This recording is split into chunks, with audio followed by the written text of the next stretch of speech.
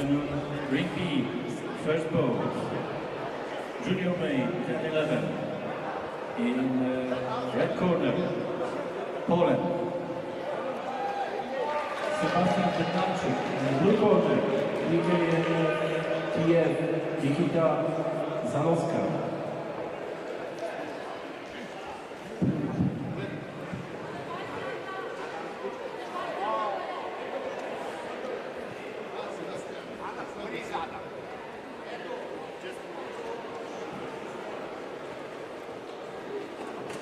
In ring, the young fighter from Belarus, Adam Kruk.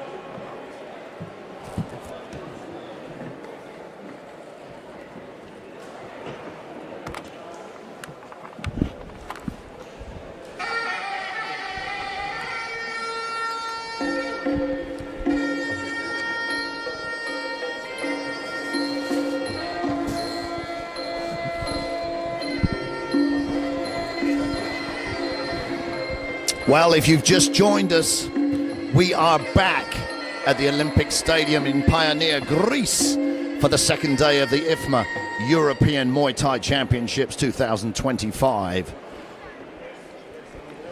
Now, our first contest of the day here in Ring A is the juniors 10 to 11 years of age fighting at under 40 kilograms. We have Poland versus Belarus. Adam Kruk fighting out of the red corner, and Hleb Shopik fighting out of the blue corner. Two young men, and it's always impressive for me when I see guys this young with such confidence stepping into an arena like this to compete. And here we go, round one, they touch gloves.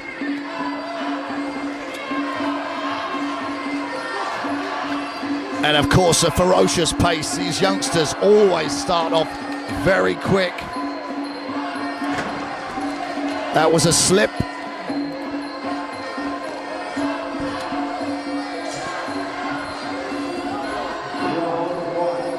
So, Poland, Adam Kruk, slightly taller of the two. A bit of a reach advantage. That low kick caught very well there by Shopik.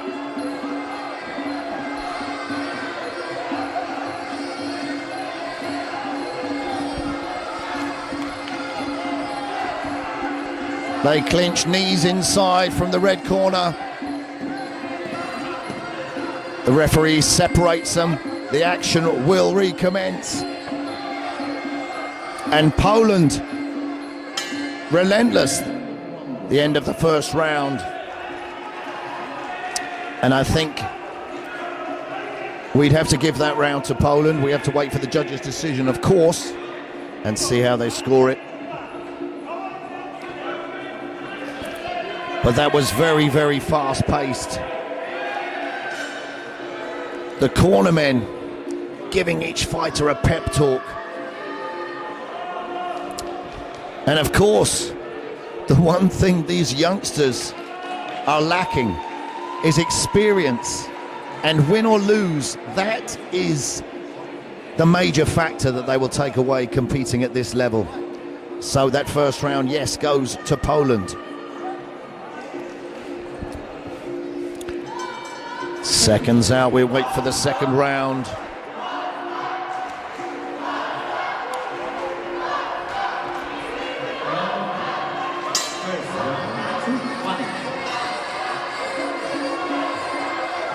Poland again using his reach advantage, body kicks. But Belarus coming back.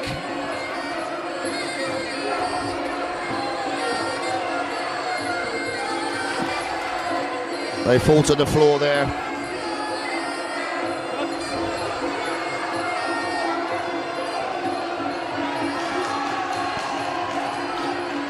And Shopik from the blue corner showing his strength.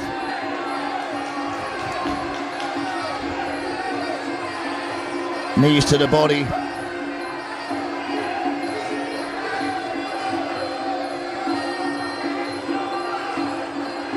That front kick and knees have been effective for the Polish fighter.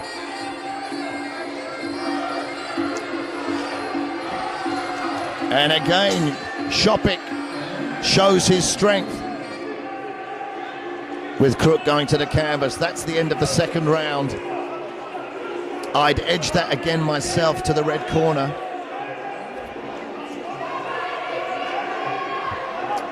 But both guys fighting at a ferocious pace. End of round 2.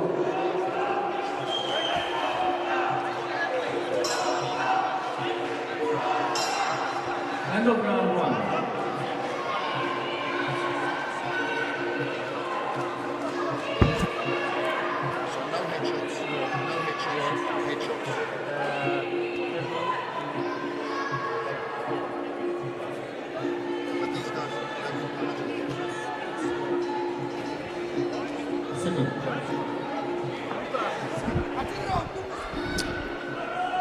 So the judges have given that second round to the blue corner, which makes it even, guys. So this third and final round will be the decider.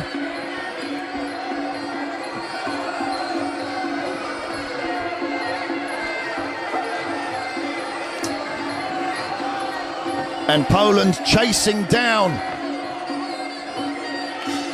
Slab Szlopik, kicking as the Polish fighter comes in. They clinch. Both of them very, very tired, but they're not slowing down. What a fight for these two young men. Not long to go in this third and final round. It's going to be a difficult one for the judges to separate. Szopik needs to carry on fighting. Throw more knees on the inside. Szopik extremely tired. Adam Crook there from Poland fought like a machine through that third and final round. I think he may have edged it. That was an incredible fight there for those two young men. A fantastic performance, but the red corner takes it. That was a very close fight. Adam Crook from Poland takes the victory, but Chleb Szopik fought like a warrior. Two very, very young men with a bright future in Muay Thai ahead of them. Ring C. The winner is blue. Jackson Thomas Evans from Great Britain. In the ring, round number 2, we have youth under 40 kilograms. In the referee Great Britain, Spain. In the ring, Ring C. Bout number 2. Canada. Youth male 30 kg. Red corner, left Peania. Blue corner, Peania, Azerbaijan.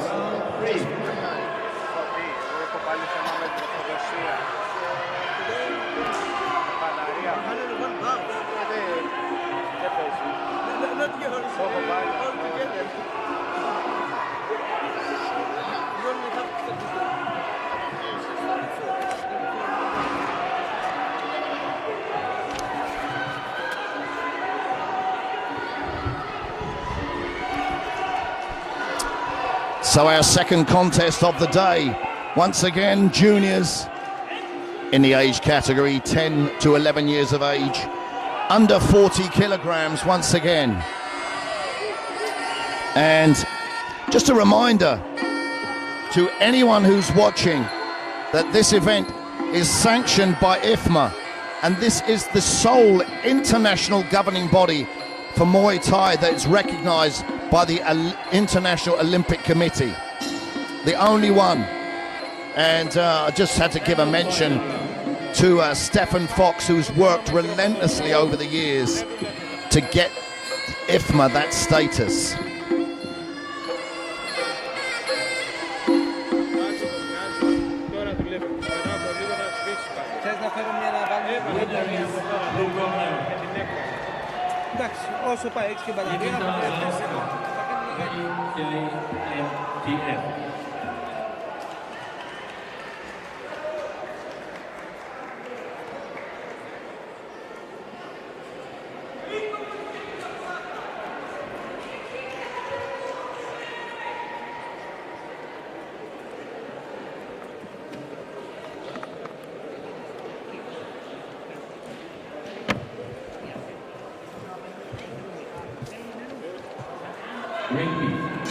Round one.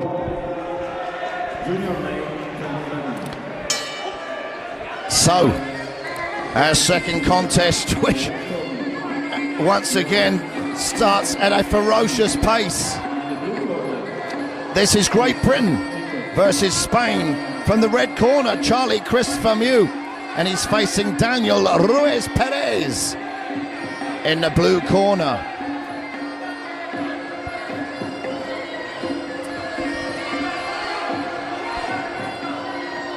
And it's interesting, in previous years, Great Britain hasn't had a team here at the IFMA Championships. But this year we do, and we've got some great kickboxers in England. The chin strap there of Charlie Mewis just being adjusted by his coach. They come back together. Oh, that was a lovely combination from Mewis from Great Britain.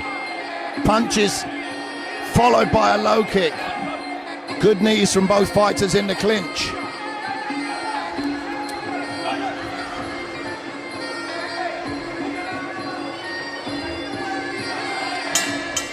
So the end of the first round. An interesting round, that one. Knees exchanged in the clinch. I felt that Charlie Mewis there outworked the Spanish fighter Perez. But let's see how the judges have scored it. There we see the action again. That was a nice strong front kick actually from Charlie Mewis. Round two.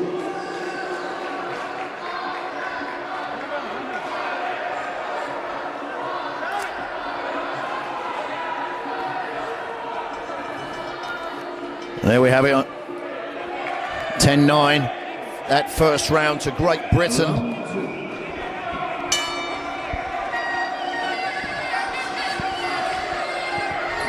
And the Spaniard comes out firing.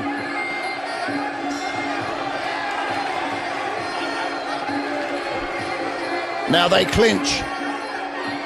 Good knees on the outside from the British fighter. Good punches from the Spaniard. Knees on the inside.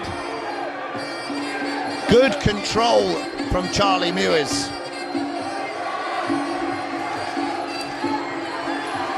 And Charlie Mewis is one of the few young fighters I've seen here actually effective with that low kick.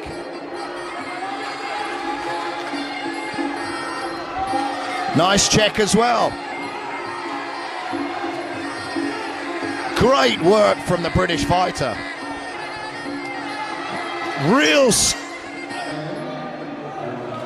That's lovely kickboxing from Charlie Mewis. I'm not being biased, guys.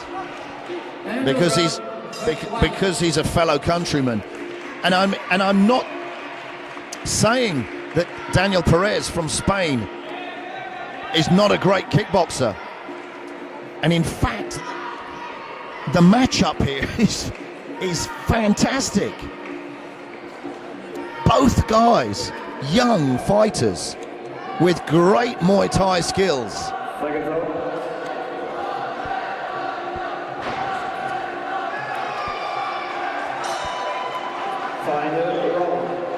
So here we go with the final round, and a 10-9 again to the red corner. So Perez from Spain has to come out all guns blazing if he wants to win this contest, and Charlie Muir is not going to cruise this round, I'm certain. Wow, that was a strong front kick there, knocking the British fighter to the canvas. Perez has upped his game.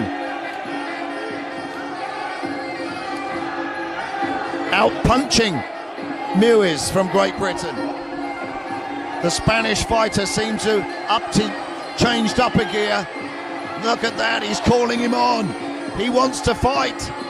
Knees on the inside, Charlie Muiz there showing his strength. A lovely combination from the Spanish fighter. 2 punches and a kick. These are short rounds. We've got 10 seconds to go, guys. 10 seconds to go. A lovely knee from the Spaniard. The final bell sounds. What an incredible fight from these two very young men. Ladies and gentlemen, if you're watching, this is kickboxing. This is Muay Thai at the highest level for these two young fighters. And it just shows that they are worthy of competing here at the European Championships. Great Britain there goes away with the victory. And look at the sportsmanship at the end of that contest. That's something that IFMA is promoting. You know, these championships are part of IFMA's mission to grow a sport that's Muay Thai, that builds character, teaches values, and connects communities globally. And as a demonstration for that, we have countries from all around the world, all different religious, political, and cultural backgrounds, and everyone is here. They're all staying in that same hotel, and everybody's working together in harmony, regardless of those differences. Because at the end of the day, these differences are pushed upon us. We're all one. We're all human beings. And as we say with IFMA, one world, one Muay Thai.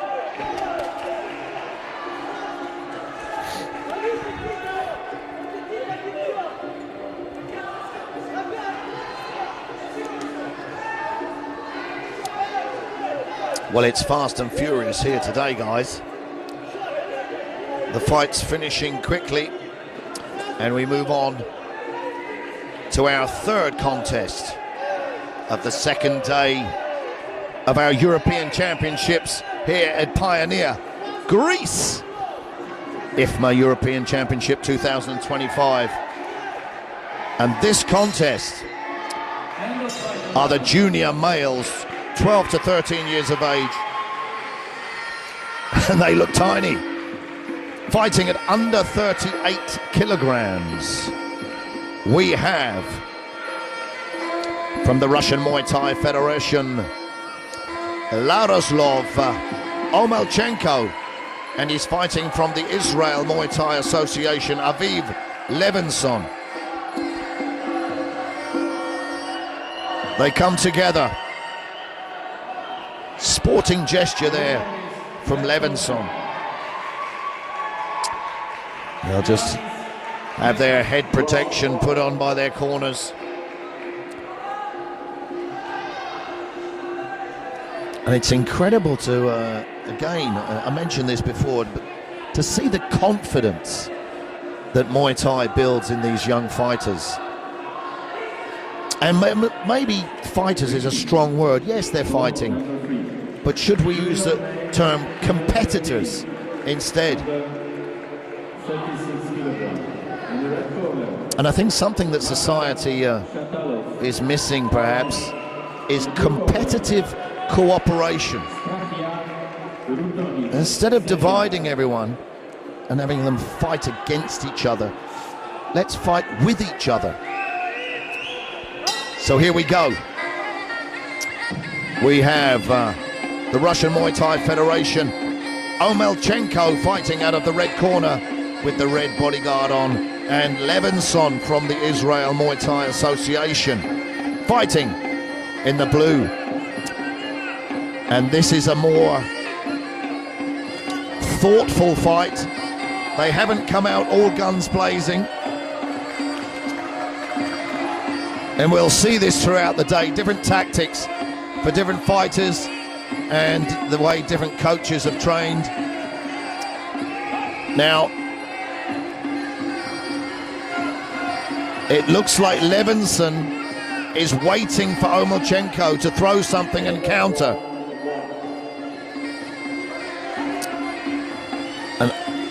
And Omelchenko there trying to get his distance with that kick. He's got a little bit of a better range, but as he closes the gap, Levinson makes him pay.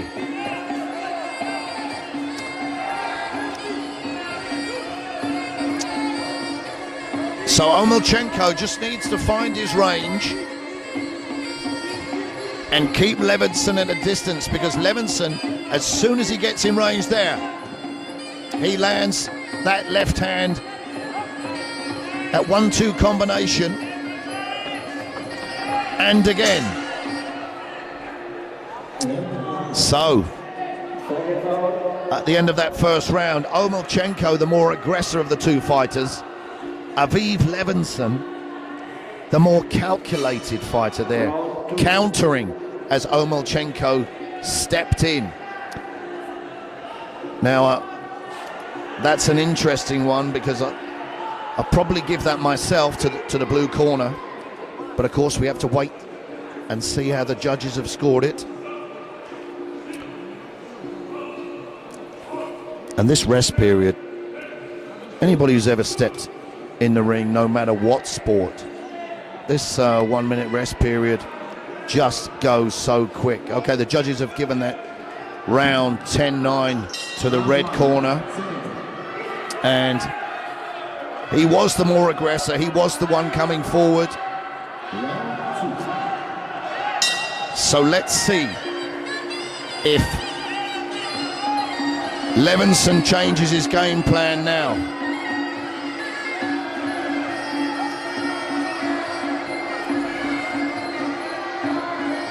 And an overhand right there as Omelchenko stepped in.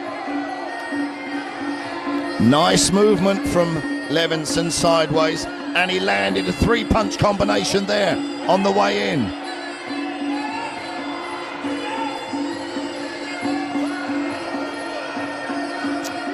Now, there's a lot of boxing in this contest. We'd like to see some more kicks.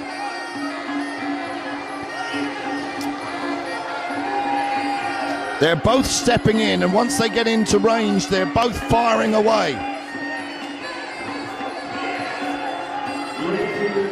And then they clinch. They're active in that short-lived clinch, both throwing knees.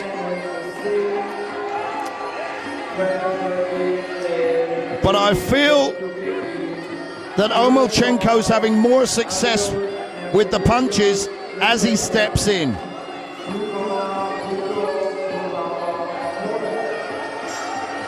Right hand landing. Levinson having some luck. Well, Omelchenko there definitely having more success. Punching as he comes in. This contest is not really about kicks. It's as they engage, they're both firing punches. Omolchenko with a slight reach advantage, having more success as he closes the distance. Now we watch the replay there, you can see Levinson trying to throw punches, but he missed. There was a left hand as Omolchenko came in. But there in that replay, we see Levinson having some success. So, 10-9 again to the red corner, the Russian Muay Thai Federation. Omolchenko ahead by 2 rounds. And a determined looking Levinson comes out for this second round. But I don't think Omolchenko is going to change his game plan, because it's been successful up to now, although he's just added a couple of kicks to his repertoire there. They clinch, and Omolchenko off balances Levinson. But Levinson's not waiting now. He's not waiting in this third round for Omolchenko to step in. He's stepping in himself. It's a little bit of lateral movement. He is waiting now.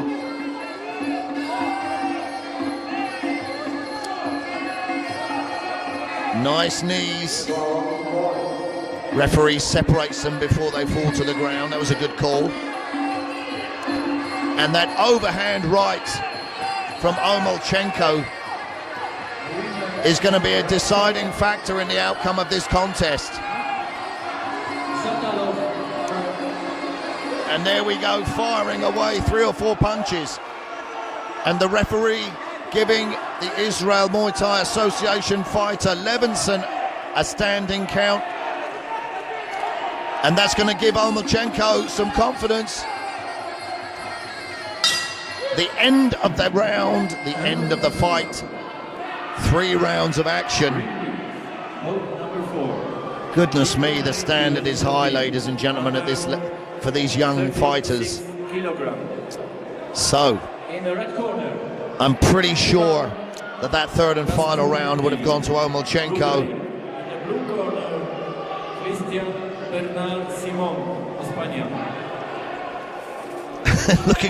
looking at Omolchenko now, he's not even out of breath.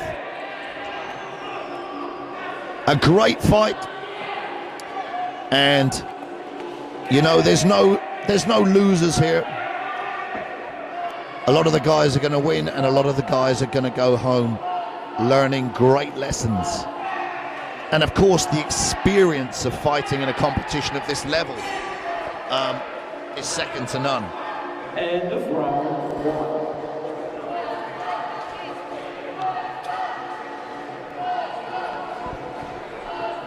And we talk about the youngsters who are fighting.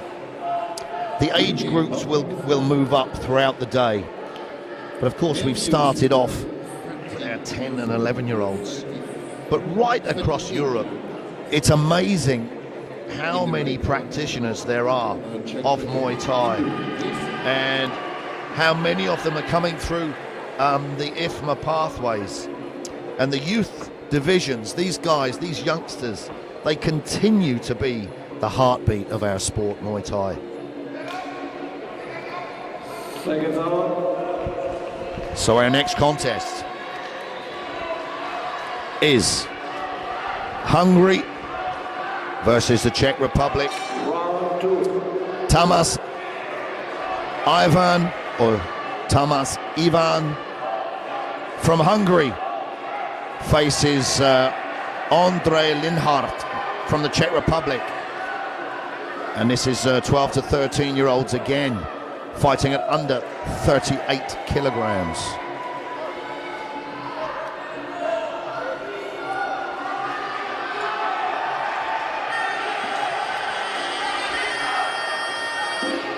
So they show their respects.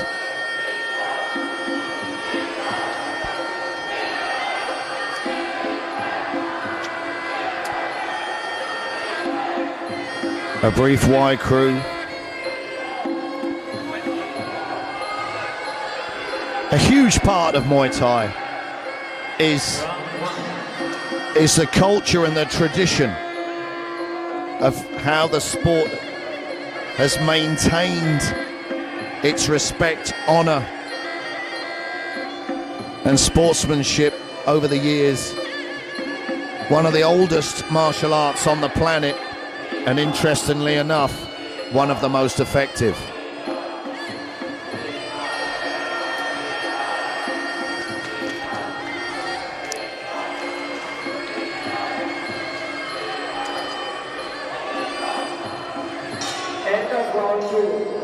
That was lovely to see there from Andre Linhart.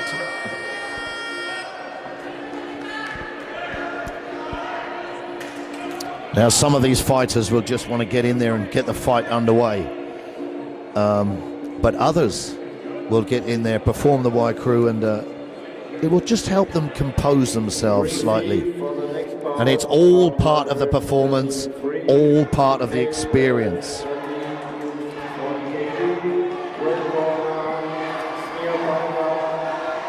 So here we go with the first round. Hungary versus the Czech Republic. Ivan in the red and Linhart from the Czech Republic in the blue.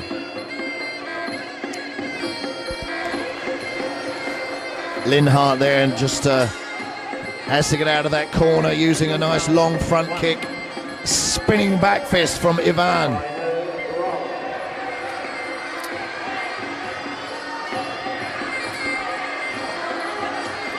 I have to say, these guys look bigger, especially Tamas Ivan looks bigger than 38 kilograms. Every single contest at this age, and of course at this level, starts off with a ferocious pace. Punches, kicks, knees, and Tamas Ivan, relentless, coming forward, using his range, and Linhart fighting back. But is he being outgunned? Looking to set up I could see that spinning technique coming. Now he steps back, he can't wait for Ivan to unload.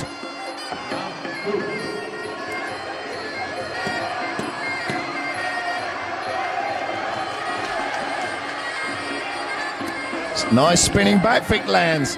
Now that spinning back fist is going to impress our judges. So, I find the scoring here fantastic, and I know I've been giving my opinion, but I'm not a Muay Thai judge. This is just my humble opinion of what I'm seeing. There's a lot of technicalities to Muay Thai scoring, and that's why people get confused sometimes about winners of each round. So we've got 10-9 to Hungary. So he was the busier fighter. What's happening here? Something's happening.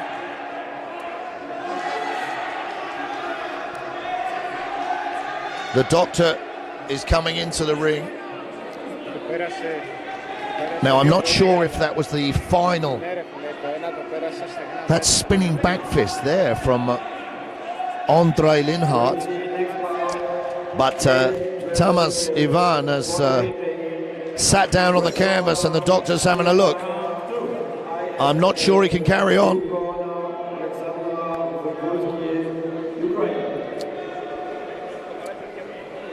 So, we had one full round.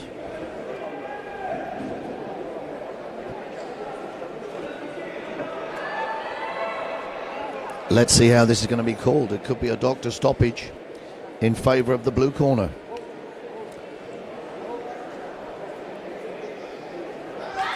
And the Hungarian fighter there, clearly upset that he couldn't carry on. Understandably so. And although Andre Linhart, if he walks away with the victory, he'll be happy with the win, but I think he may be disappointed in how he won.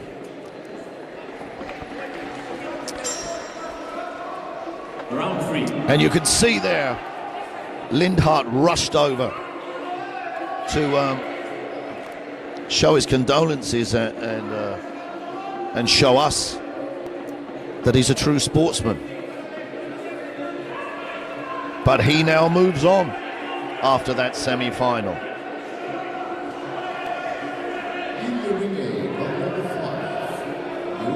Now, I've talked about the judging, and we see there the doctor stepping in to stop that contest. But IFMA's Olympic standard governance, it sets the frameworks for these championships, ensuring fairness, transparency, and most of all, as we saw there, athlete protection at every level. So we just take no risks with these young fighters who are still developing.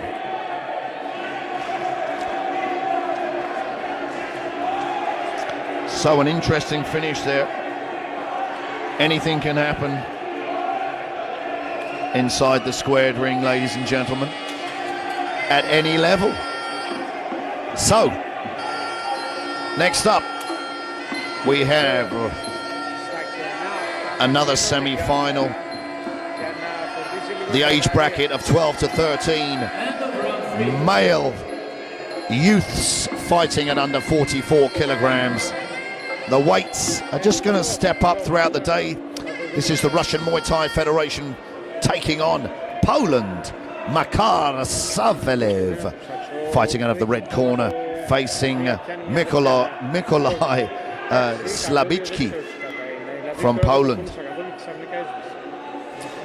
The winner is blue corner. So, Savelev fighting out of the red corner. Slabicki fighting out of the blue corner, under 44 kilograms. And we could almost predict what's going to happen from the opening bell. They're both going to come out like whirlwinds. So let's go.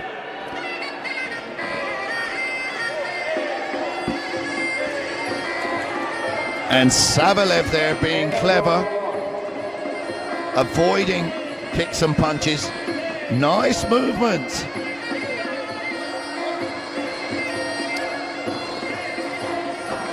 And Savelev's got a reach advantage.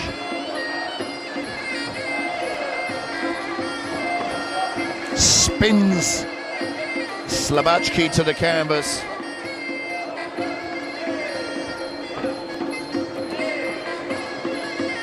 Both exchanging punches. Little front teep there to the face, as the referee said break. Now, oops, spinning back fist from the Russian Muay Thai Federation fighter. And I'd like to see more low kicks. It's something that seems to be an underused weapon here.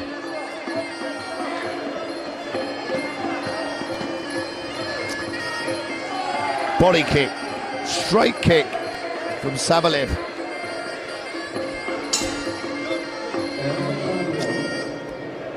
And Slabacki there, I think he was trying to work out Savelev. Savelev had some clever movement spinning around the back of Slabacki. So I'm pretty certain that's going to be a 10-9 to the red corner. And again, it would be fascinating to hear what the corners are saying to these young fighters.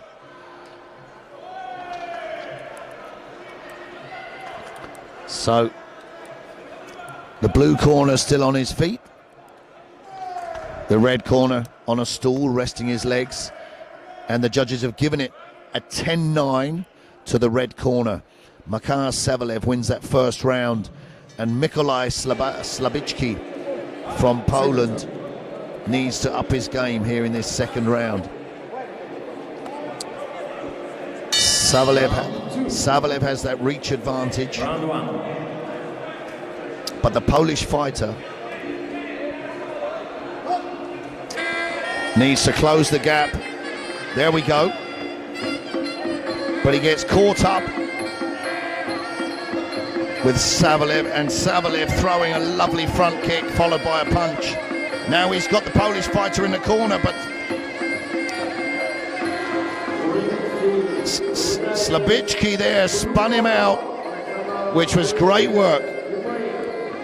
Now Slabicki's waiting. He's waiting to counter. But Savalev is so rangy that as he moves in, he throws that long left hand.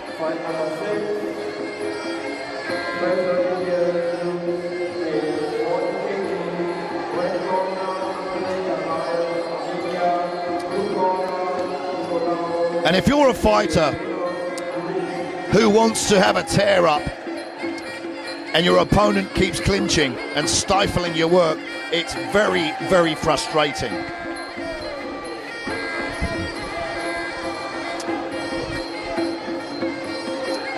Front kick there, but from Slabicki. And the Polish fighter looked like he took one downstairs, but he carried on like a warrior. Savalev with a strong front kick. And that round's over.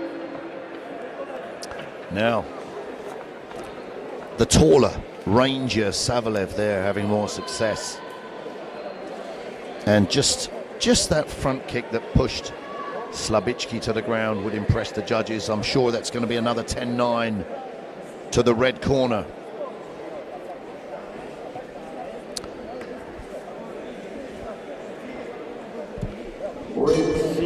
Which means, well, let's see what the judges say first.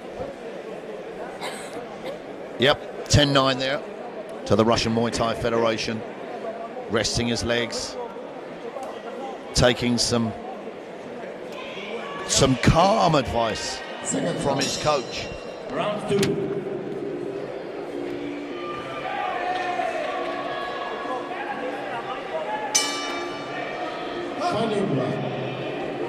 So here we are, third and final round of this under 44. That was a nice head kick there from the Russian fighter. So Slabicki, he's changed up a gear. He's busier here.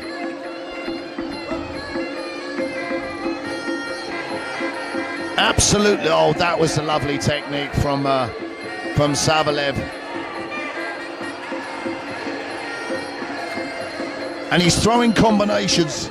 Slabicki can't just throw a single kick or a single punch. He's got the skills, but he's out of range. And you see Savalev there, he's very clever. He threw 2 punches and spun round the back of Slabicki.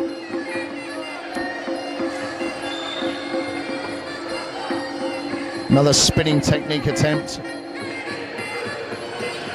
And it's great that these guys have got the confidence to throw some flamboyant techniques at such a high level. So last 10 seconds of this third and final round. And there's that long punch again. Well, I mean, that final round could have possibly gone to Slabicki, but I think the judges were going to are still going to give that to Savalev. There was that lovely spinning jumping kick, and again he had more success with his long punches. And there we have it. The decision goes to Savalev, Makar Savalev from the Russian Muay Thai Federation. He wins that semi-final in the under 44 kilogram category. And, you know, Muay Thai, it's different to pretty much every other combat sport, and I've been involved in mixed martial arts, kickboxing, unlicensed boxing, and even bare knuckle boxing. And I have to say that every bout today, these youngsters are showcasing the IFMA system in action. It's a pathway that starts when they're young, as you can see, and it can lead them all the way to elite international recognition. And it's like planting a seed, nurturing it and looking after it when it's young and fresh, and it grows into a strong oak tree over time. But if you push people, I've seen it so many times, fighters go to the gym and they get pushed to a far too high a level early on. They get damaged, their confidence gets ruined, and they never reach their full potential. But IFMA seems to have this global system of nurturing the young fighters, protecting them, but also allowing them to perform at the highest level. Something that's, it might be cliche, but I think it's fantastic.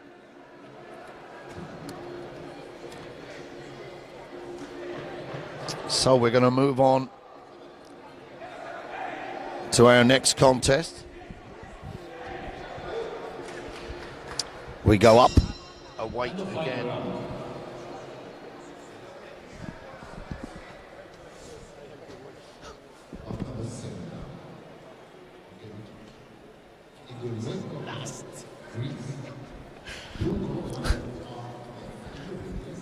So we move on to our under, well, 12 to 13-year-old male youth fighting semi-finals here.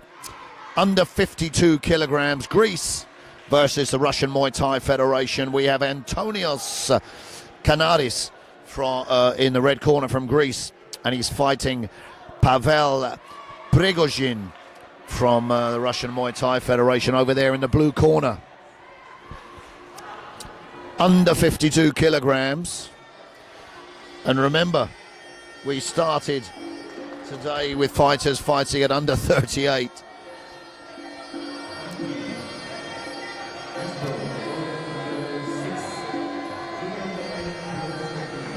And I'm just wondering,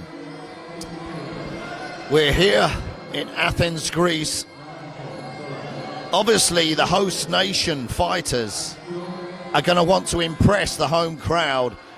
But I'm wondering, these youngsters, is fighting in your home country putting extra pressure on you?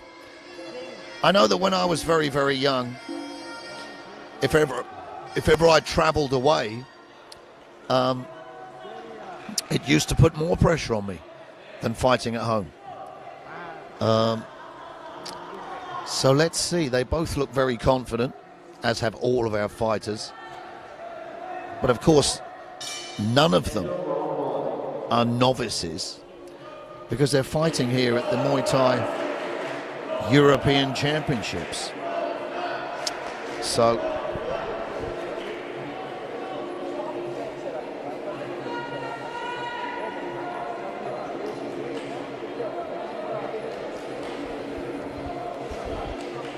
they get ready with their head protection.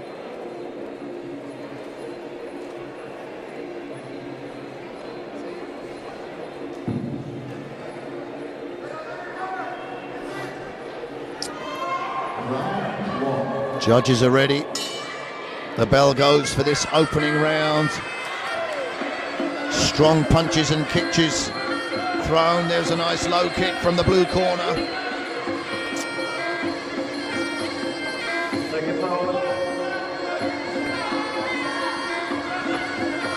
Both fighters on their toes. And Kanadis goes down, but it was a slip. Referee there just adjusting his shin protection.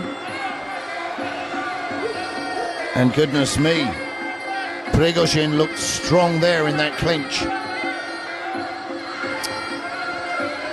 So, lovely combinations from the Russian Muay Thai Federation fighter. A variety of punches and kicks there as Antonios Canaris moved in. A knee is there as well from Prigozhin as a Greek fighter stepped forward. And if I was to be critical, Canaris here, he's moving forward, closing the gap, but not throwing anything, which is obviously giving Prigozhin the opportunity to punch or kick himself. So Canaris, he's got the right idea to close the distance to a fighter who's taller and has more range. But as you come in, you have to have head movement, lateral movement with your feet, perhaps step to the side, but you have to throw something on the way in, either a feint, a jab, front kick, just to distract your opponent until you unload your main combination. So we wait for the second round. The judges have scored that first round as we'd have expected, 10-9 to Pavel Prigozhin. And let's see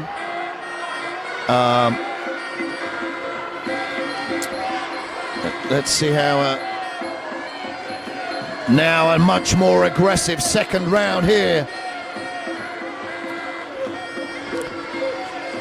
Canaris coming out with all guns blazing.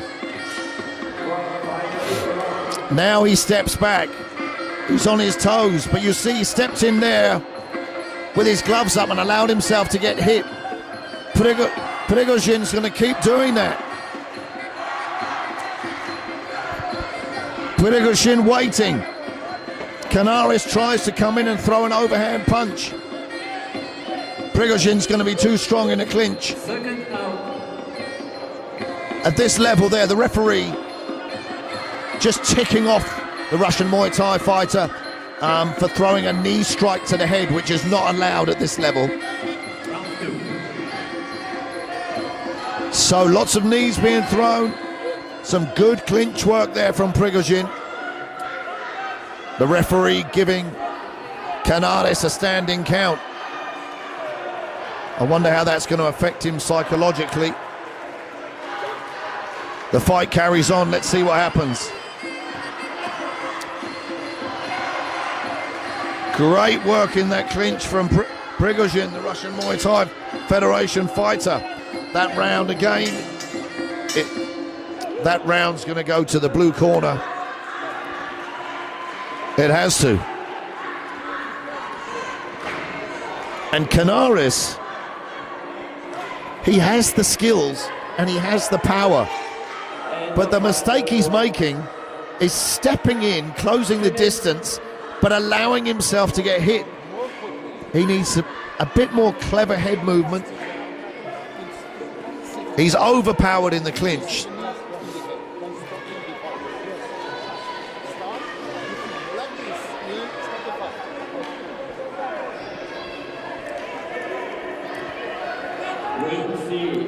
He's overpowered in the clinch.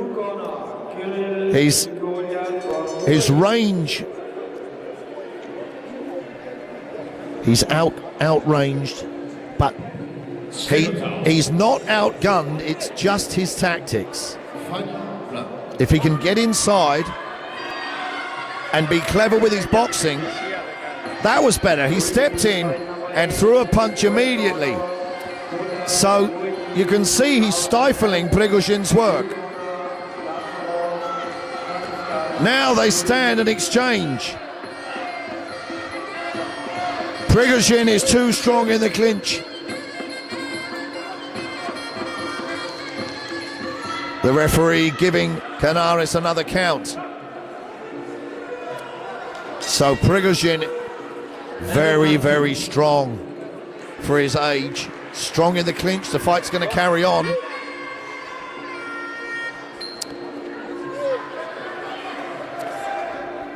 And it looks like the fight's over. So, I'm not quite sure if the corner decided to stop that. And Canaris was very frustrated. He wasn't outgunned there. He was just, his game plan was what lost him that fight. But Prigozhin, full credit to him, a very strong under 13-year-old fighter at 52 kilograms, and he moves on now from the semi-finals to the quarter-finals. Round 3.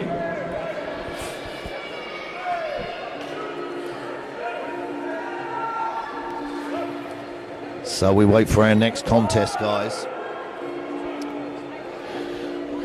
It's fast and furious today here at Peania, Athens, Greece, at the Olympic Stadium. The IFMA European Muay Thai Championships. And credit has to go to John Papadopoulos for putting this together. It's the logistics of putting a European title championship together with so many countries is incredible. So what do we have here? Our next contest is Ukraine fighting out of the red corner, and the Russian Muay Thai Federation fighting out of the blue corner. Now, let me see if I can say this Ukrainian name. Mikita Heresyemenko. I hope I said that right. Or is it Herasyemenko? So that's what I'm going to say. And from the Russian Muay Thai Federation, over there in the blue corner, Kirill Balabayev. Mikita Harasimenko. I've got it. Harasimenko in the red corner, fighting Balabayev in the blue corner. Now this is under 54 kilograms. Again, 12 to 13-year-old males. And this is a semi-final. Both of these two fighters are tall and rangy. So it's going to be an interesting one. You know, if you're tall and you're fighting a shorter fighter, you can obviously have a definite game plan. But being the shorter fighter is not always a disadvantage. Just ask Mike Tyson. So, they come out a little bit, the boxing was untidy, but the clinch work there from the Russian Muay Thai Federation fighter, very good, lots of knees landing from Balabayev.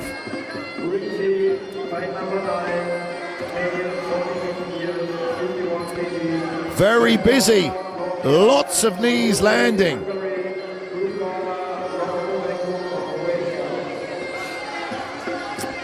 Now,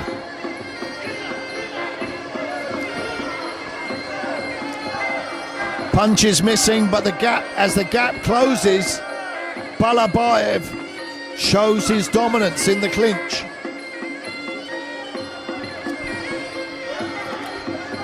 So Harasimenko lands a nice left hand there in that three-punch combination. Low kick. And I think Harasimenko, that's where his strength lies in his boxing. That's going to frustrate him so much in the clinch, though. Yes, you see there, Harasimenko lands a right hand.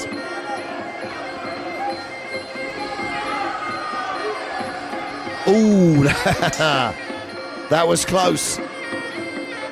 If he landed that knee to a down fighter's head, that could have been catastrophe.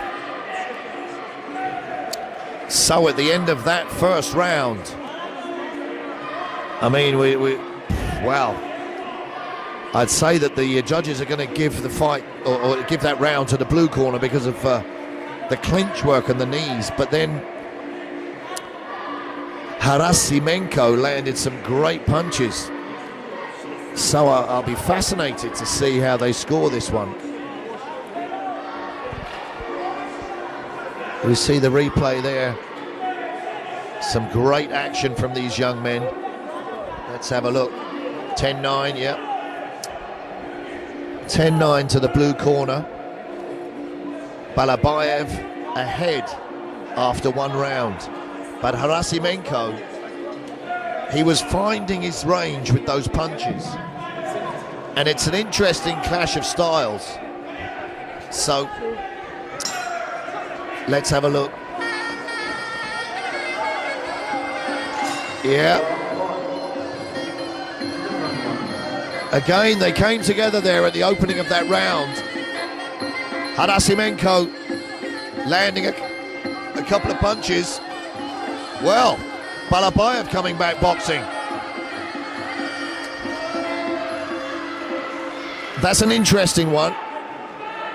The referee deciding that Balabayev landed some more damaging punches and gives Harasimenko a count, but I think that's going to fire him up, if I'm honest. They exchange. This is incredible action. That clinch is so frustrating if you want to unleash some punches. Now this is the second round, and fitness is going to be a huge factor in this fight. Nice front kick there from Harasimenko. Now, it's turning into a slugfest, ladies and gentlemen. A very skilled one, I have to say. There's those knees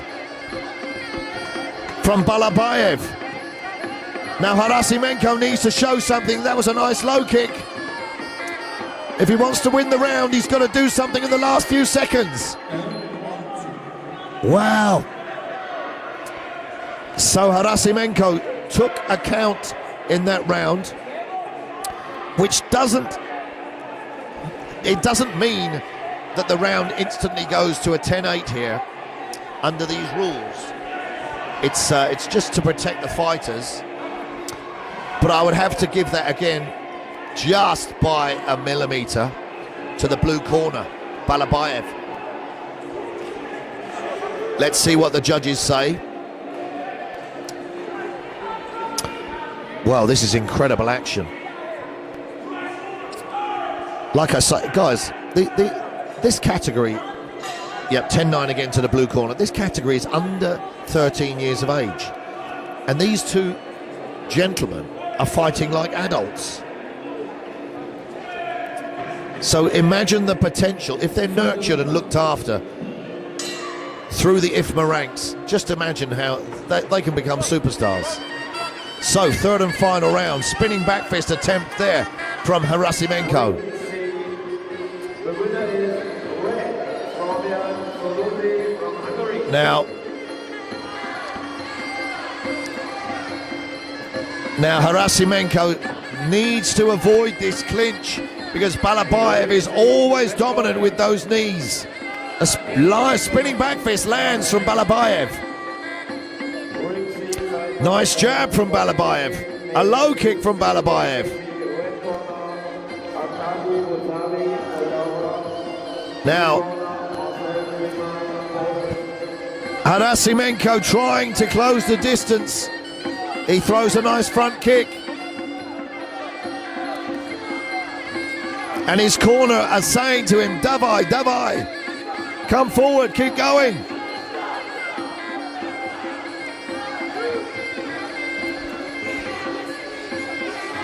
They're telling him to punch, punch, punch.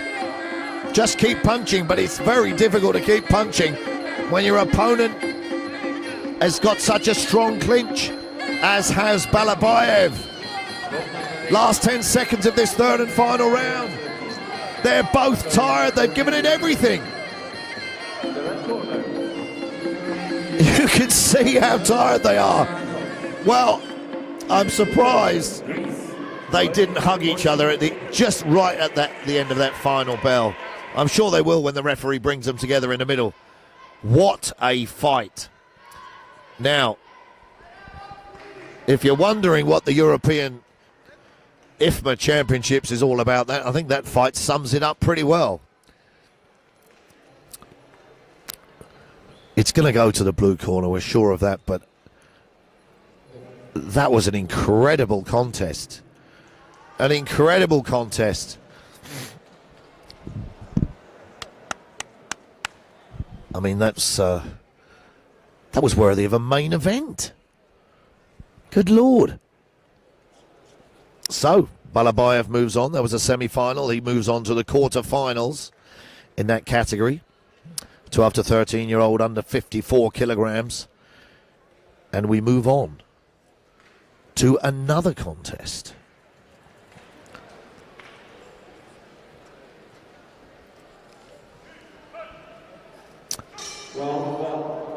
We've got 3 rings on the go here today, guys, at the IFMA European Championships. And in each ring, we have over 30 fights. So, I mean, I'm no mathematician, but that's close to 100 fights.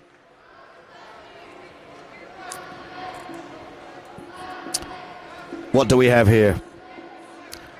Another semi-final. 12 to 13-year-olds fighting at under 54 kilograms. Greece versus Hungary. Efstathios Aristolis.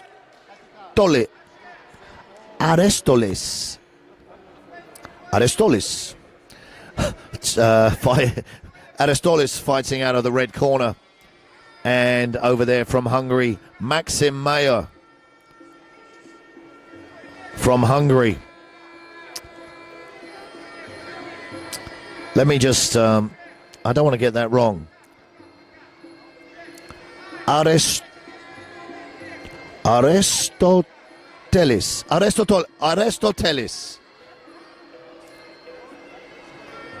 I mean, if you're Greek and you're listening to this Englishman here trying to pronounce your names, I have to say, it's not easy. Aristotelis. And then you pronounce them, you say Aristotelis, and then a Greek guy will say it's not Aristotelis, it's Aristotelis. But for now, I'm going to be pronouncing it Aristotelis. So Greece, coming out of the red corner, fighting Hungary over there in the blue corner. And end of round 1. Aristotelis there, look at him focused. Well, he looks ready to go, doesn't he?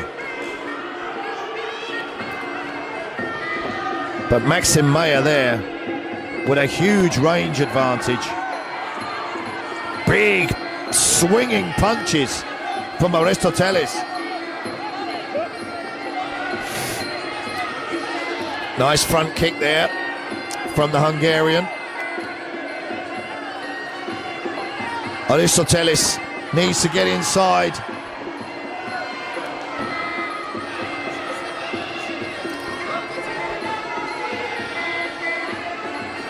He's compact. Nice. That was a powerful low kick. There we go, another low kick. That's a great tactic.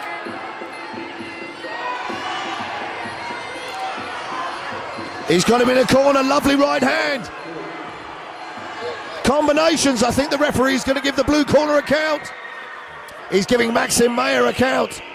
Well, I said at the beginning of this contest that Aristotelis was focused and looked determined. He's given the Hungarian a standing count. He comes in with another huge punch.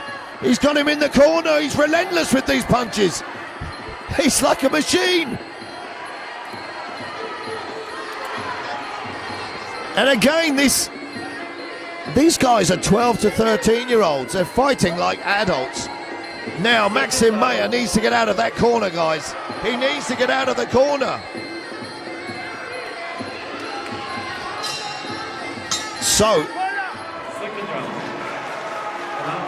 goodness me.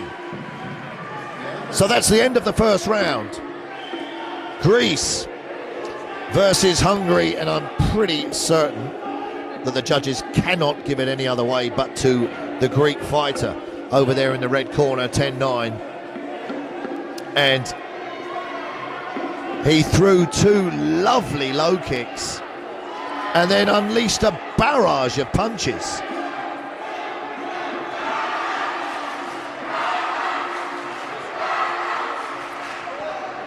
Accuracy, there we have it, 10-9 to Greece, 10-9 to the Greek corner. Seconds out, what's Maxim Mayer going to be thinking? What's his corner going to be telling him? I'm pretty sure they're going to tell him he's got to use his front kick, a front teep to keep Aristotelis at range, just like that. And if he gets in a clinch, he's got to hold him and keep kneeing. But Aristotelis is strong and stocky. And not only that, he's aggressive. So now he's got Mayer over in the other corner on the other side of the ring.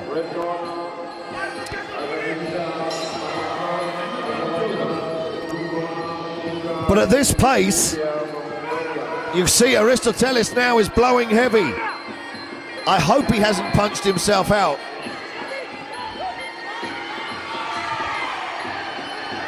Nice knees there from Maxim Mayer.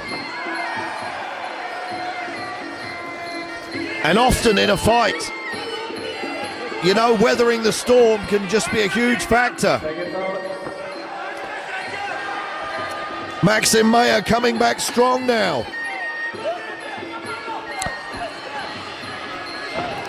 I think Aristotelis may well have blown himself out in that first round.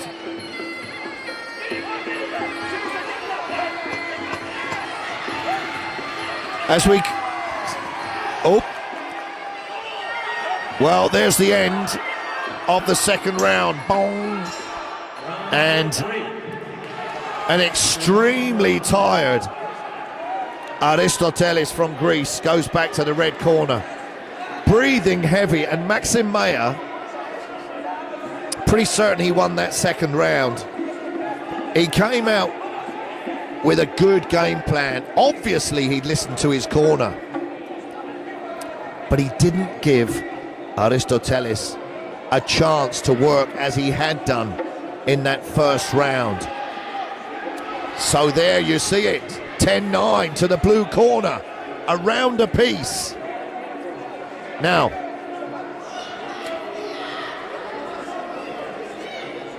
fatigue feels physical, but there's a lot of emotion attached to it, and your mind can overcome fatigue.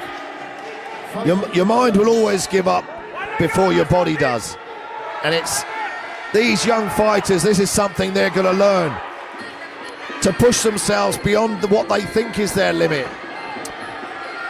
Big punches from Maxim Mayer. Now Aristotelis has to dig deep. He has to dig deep and come forward. Lovely punch there from Maxim Mayer.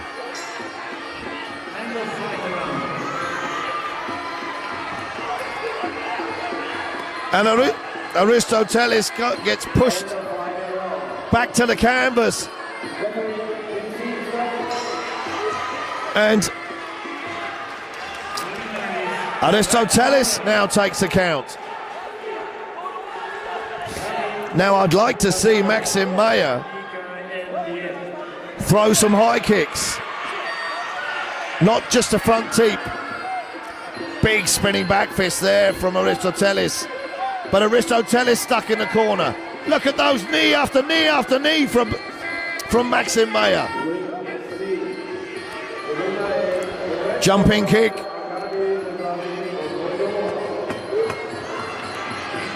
The fight's over. The referees called it. That was 10 seconds before the end of the third and final round. And wow. I mean, such a dominating first round from Efstathios Aristotelis. A dominating first round. He almost obliterated Maxim Mayer.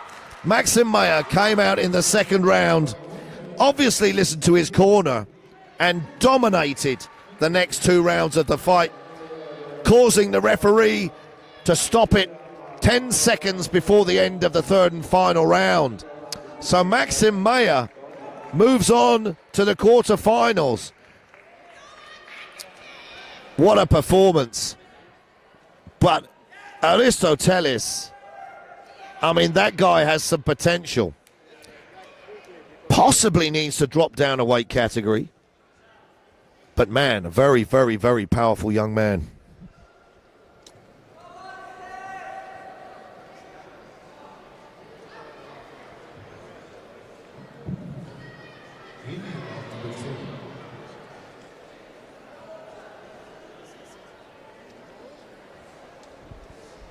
So we're going to move on to our next competition.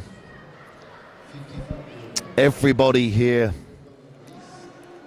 youngsters, fighting in this youth championships. And it's worth mentioning that IFMA's youth development program, it's one of the largest in martial arts around the world. It really is. And they're trying to correctly prepare the youngsters who are the next generation of elite competitors. And I would say it's much more than that. IFMA is much more than that, because they're nurturing a lifestyle and behavior for these guys. So much more, keeping them away from bad behavior, bad influences, and things that are going on in society that I don't even want to talk about. So what do we have here?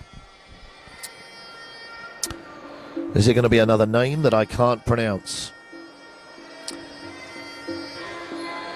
I'm working it out.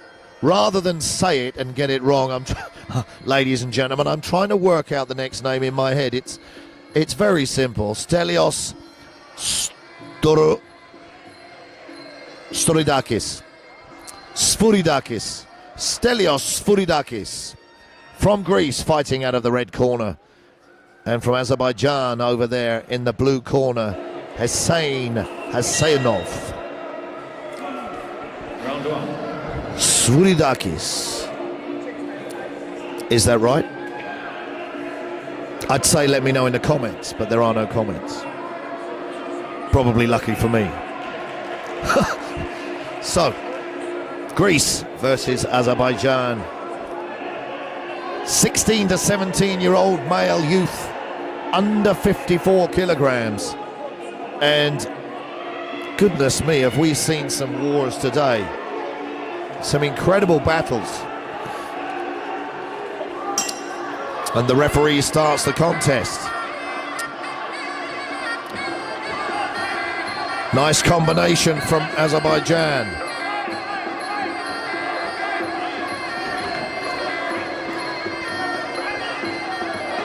These young men look so, when they get in this clinch, they look so strong and powerful.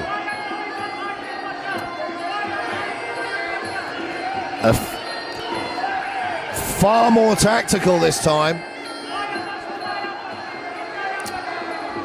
But as you can see, at this age, far more powerful. There's a nice right hand there from Sforidakis. I might just call him Stelios, it's much easier. End of round one. Sforidakis there throwing more knees in that clinch, which the judges are going to like. Front teep there from Husainov. And Husainov has got a little bit of a reach advantage. Nice low kick.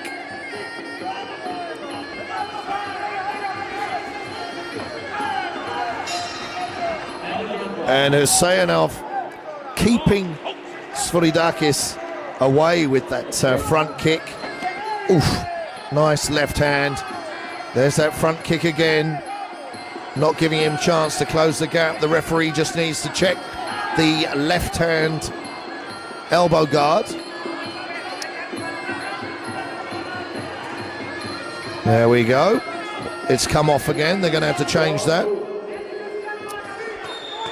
Last 10 seconds of the first round. So there's that front kick again, followed by a low kick. End of the first round. Well, you know, it's interesting that a lot of people, probably including myself, make the mistake of scoring a round by what they see close to the end of it. But you have to remember what happened at the beginning and the middle of the round as well as at the end. Now, it is nice for a fighter to show something at the end of the judges to leave a good impression, but a good judge will score that round as an overall entity. I personally, oh well, I don't know. I would probably give it to Azerbaijan. Let me see. Yes, 10-9 to the blue corner. Those front teeps and the knees in the clinch were dominant.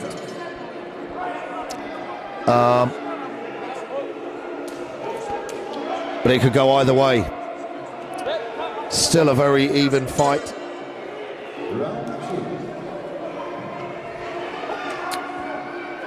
So they touch gloves.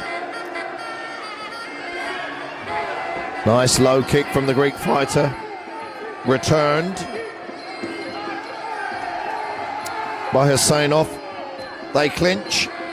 Lovely turn there from Husainov into the corner. The referee not letting them work much.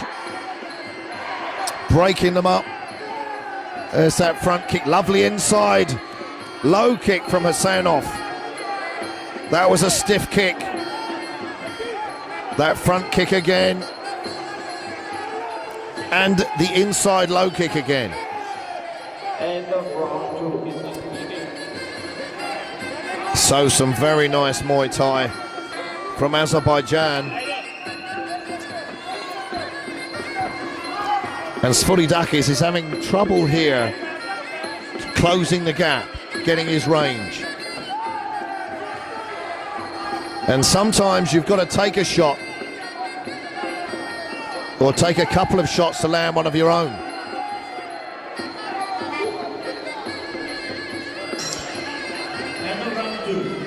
Which is easier said than done.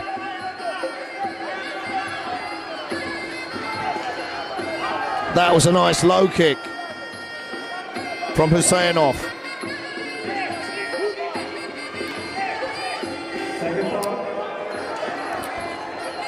So I think if Husainov, he should be landing more. Oh, that was a nice knee. That was a very nice knee, and again. But he should be looking at landing more of these low kicks. So there's the end of that second round. The referee hasn't heard the bell. There he has now.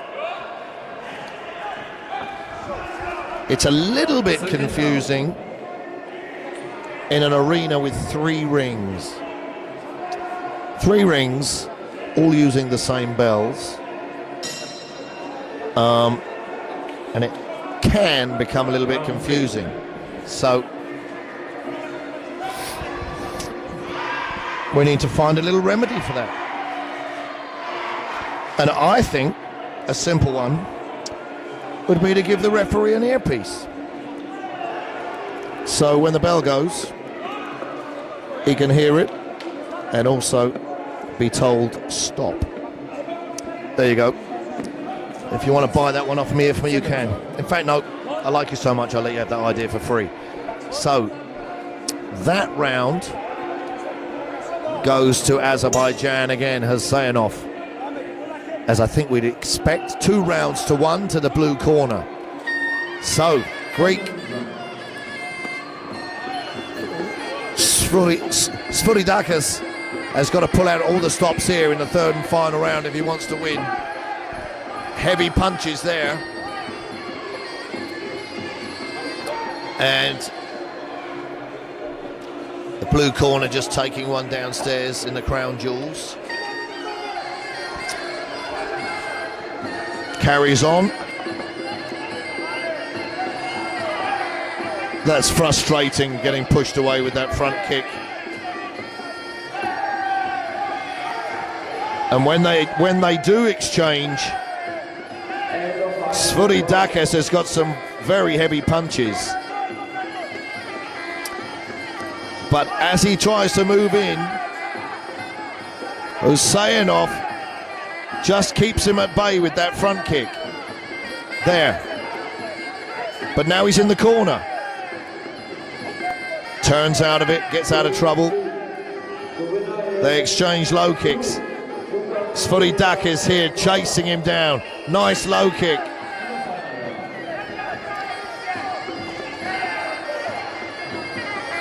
Sfuridakis focused, looking for an opportunity to land something big. Husainov shows his dominance in the clinch.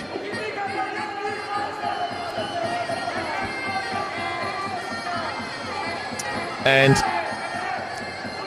while Sfuridakis can't fight at this pace if he wants to win, he's got to go all guns blazing.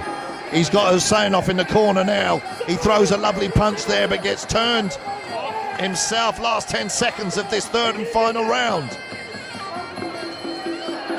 Now something extraordinary is going to happen in the last few seconds, which it isn't going to happen. I mean, excellent performance from both fighters. Husainov just had the right game plan there.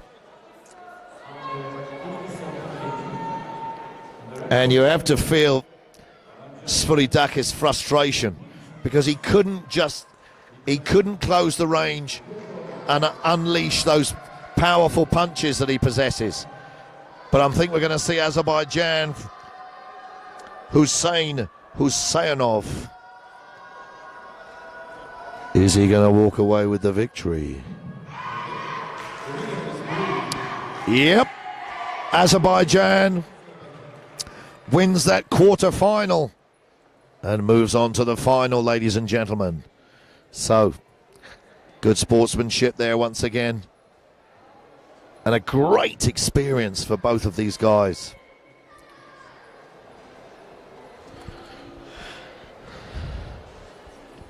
So let's see what we've got coming up next.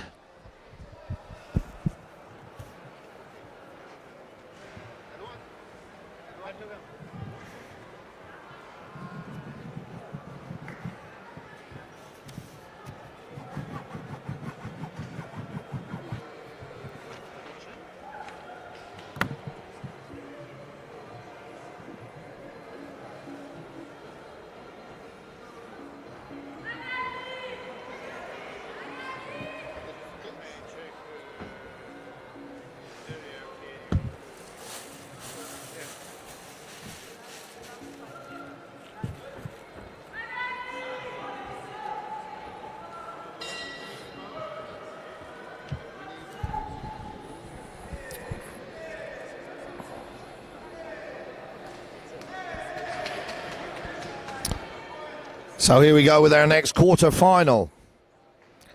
Male youths again, 16 to 17 years of age, fighting at under 54 kilograms. This is the Ukraine fighting France. Denis Dikhtyar fighting Ali Hadari from France.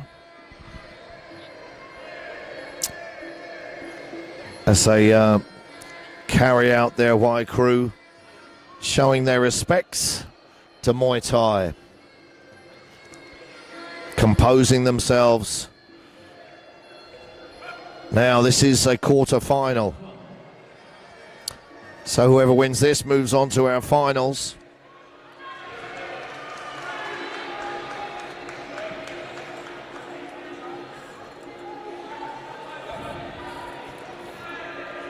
A lot at stake here.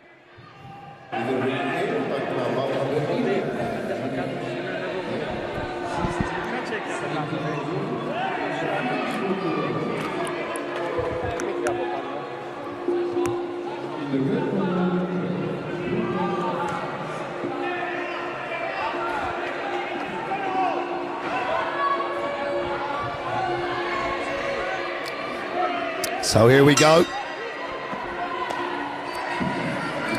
An exchange of kicks to start the match. And Ali Hadari there trying to show his dominance in the clinch.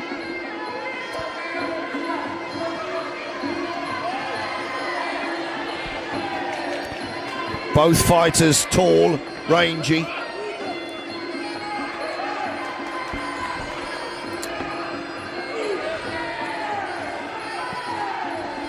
Equal in the exchange of knees there in the clinch.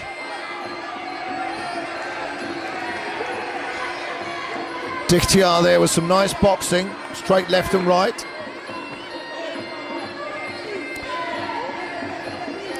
And Ali Hadari looking like he's happy to clinch.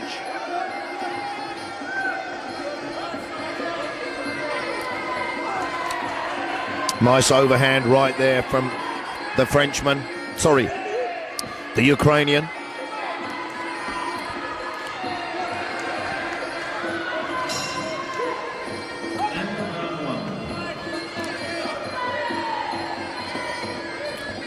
Nice check as well there from Dikhtiar. Now Dikhtiar has got Hadari in the corner.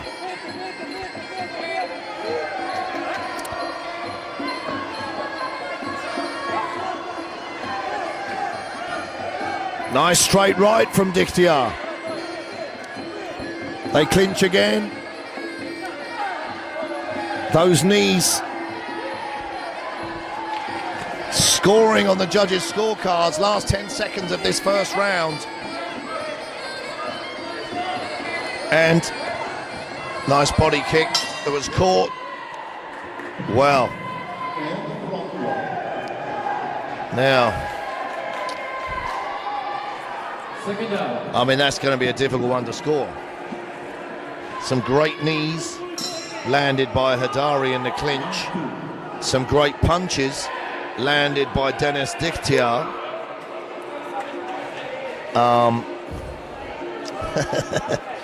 Oh my goodness me. Well, if you've been watching up to now, you probably... Well, there we go. It's on the screen already. 10-9 to the red corner. So, Denis Dikhtiar dominating the action so far over Ali Hadari. Both fighters very strong, pretty equal in the clinch.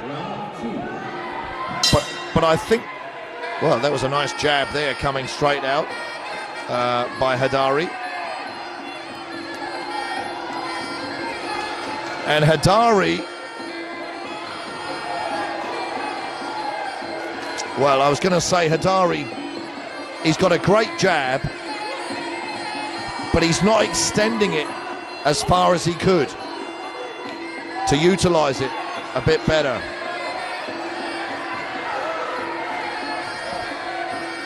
They clinch again. This clinch, if you're, it's so frustrating. Nice low kick there from Dikhtiar. Spinning back fist thrown by Diktiar and Hadari ducked straight under it. Front kick. Low kick avoided. They clinch again. He's gonna. Yeah, not many knees landing there. Nice low kick there from Diktiar. Front kick. They hold again. Both fighters still on their toes. I'd like to see them a bit busier. Final round. And those punches there from Diktiar were thrown just as a distraction, really, to close the gap. But he could be throwing them to do some damage. That was a nice front kick. And Hadari started this round with a couple of lovely jabs, but hasn't seemed to throw any more. And round 2. End of the second round. And Second round. I think we probably have to give that one to the red corner. Round 3. Denis Diktiar from the Ukraine. But it's still a close fight, guys. Definitely still a close fight. Let's see what the judges are going to give us. 10-9 to the red corner. So, we've got one round left. I'm wondering what Ali Hadari's corner are going to say to him, because he's got to come out all guns blazing.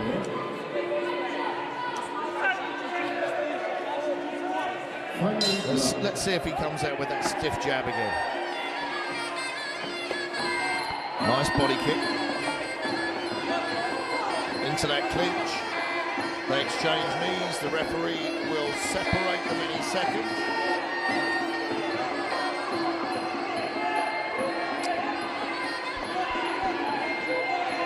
Now it's the third and final round. And Hadari, well, I have to say that Denis Diktiar has come out in this third round with a huge level of confidence. He's throwing a variety of moves, elbows, low kicks, knees. Look at him bouncing around, enjoying himself.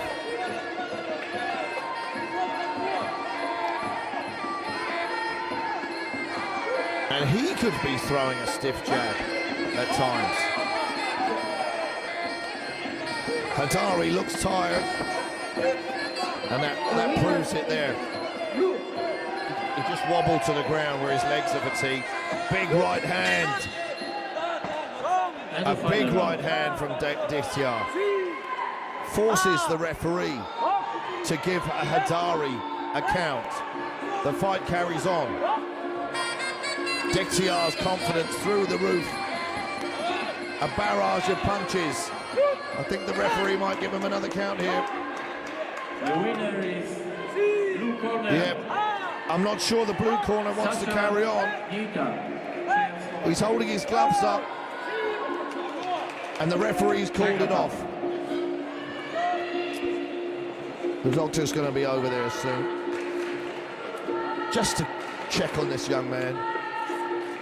I mean, that was a fantastic performance there from Denis Diktiar, whose confidence grew round by round. He moves forward to the finals, that Ukrainian fighter, and the doctor in there just double checking and treble checking the French fighter Ali Hadari, who, you know, he didn't take any devastating damage, but one of IFMA's priorities is to look after these guys in all areas. And in fact, just going off on a tangent, as an exhausted Ali Hadari sits on his stool. And the main problem there is tiredness, because he gave it everything in that fight.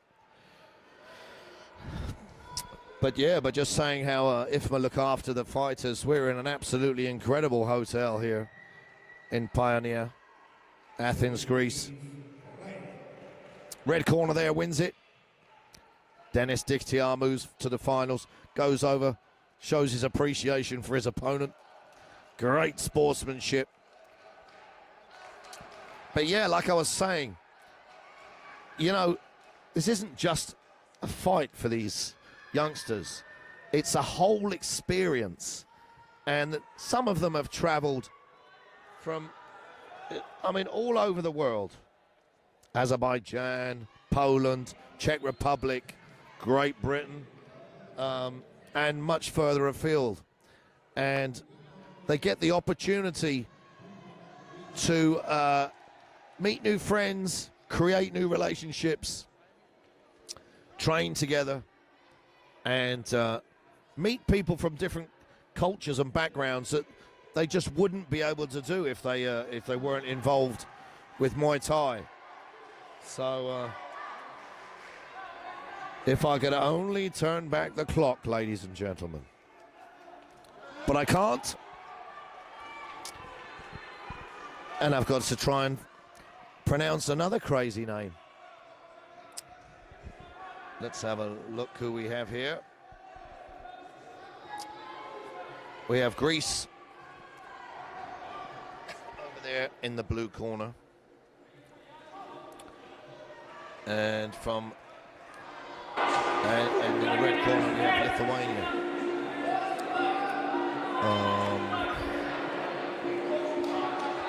So Ignas Vincentas Bajchenkovas. And he's fighting Marius Constantinou.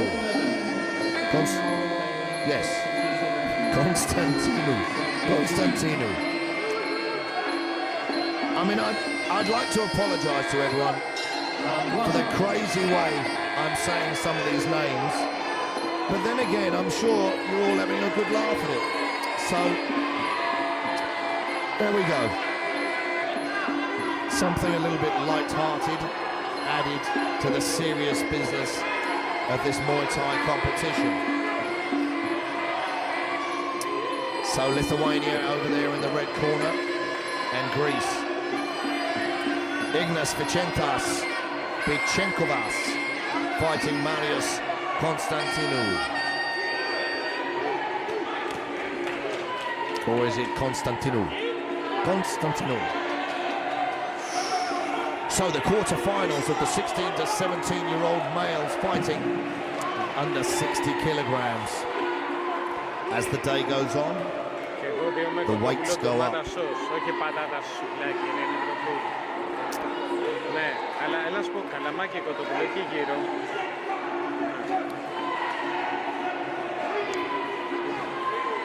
And the Lithuanian, looking at the Lithuanian there in the red corner, on his toes, ready, and out of the blocks comes the Greek fighter. The reach advantage goes to the Lithuanian. The Greek closes the gap, and they clinch.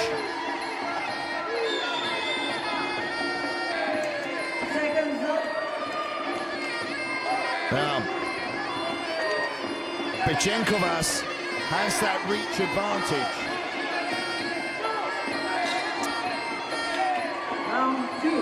But Constantinou, stocky, determined, and is he going to throw some strong punches when he closes the gap? Well, no. Bichenkovas threw a great left hand himself there on the way in.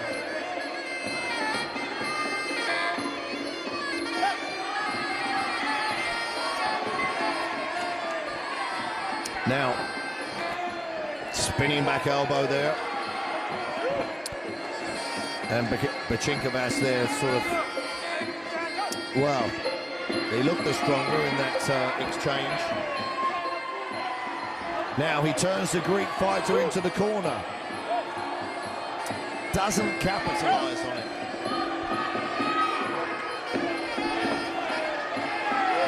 That was great work from Constantinou.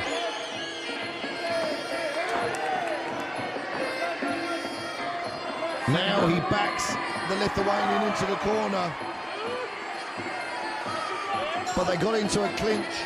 Round 2. He should have used his boxing there.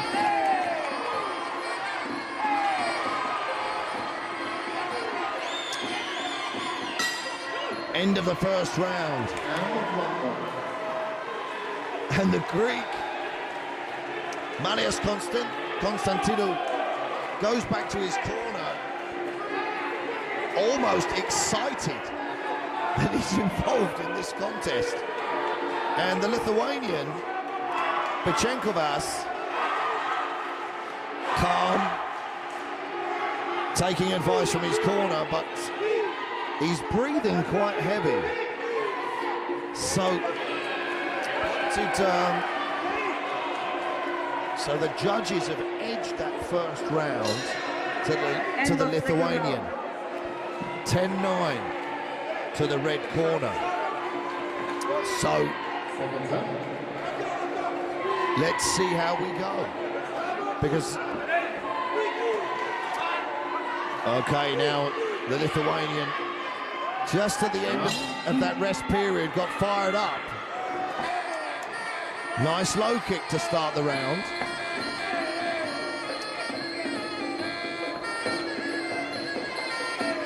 And Constantinou needs to close the gap.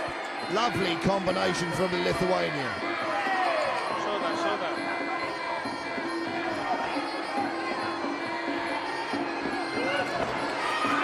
They clinch. Seconds up.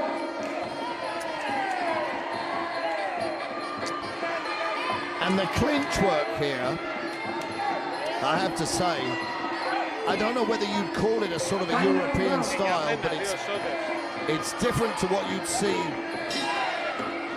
Thailand.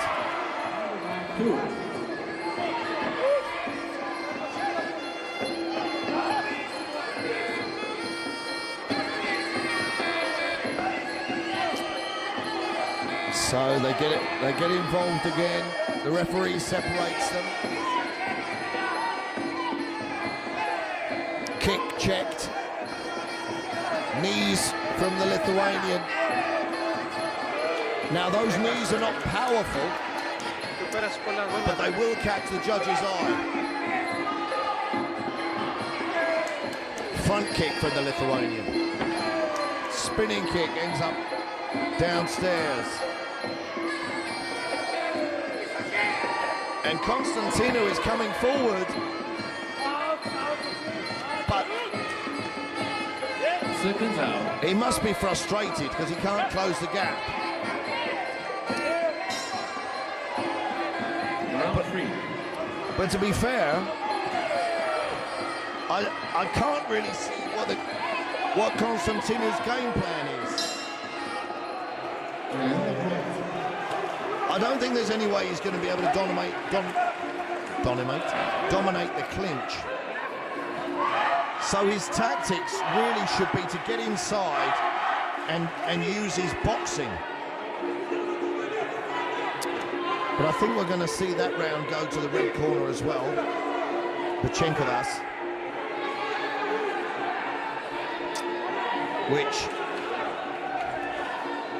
Which means, once again, the blue corner would have to come out. Oh, that was amazing.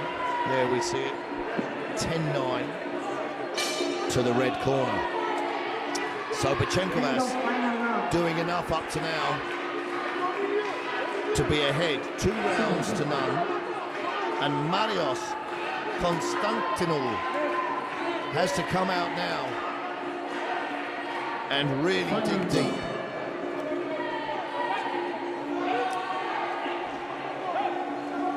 So, third and final round. Couple of low kicks for the Lithuanian.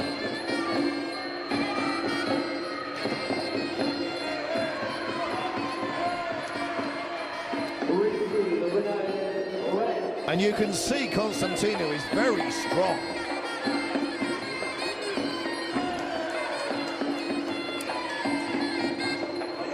But he gets off balance there by Pechinkovas. Now, you see, Constantino does not capitalise when he gets Pechinkovas in the corner. And the final round. Try and create some space and unload some punches.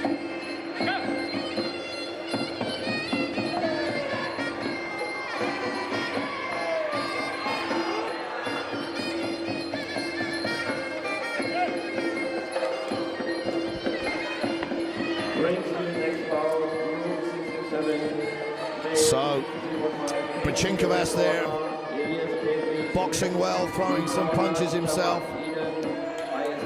Well, that looked, that almost looked like he was throwing a headbutt, but I'm sure he wasn't.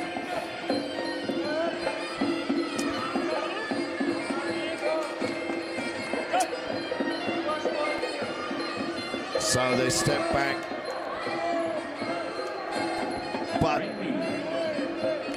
Constantino, last 10 seconds of this third and final round, Constantino is not going to have done enough to win this round.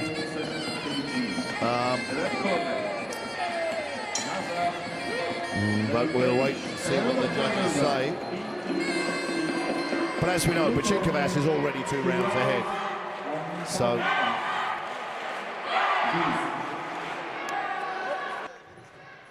So that quarter-final at under 60 kilograms, it looks like it's gone to Lithuania,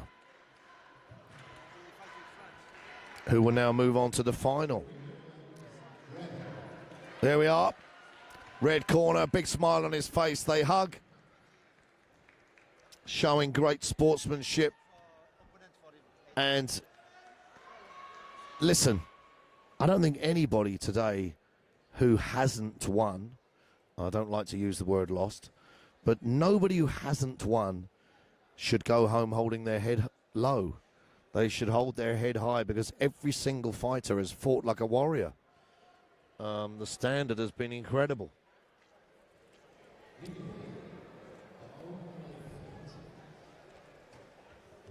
So we await our next contest.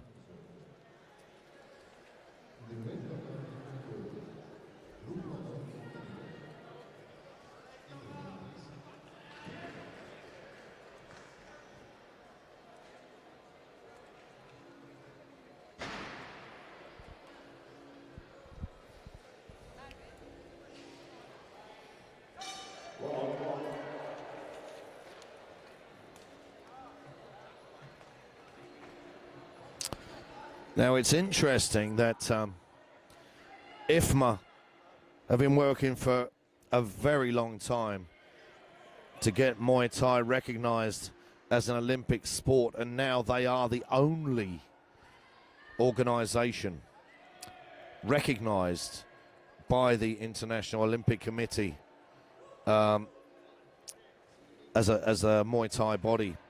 So a lot of these guys, they may not end up turning pro and becoming the next Buakaw or the next Sanchai, but there is a possibility that some of these young men and women could compete in a future Olympics. And what a dream that is, guys.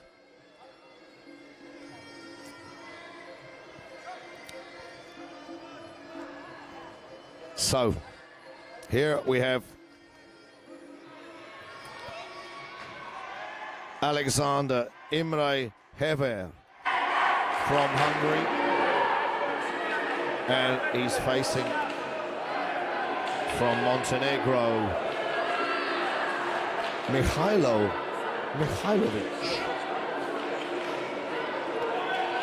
I'm not bad with these Balkan names.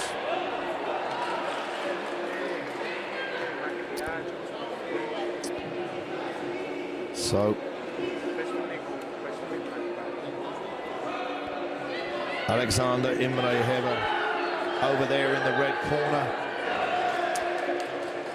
From Montenegro, Mihailo Mihailovic in the blue corner, just getting their head protection sorted out. And this is a quarter-final.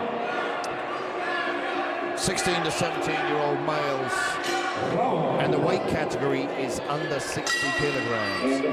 And the Montenegro fighter came flying across the ring there.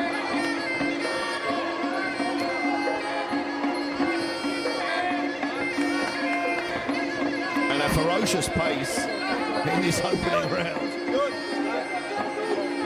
And it's, well, that was a little slip.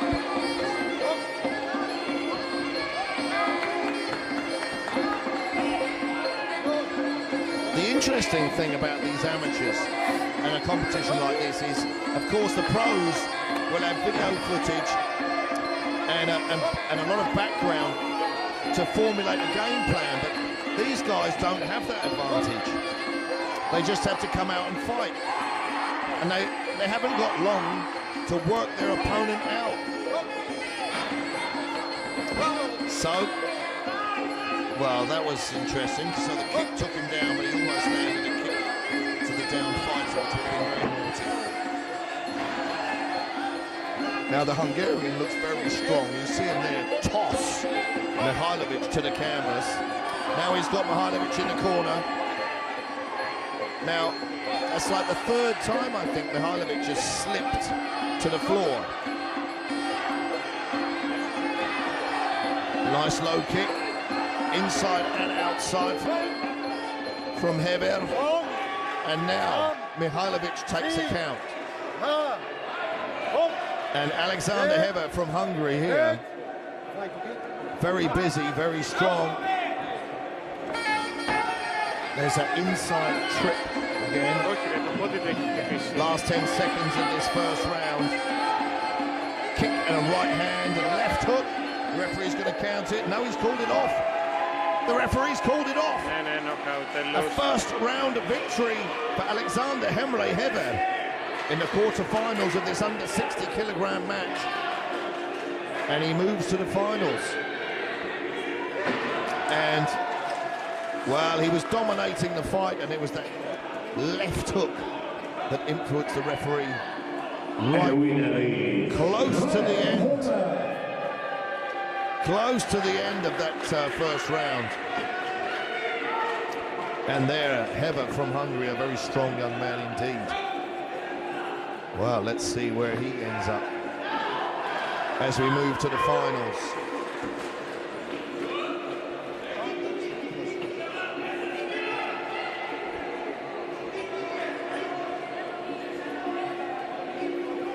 So coming up, we have the Russian Muay Thai Federation facing Poland. End of round 2. Dmitry Abulanov will be entering the red corner, and Kuba Wozniacki will be fighting out of the blue corner. 14 in the red corner for a 60-70 male division, 60 kilogram. Representing Muay Thai Federation from Russia, Dmitry Abulanov. And the blue corner representing Poland, Kuba Wozniacki.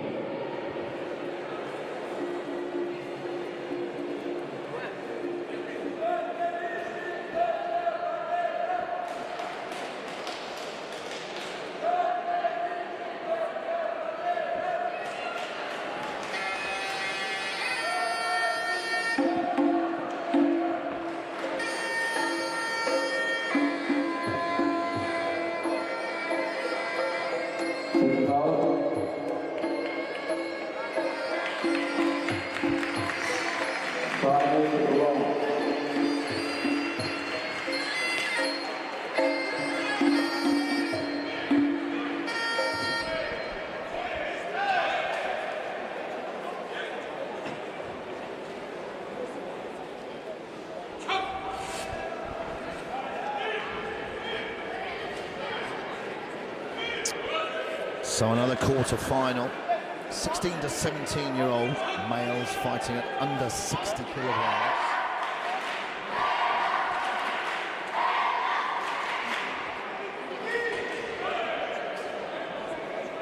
Once again, I'll tell you, Dmitry Bulanov fighting out of the red corner. And over there in the blue corner from Poland, Kuba Woźnicki.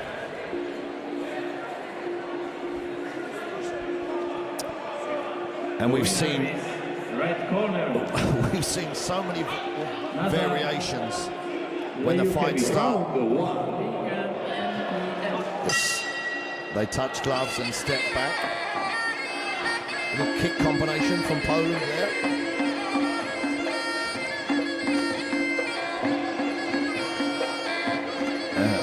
Inside low kick.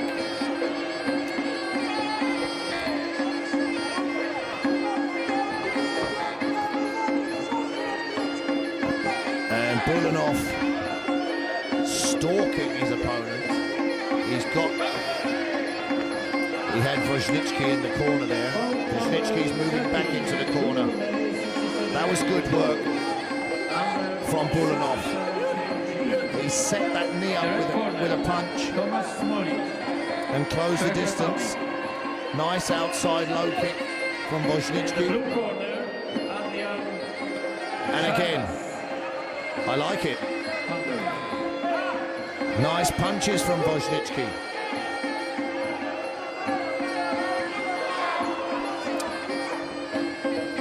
High kick attempt from Bulanov. End of final round. Nice body kick from Bulanov.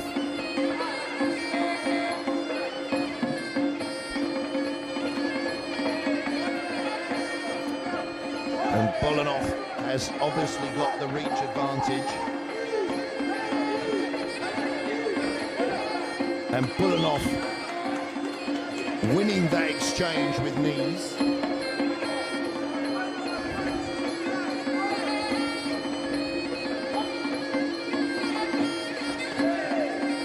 Head kick blocked.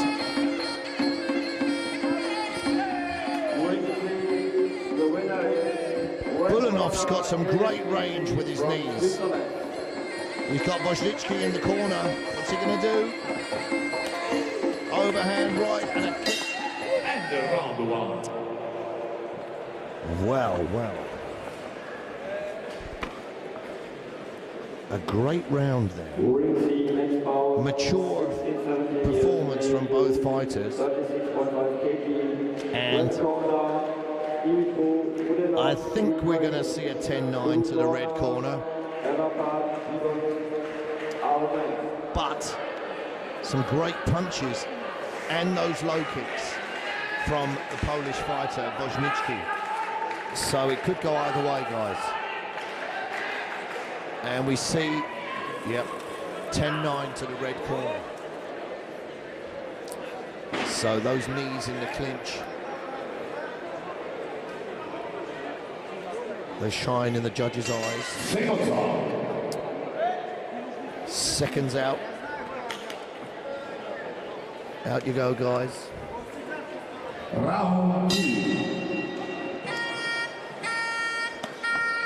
There's that low kick again from Woźnicki.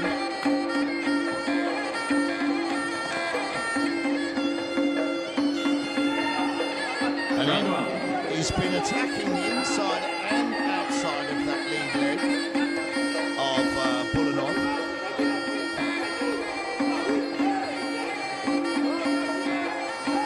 Nice left hook from Woźnicki. Inside low kick again.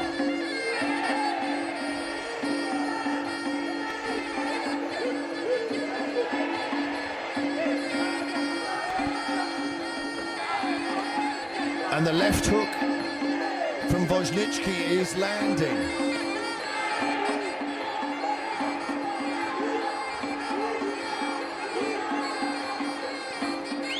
Now Bulanov is the stronger of the two fighters. He's got great knees. You see there, he spins Woźnicki around.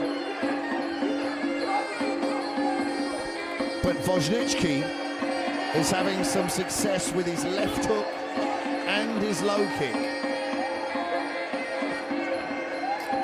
Oof. That was a nice straight right. Nice straight right. That was a nice straight right from Bulanov that we saw, and the referee giving Wozniacki a count because of it. Yeah, he's going to let the fight carry on. They clinch again, and Bulanov shows his strength dominance. And last 10 seconds of this second round. Nice jab from Wozniacki. And Wozniacki, wow. Wozniacki, the busier of the two fighters. But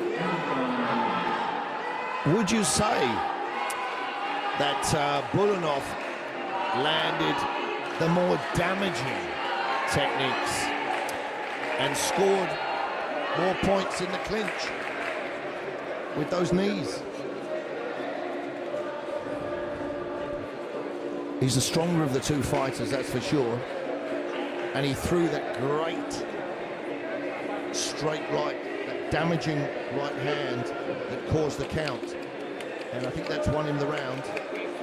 10-9 to the red corner, which means the Russian Muay Thai Federation, Dmitry Bulanov, is ahead 2 rounds to nothing. And Kuba Wozniacki has to come out now. Final round. That's great to see, nice sportsmanship. And Wozniacki. Second out. Second out. He needs to close the gap. And he needs to commit more to his techniques. It's easier said than done when you get in caught. That was a nice straight right. That was a big 2 left hands there from Bulanov. And again, punches landed from Bulanov. A little elbow on the inside.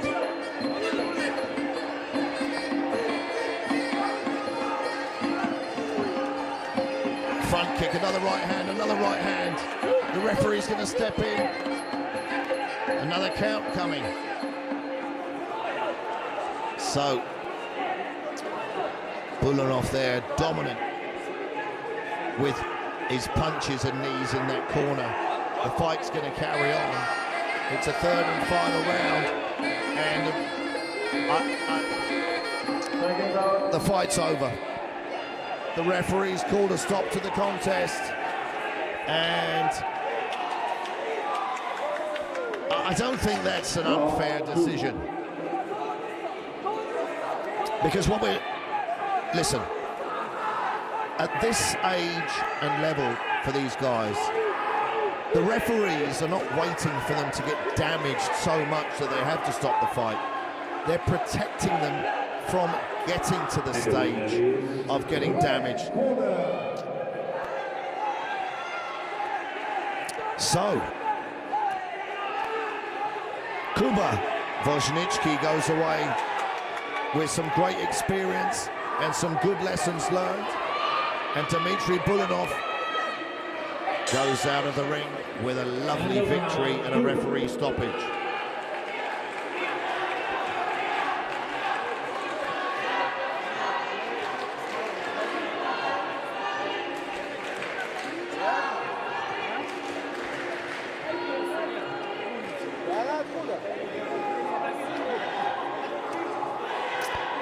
So just looking at that stoppage from that last contest,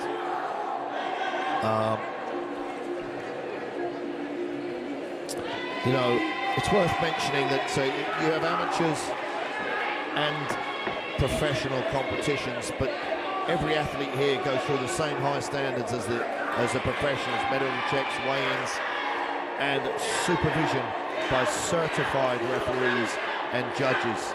So performance and safety go hand in hand here for IFMA. And you don't see that in every organisation. I can tell you that. And it's reassuring, not just for the fighters, but for the parents of the fighters and the coaches to be participating in an organisation where they know that their safety is paramount.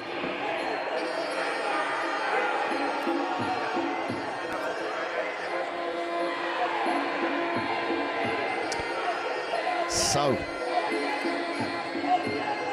we move on.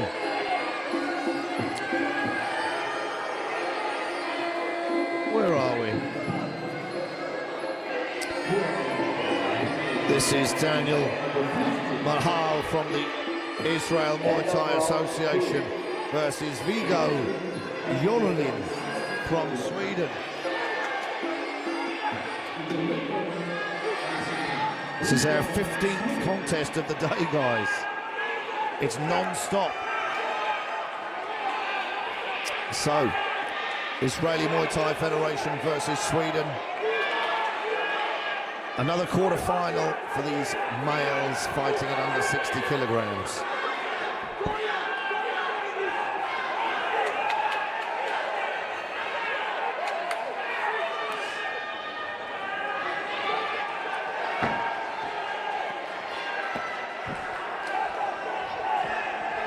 We've seen some incredible performances today.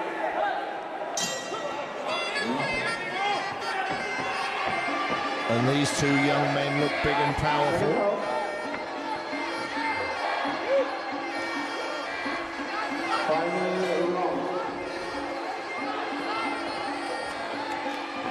So, you held the leg there. Daniel Mahal held the leg and tripped up Jorlin.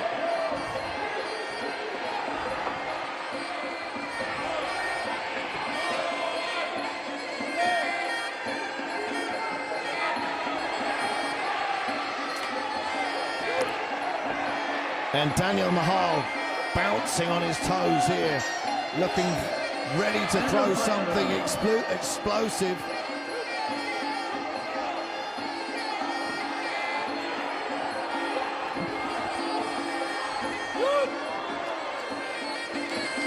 They fall to the ground.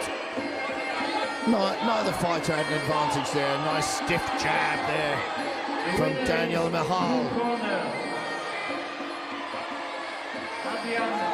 And a nice right hand. Mahal, aggressive, calling on Jorlin to fight.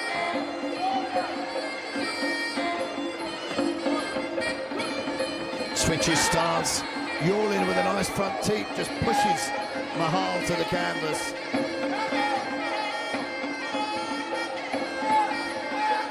And Mahal has got a nice low kick.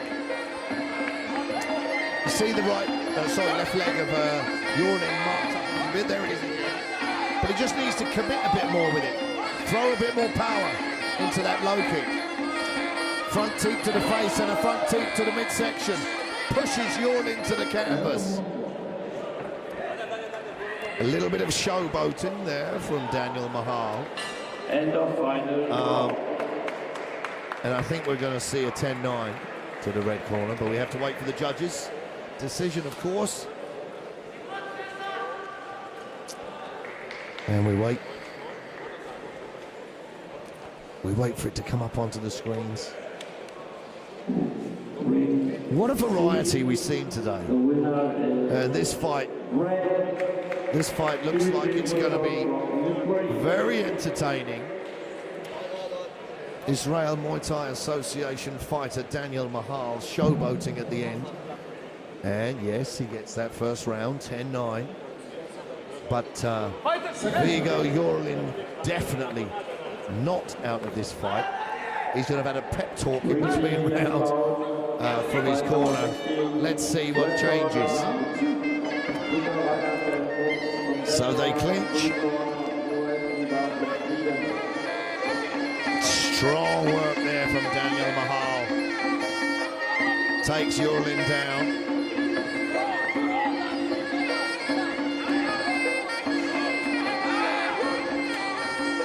Now. Okay.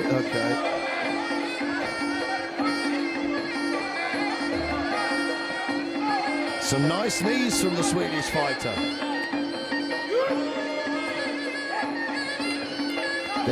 They're pummeling for control in that clinch. Low kick from Yurlin. Now Yurlin, the aggressor, chasing down Daniel Mahal. And the referee having to work hard. So, Viggo Yurlin now coming forward. Nice punches in the corner. Round 1. And Daniel Mahal there just wants to adjust his head guard. Throws a nice low kick and body kick.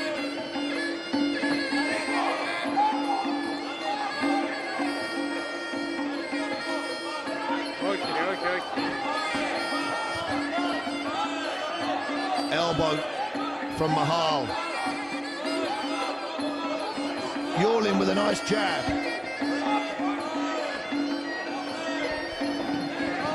Last 10 seconds of this second round.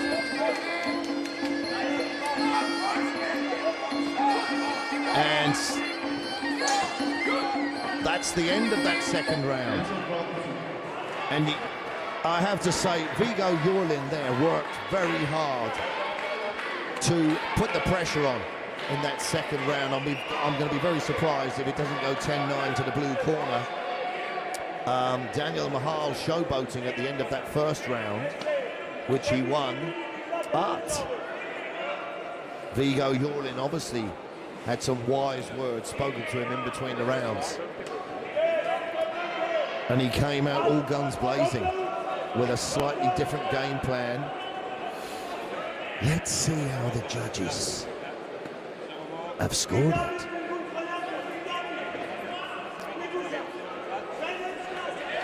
Well, okay. Surprising to me, but they've given the second round to Daniel Mahal as well. I thought he got outworked, but it's not just work, it's accuracy as well and technique. So it's 2 rounds to none to the red corner.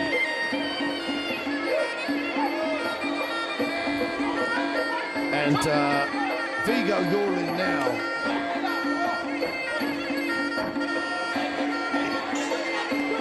he's really got to pull out all the stops.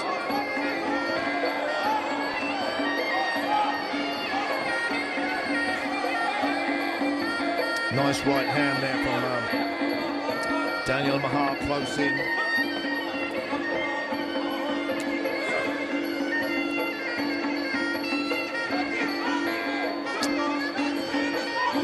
Oof. That high kick there from Yurlin just whisked past the head of Daniel Mahal.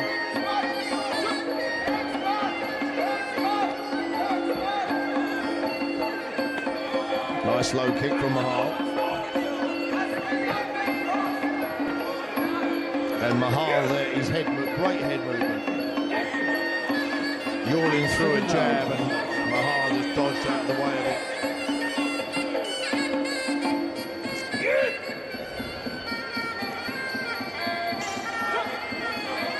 Round 2. Nice high kick.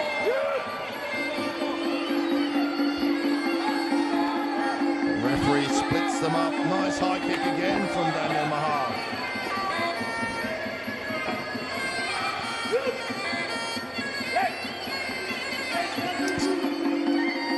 Both fighters tired. Last 10 seconds of this third and final round of this under 60 kilogram quarter-final. And there we have it. They give each other a hug. That was a great fight, guys. Great effort from both fighters. And I think we're going to see a 10-9 to the red corner from that final round. And if I'm honest, I think Sweden deserved that second round. But there we have it. The judges have given it 3 rounds to the red corner. Daniel Mahal from the Israel Muay Thai Association leaves the ring with the victory. And look at that. It's not just sportsmanship, guys. These competitors really do love what they're doing. And Muay Thai is not just a sport. It's one of these martial arts that encompasses a lifestyle and has a lot of tradition and culture. And if you're in Phuket in January, I'll see you there. So we await our next competitors to enter our ring, and we're moving up in weight once again.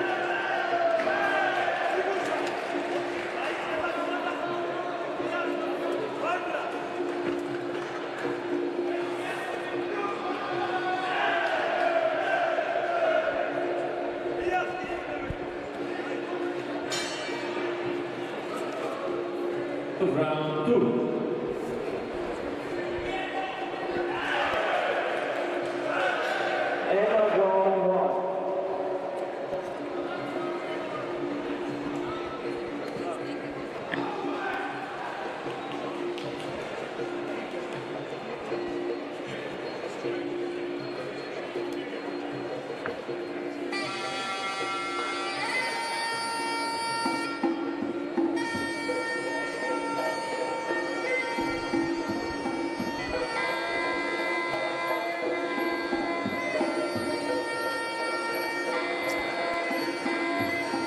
Now this next contest is a 16 to 17-year-old male category, fought at under 71 kilograms. A quarter-final, Poland versus Ukraine. Oliver Dara from Poland facing Vladislav Shelevel from the Ukraine. Shelevel. There we go. Vladislav Shelevel from the Ukraine in the blue corner. 71 kilograms, so these guys are going to be heavy hitters for sure.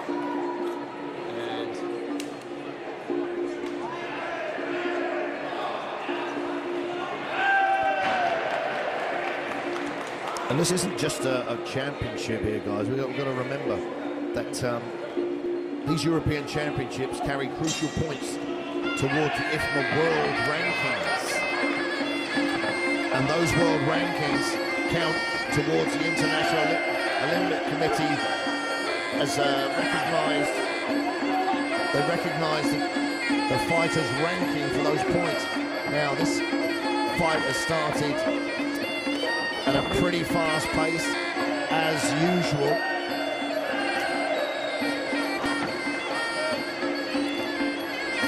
And Oliver Dara there with some heavy punches coming in. But Vladislav Shelevel stifling the work with that clinch.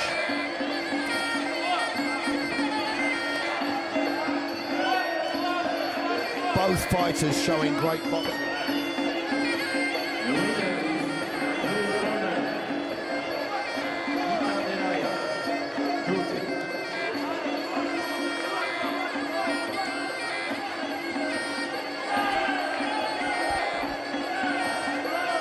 Nice high kick there from the Polish fighter.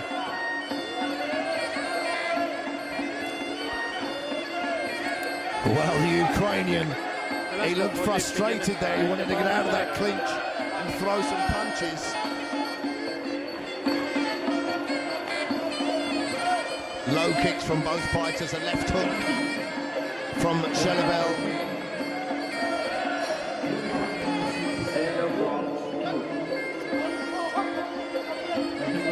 It's actually Shelevi. Sorry, guys. Oof, nice left hand from Shelevi. So it looks like punches the boxing side of this contest is going to be the dominating factor. And a nice right hand there, right at the end of the round, from Vladislav Shelevay. That was a nice right hand. I think if the bell hadn't gone, perhaps the referee would have given Dara a count. So, well, some great work there from both fighters. And the damage coming from both sides from their boxing. So a great matchup here.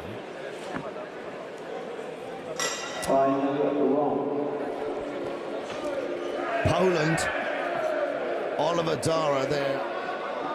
I would say he's breathing a bit heavier. And he took that big punch at the end of the round. So it's a 10-9 to Ukraine. So Vladislav Shelevay takes that first round. Oliver Dara is going to come out now. He doesn't want to take many more of those big punches from Shelevay, that's for sure. Nice low kicks.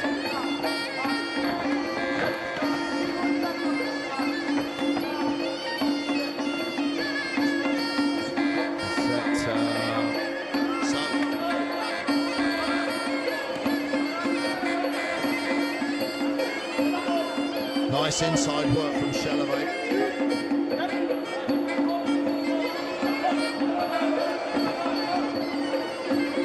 Now Oliver Dara, when he throws his kicks, I'd just like to see a bit of head movement.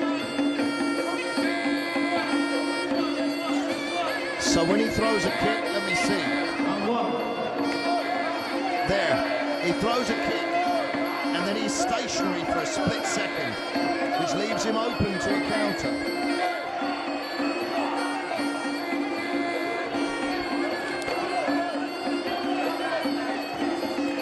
Oh, that was a nice right hand.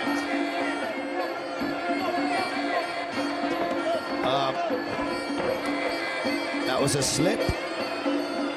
Oliver Dara just slips backwards on the canvas.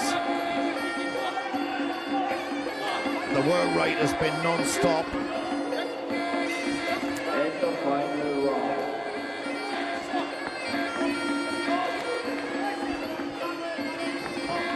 The better punching still coming from Vladislav Shelevay from the Ukraine.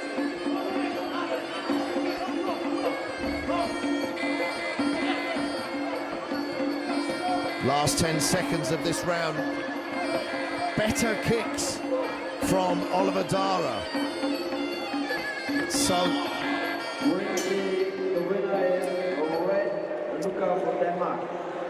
well, I have to say, I wouldn't like to be a judge scoring that particular round.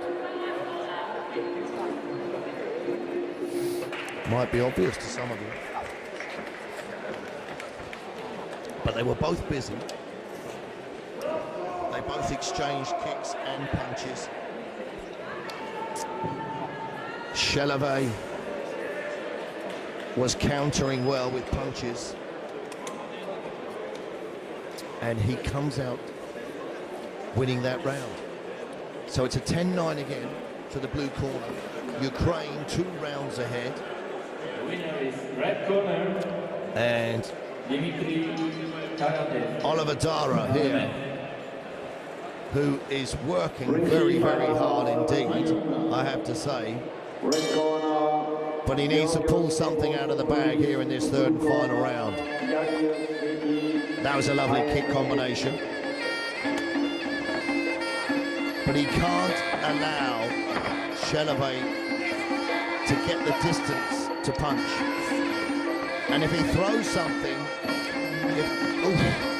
big right hand there. And again, there was a right hand and a left hand from Shelevay.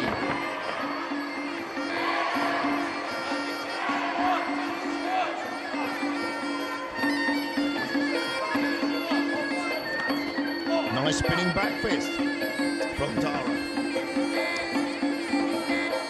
Now he's... Yeah, now they clinch, the work gets stifled.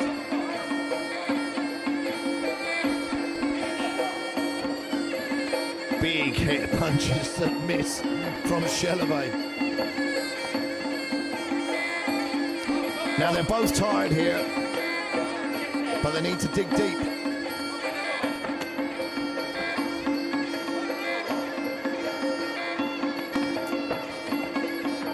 And Dara gets backed up in the corner.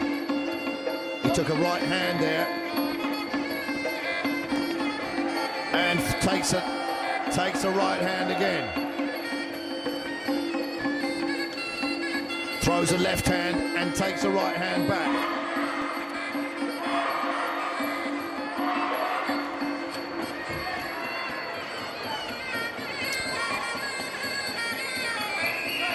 So they're both tired.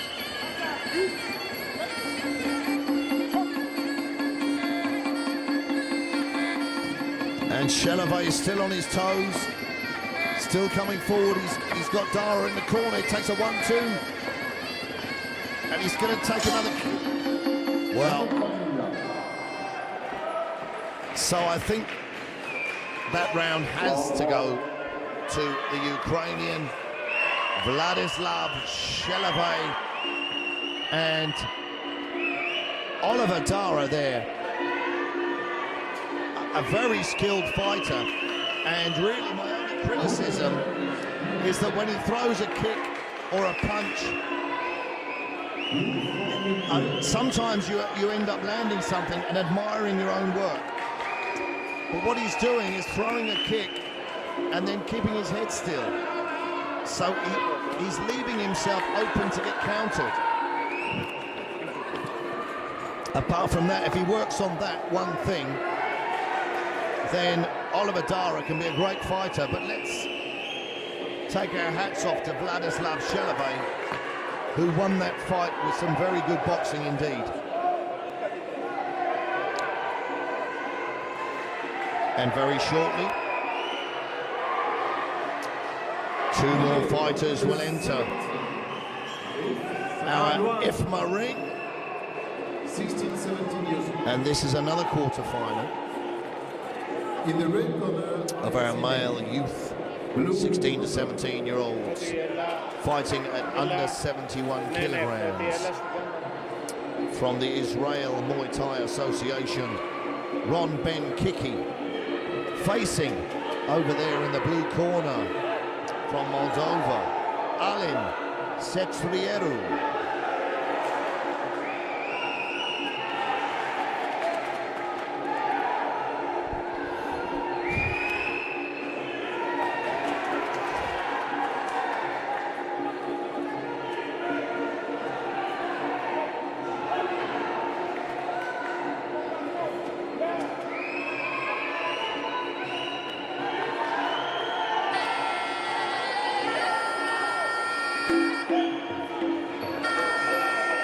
So they show their respects.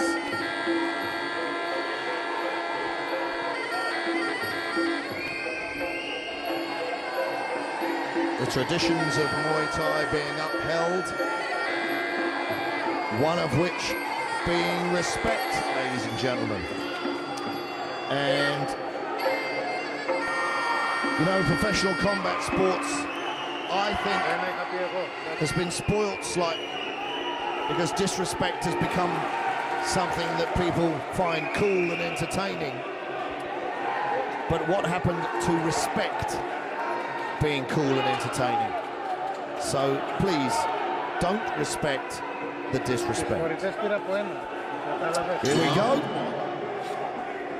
Israel Muay Thai Association, Ron Ben Kiki fighting Alan Setrieru from Moldova. Nice stiff jab from the Moldovan. Avoids that kick, blocks the kick. Lands two kicks of his own. End of round one.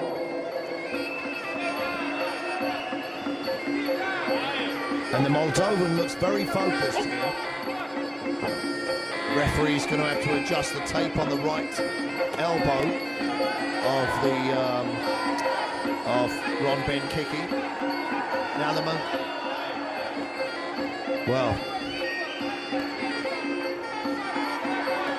Sechelieru lands a big right hand and a left hand. Now he had Kiki in the corner there. Second out. Some big punches being thrown. There we go, he's going to adjust that tape as well, I'm sure. No.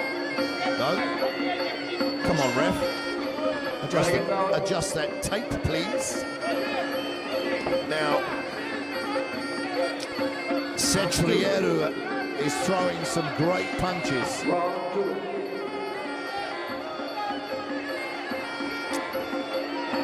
But as we know, it's not just about skill and power, it's also about stamina. Nice kick from the Moldovan. Both right and left kicks, body kick.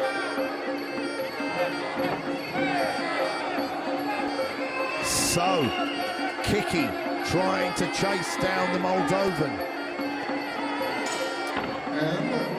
And the Moldovan puts Ron Ben Kiki down with an inside low kick right at the end of that first round.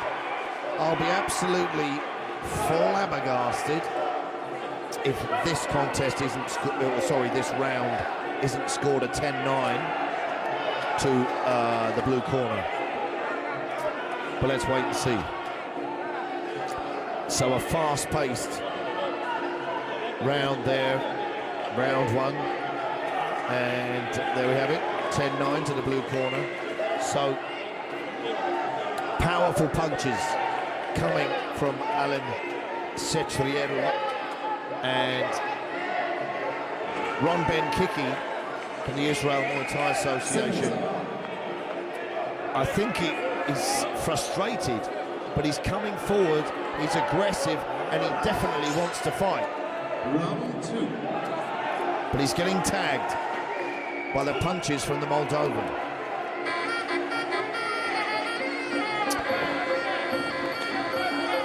Let's see.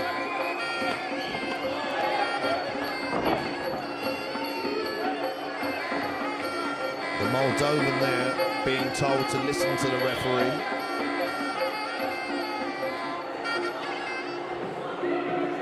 So, it's a bit cheeky.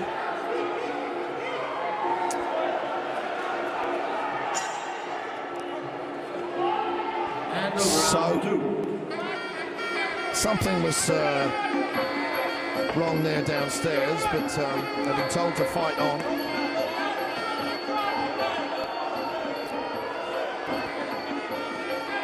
So you see Ron Ben Kiki here, very enthusiastic to fight, but the Moldovan Sechelieru here,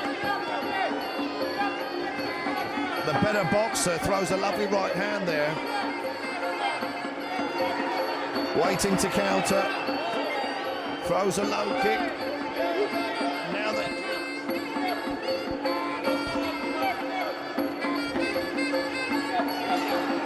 End of round 2.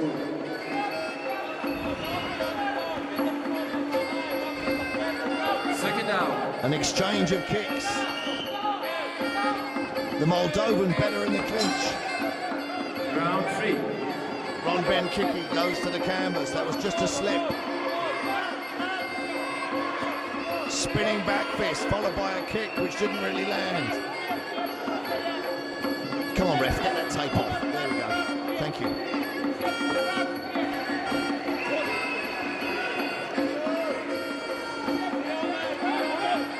Now the Moldovan's getting tired. Inside low kick. Last 10 seconds of this second round.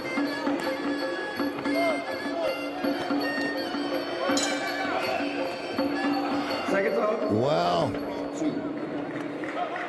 I think possibly a better round for the red corner. Final round. But I'd still have to give that to the blue corner, the Moldovan, Alan Sechelieru.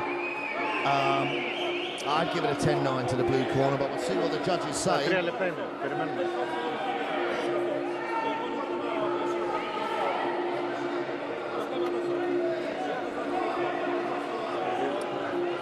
Yep, 10-9 to Moldova. But it's such a difficult one. If you're in a 3-round fight, if your opponent is 2 rounds ahead and you've just got 1 round to try and win the fight, you have to win by stoppage. Literally. So let's see what Ron Ben-Kiki is going to do. And he's going for it, that's for sure.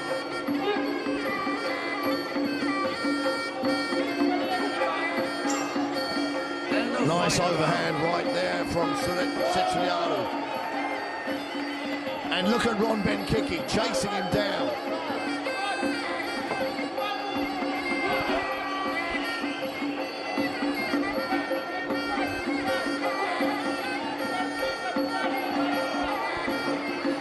We wait to see somebody explode.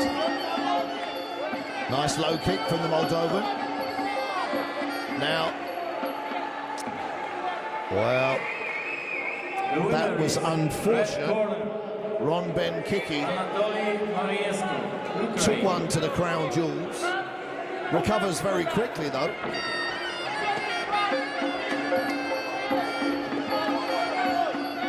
Oh, that was a nice kick.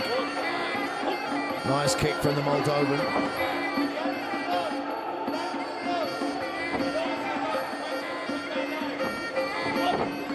Now it's a bit sloppy, they're both tired, but they're still both very enthusiastic.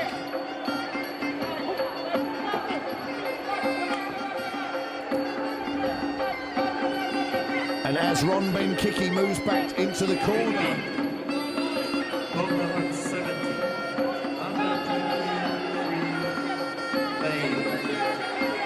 he doesn't want to get pushed back into the corner, that's for sure.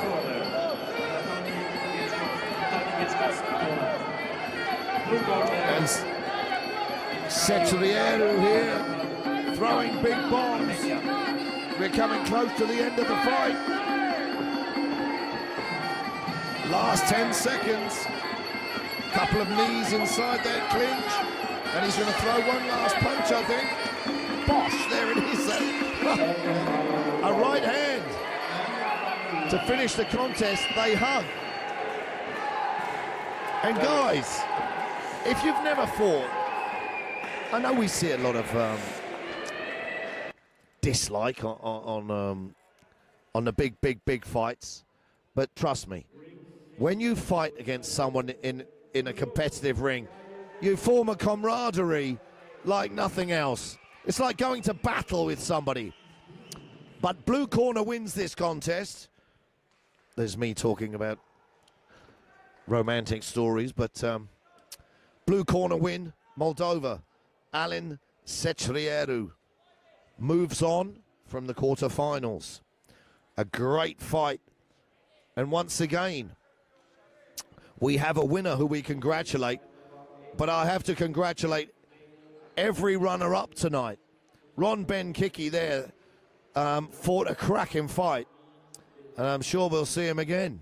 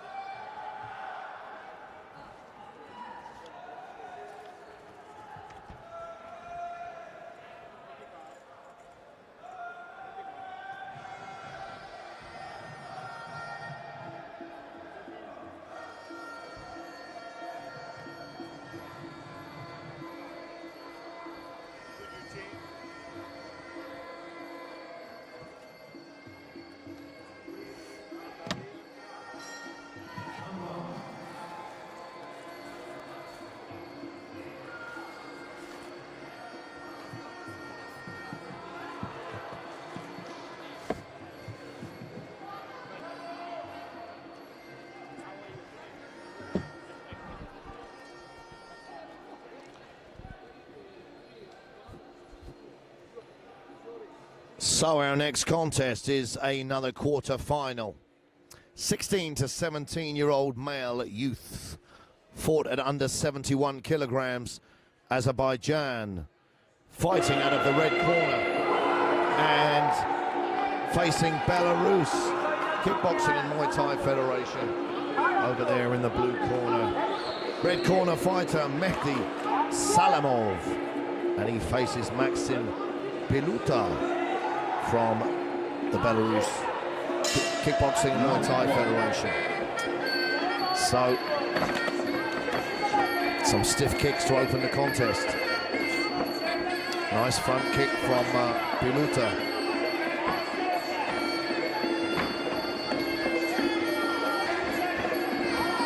A lot of effort being expended in these opening seconds.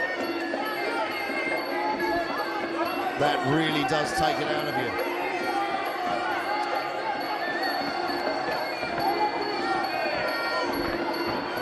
Some big swinging punches being thrown. But I've said it before, if you're throwing really heavy techniques and they don't land, it does take energy out of you. They go to the ground there. And the referee is just telling Salamov off for whoa, that was a heavy right hand there from Piluta.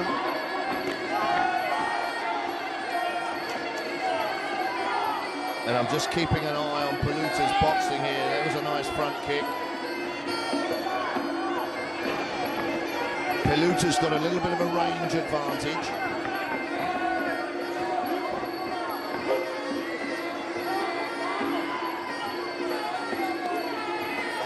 So, the referee there telling Salamov, listen to what I'm saying, listen to my words of command. Stiff kicks from Piluta. Stalking Salamov into the corner. Gets a bit untidy as his head goes under the ropes. Fight on. Salamov in the corner. End of the round. End of round one. And, wow. It was a bit untidy at times, I have to say, that fight. Mehdi Salamov getting a ticking off halfway through the round for throwing Piluta to the ground using a sort of a headlock, which is not allowed. But the blue corner, Maxim Piluta from the Belarus Muay Thai Federation, I think he would have taken that 10-9. So let's see if the judges score that round a 10-9 to the blue corner. Let's see.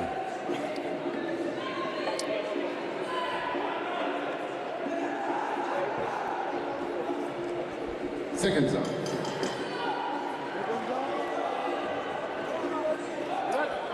There we go. 10-9 to the blue corner.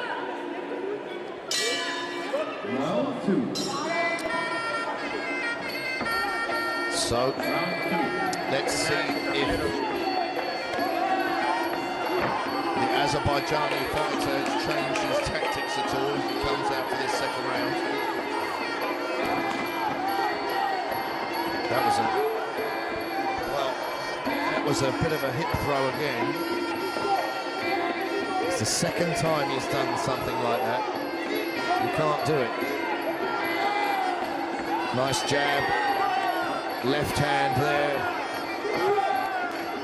from Piluta. End of round one.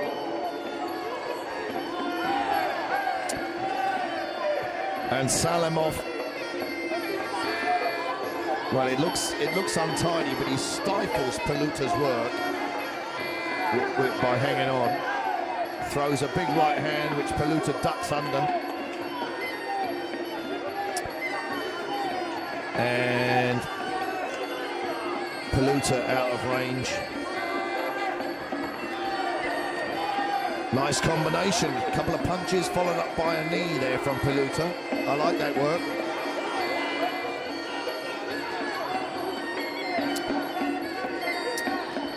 Inside low kick from Salamov was effective. Just gets pushed down to the canvas. Well, the referee giving Mehdi Salamov a count. And we're going to come to the close of the second round. Last 10 seconds. Is there any time for anybody to do anything damaging? Maybe one more punch. So there's the end of the second round.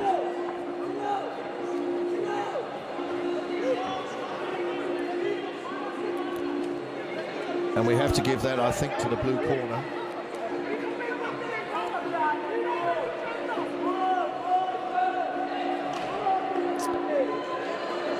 Maxim Peluta, I'm pretty sure, gets a 10-9 there. Let's have a look. Yep. 10-9 again.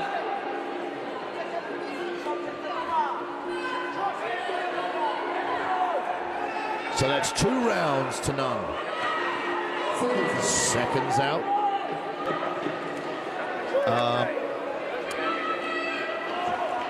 And Mehdi Salamov has got it all to do now in this third round.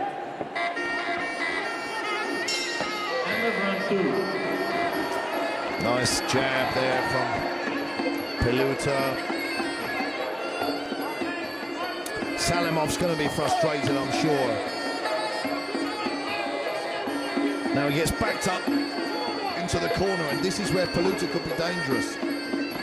But he gets out. Hello.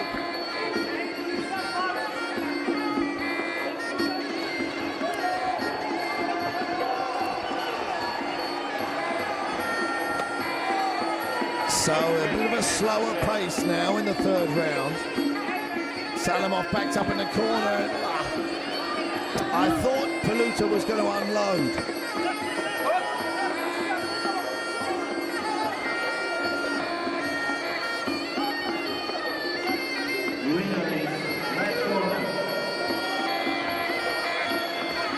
I would like to see, the referee's got to tell them to fight. Come on guys, let's go. And Salamov tries. There we go, the referee telling them, let's see some action. We're going to come up. Well, that's a nice right hand there from Peluta.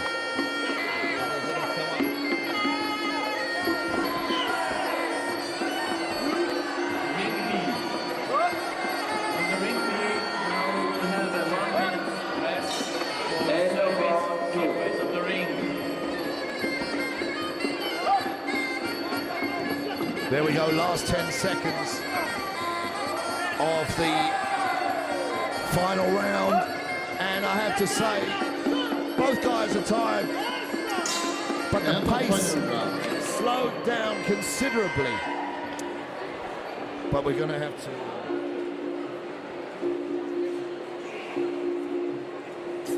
The pace slowed down considerably there at the end of that third and final round, but we're going to have to give it again. Well, I'm sure we'll have to give that again to the blue corner, 10-9.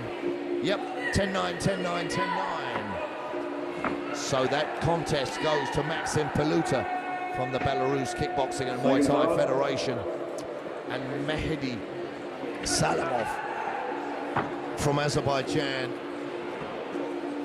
Looks disappointed, but I think more than disappointed, he's going to be frustrated that he just couldn't land the techniques that he wanted to.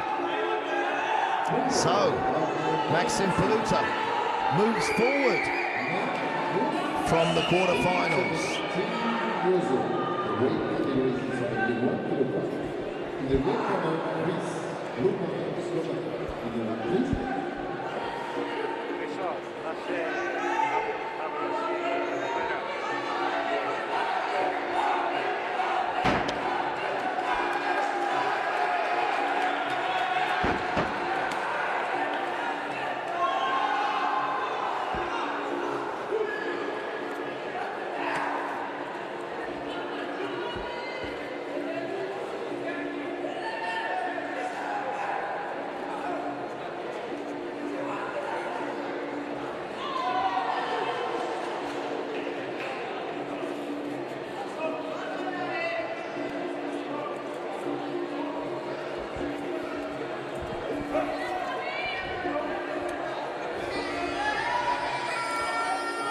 So here we move on to our next contest.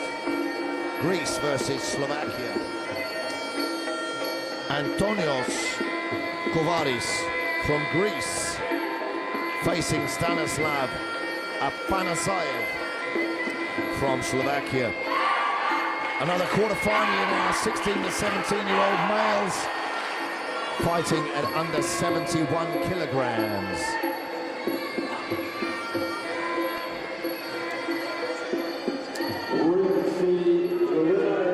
And a stocky Antonios Kovaris over there in the red corner from Greece, fighting a long, rangy Stanislav Afanasayev from Slovakia. So the reach advantage goes to Slovakia over there in the blue corner. But let's see if the Greek fighter Kovaris has the power to get inside and land some techniques.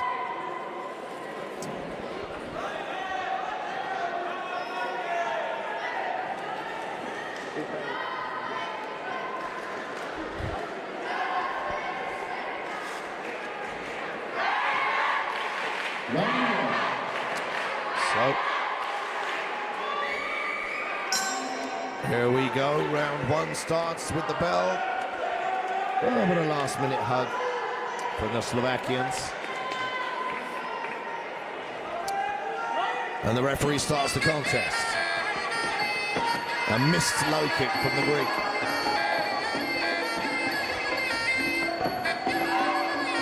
Front. Now the Greek, you can see he's out of range so far. And that, there was a lovely high kick attempt there from the Slovakian, which was half blocked and half missed. Front teep.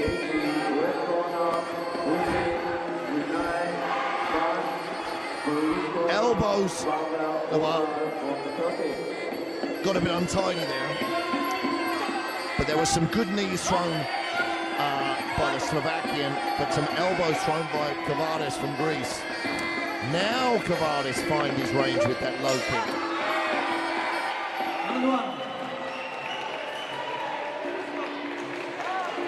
Well, there was an exchange there and the referee saw something land to Kovaris.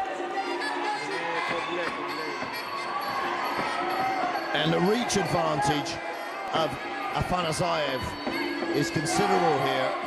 It's going to be a huge factor.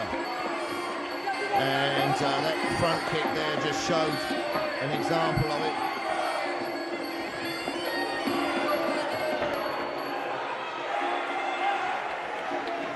And Kovaris taking a second count. I don't think he's taking too much damage, but the referee just wants to protect him. And the referee stopped it. Well, okay, I'm not going to argue.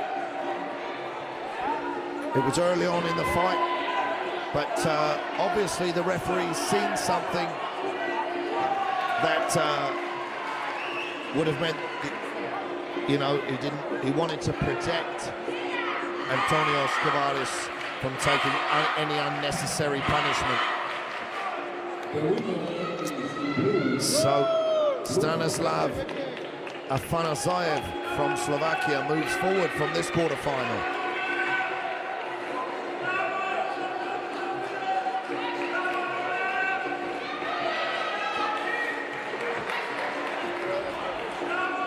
Look at that sportsmanship, guys. Wonderful.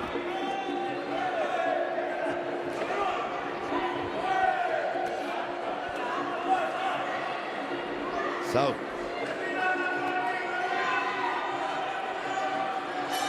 Round 1.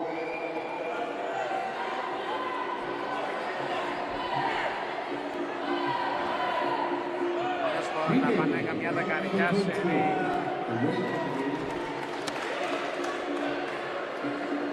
On number 20, la palla per Exceli. weight category 75 kilograms. In the red corner, Slovakia. Blue corner, Croatia. In the ring, please.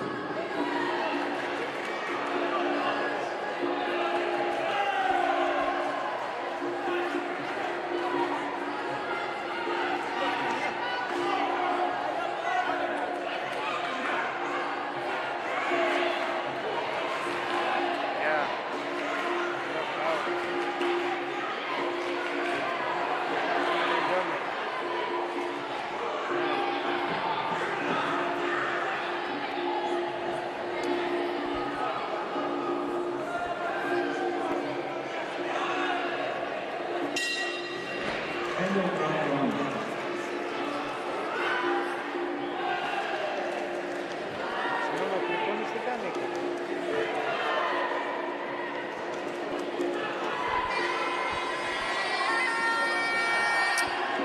So here we go with our next contest. A quarter-final in our 16 to 17-year-old male youth category, fought at under 75 kilogram. Slovakia over there in the red corner, Mario Mikushinic, and he's facing from Croatia, Luka Danolic.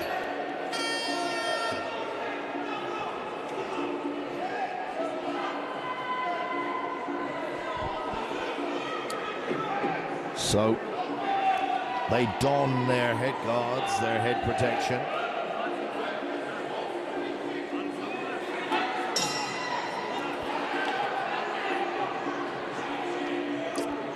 And I think this could be the first Croatian we've seen today, if my memory serves me correctly.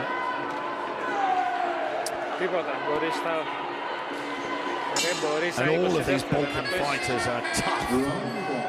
So let's see. Mikushinic in the red, Danolic in the blue. That was a nice low kick there from Mikushinic, and returned by Danolic. Inside low kick from Danolic, outside low kick from Danolic.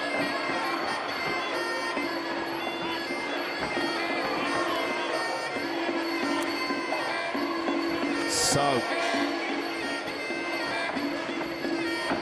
it's so interesting in the early stages of these contests. Now you can see them throwing kicks, but just that was a nice right hand from Danolic.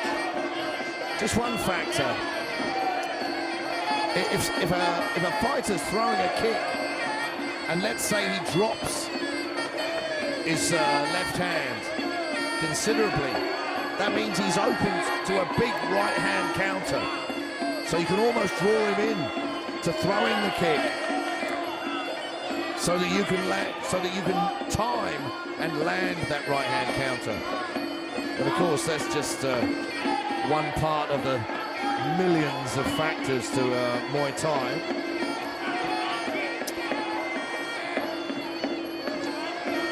So a steady pace here at the opening round, feeling each other out.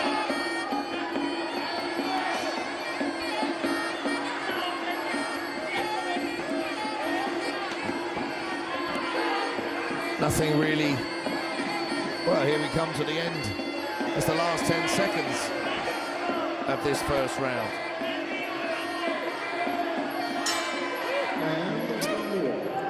And that was nothing really damaging, but I would say that was a feeling out round, certainly. Who would the judges give it to is the big question.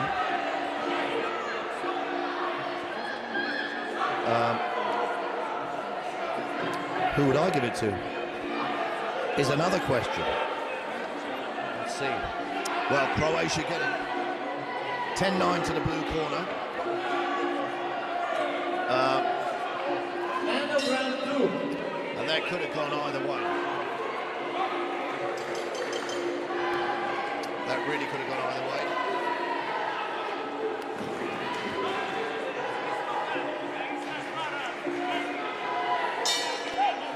Round 2.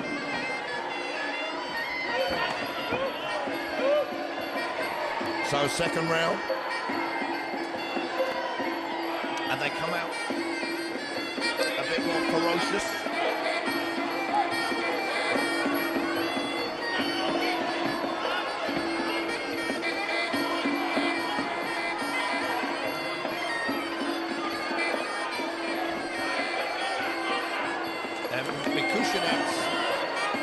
With the range advantage.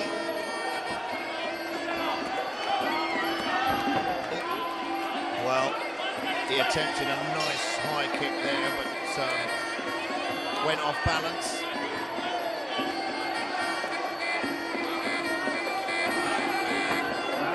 And they're both wary of each other.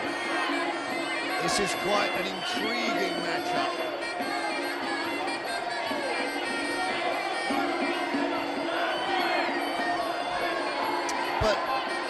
I have to say, for this weight category,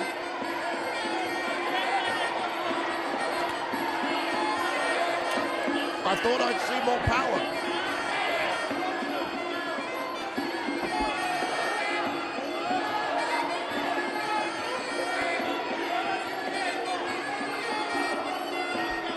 And I don't like to be critical. I just like to be honest.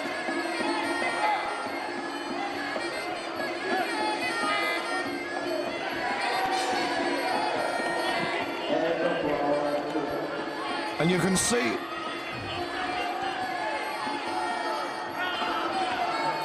Mikushinets, as he moves forward, let's see. I'd like to see him commit more to his technique.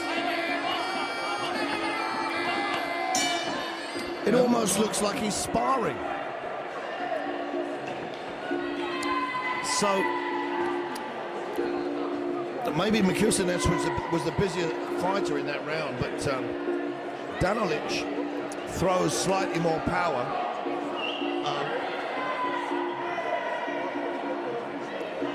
So what are the judges going to look for? Technique and accuracy? Seconds out. Or damage? It's an interesting one. Seconds out. Let's have it. Yeah, as I thought. 10-9 again to Croatia over there in the blue corner. And listen, Mario Mikushinets, he's got the skill, he's got the range, but he seems to be treating this contest like a sparring match.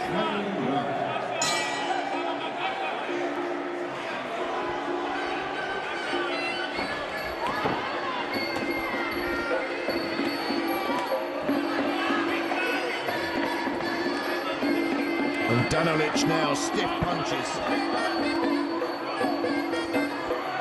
On his toes, ready.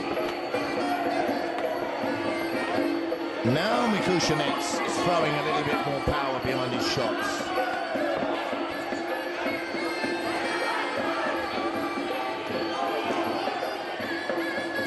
Now,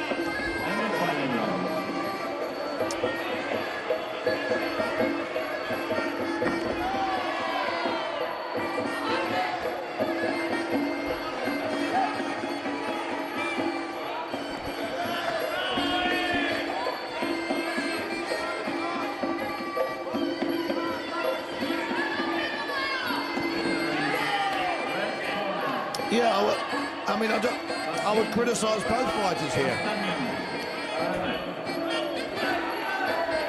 for a lack of power and a lack of commitment. And I say that mainly because I'm comparing them to the previous fights and the lower weights. Now they've got to be top level to be competing here. It's a nice block. But fighting at under 75 kilograms, they should have more power.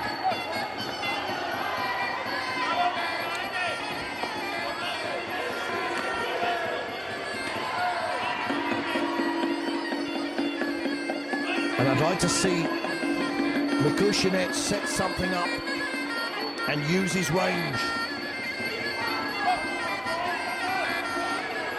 So last 10 seconds, end of the round.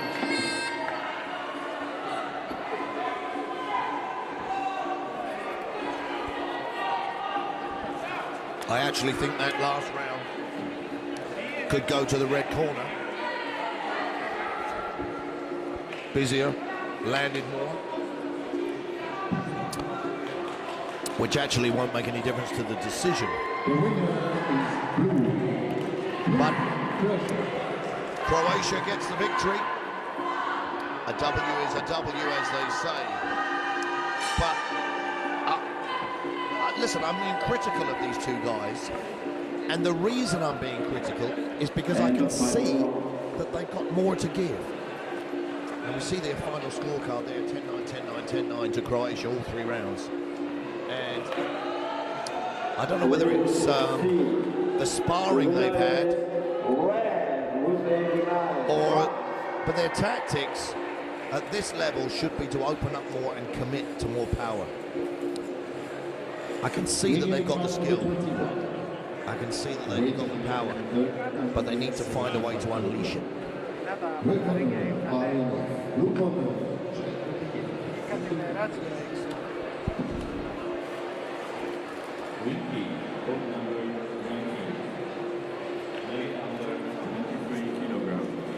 Below 57 kg.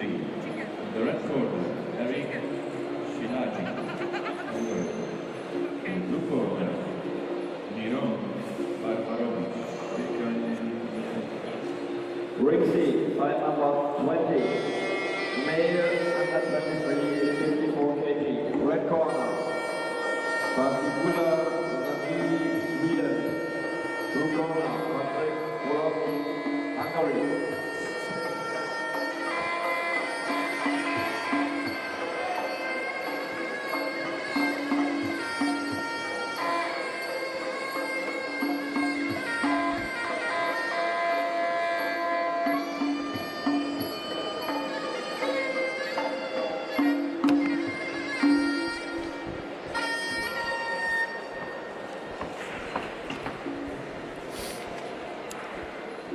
So, we move on to another quarter-final. 16 to 17-year-olds, under 75 kilograms. This is another quarter-final. The Russian Muay Thai Federation, Daniil Berezhnev, facing from the Czech Republic, Sebastian Pup. And I hope that's the way you sound, Pup, because the other way of pronouncing it would sound rather strange. So, instantly into a clinch. Round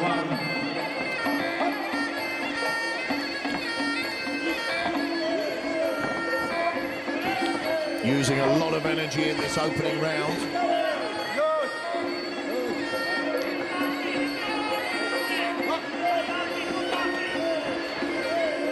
There's some nice punches there from Berezhnev.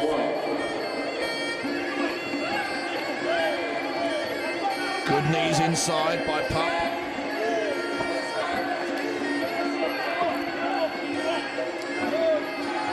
The clinch pretty even.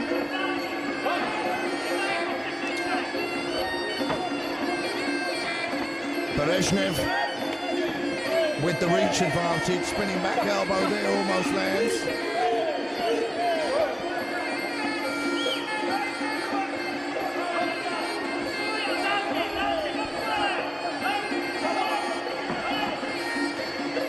Nice work there from the Czech, Sebastian Puck, spinning Bereshnev around.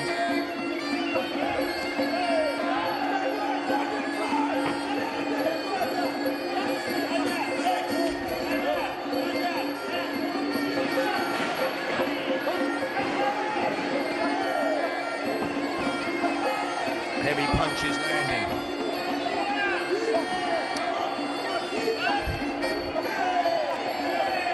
More good knees, an elbow on the inside from the Czech fighter.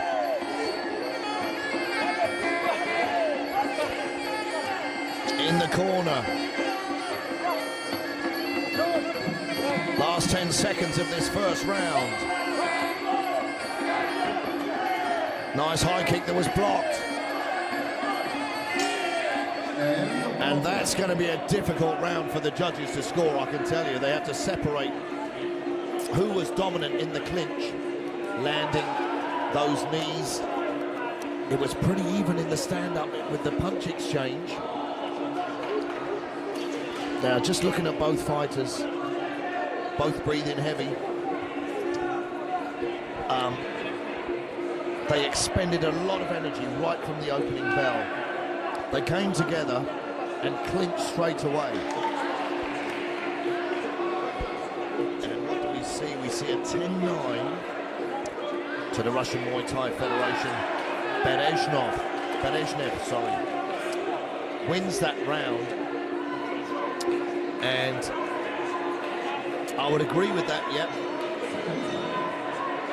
Cleaner knees in the clinch.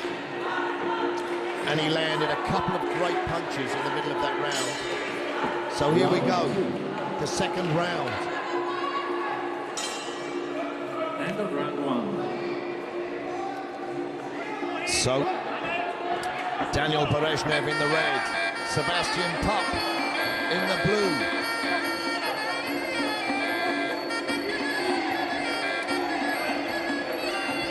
And they're working in the clinch. As soon as they stop working, the referee will separate them, which he has done. There's that high kick again from Bereshnev.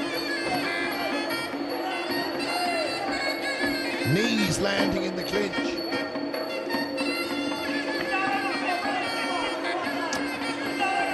Long front kick, which didn't... nice spinning back kick, punches landing.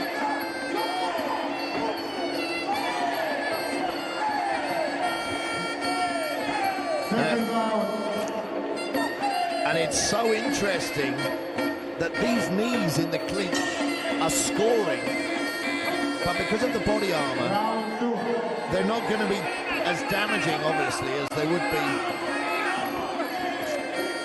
in a contest with no protection. But they shouldn't put off a fighter from landing them. Lovely front kick from Bereshnev, knocks Sebastian Puck to the canvas. More knees.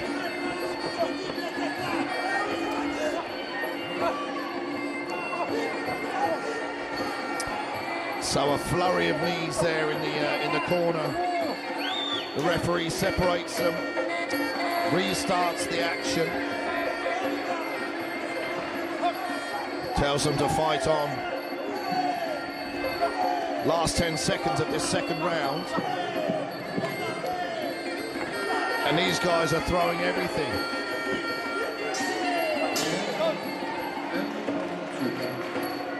I think of all the contests we've seen, this may contain the biggest variety of techniques. Punches, kicks, elbows, spinning back elbows, yes. Low kicks as well. And a couple of high kicks from Bereshnev that were blocked by Sebastian Puck. Now again, that's going to be a difficult round to score. Probably 10-9 to the red corner. Yep, there we have it. So 2 rounds to none. The Russian Muay Thai Federation ahead at the moment, with the Czech Republic having to win by stoppage in this final round if he really wants it. Seconds out. Let's go, guys. You've got 1 round to go in this quarter-final. Under 75 kilograms. And Sebastian Pup comes out all guns blazing. They get tangled up in his clinch again. Pup, Sebastian Pup actually working hard there, landing knees.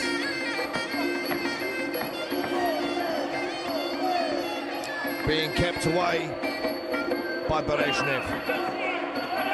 Berezhnev throwing a lofty right hook and a high kick.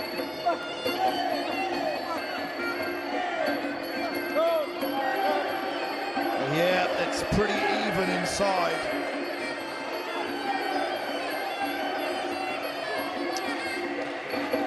Referee just adjusting the elbow pads of each fighter.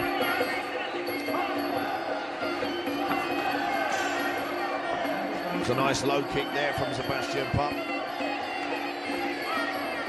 They clinch again. The referee's going to have to separate who's doing more work inside here.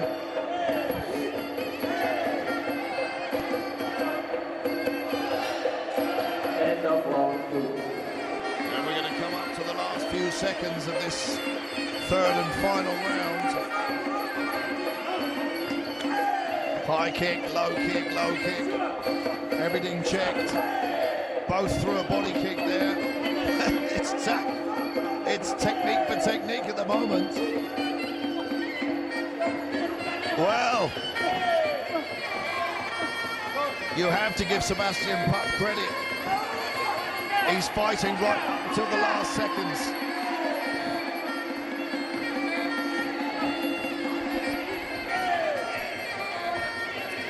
Both of them tired, both of them still fighting. Last 10 seconds. What can Sebastian Pup do? He takes a couple of punches. Spinning back fist. Well. Round 3. Well, all credit to Sebastian Pup there, who I think possibly won that final round 10-9. But I think Daniel Berezhnev, as we know, is going to walk away with the win. But what a great fight, and both fighters should be proud of their performance.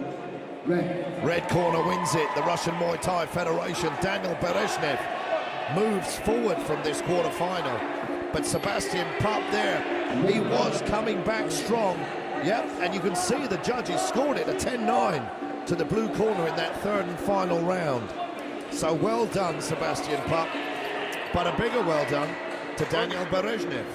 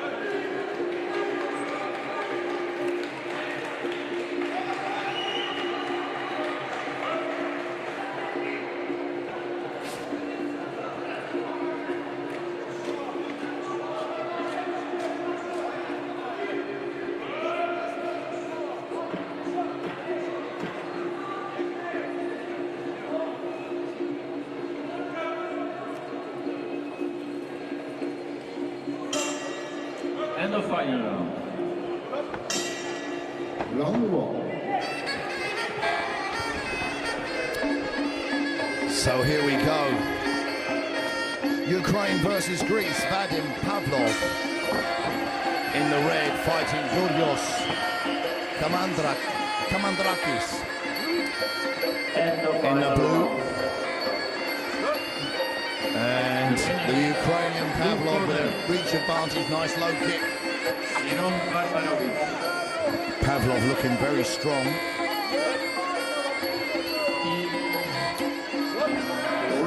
The winner is red. And Kamandrakis has to get out of that corner, I think. From Sweden.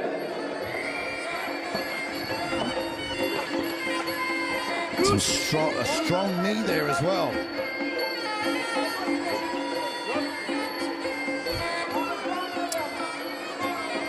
So, Kamandrakis can't stay still and wait to get hit. 25 kg, red corner, Andrei Jukic. And Kamandrakis taking account from the referee. Pavlov, big and powerful. Now, the tape loose there on the right elbow of Kamandrakis. And those knees are strong from the Ukrainian fighter. Gonna get another count is Kamandrakis. Sorry, Kamandrakis. That's a second count he's taken. One more count and the fight will be over. And it looks like his corner have pulled him out. Well, the fight over there very quickly in the first round. That was a very dominant performance there from Vadim Pavlov from the Ukraine. Under 81 kilograms, and he moves forward from this quarterfinal.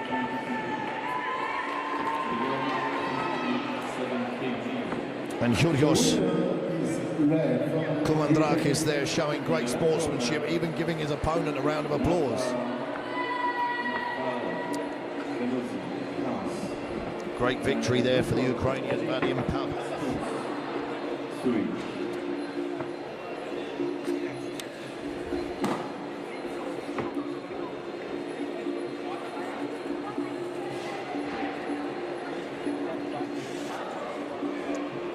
So we move on, guys.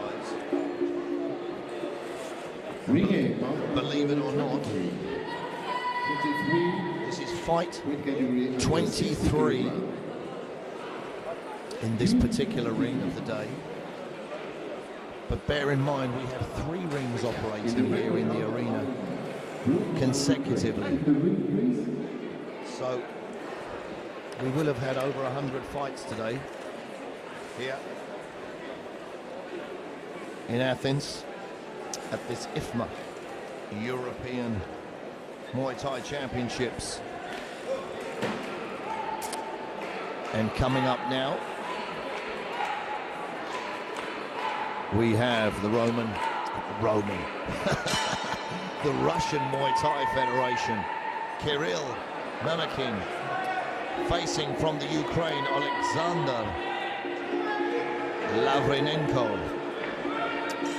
Under 60 kilograms, but these guys are under 23 years of age.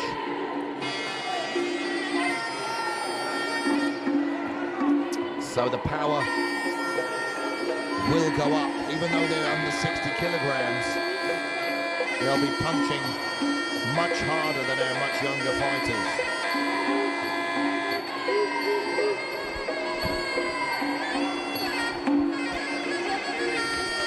The referee brings them together to shake hands.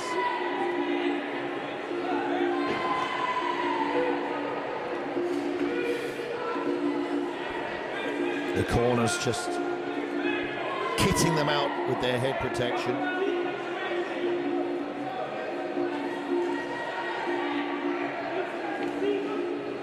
And look,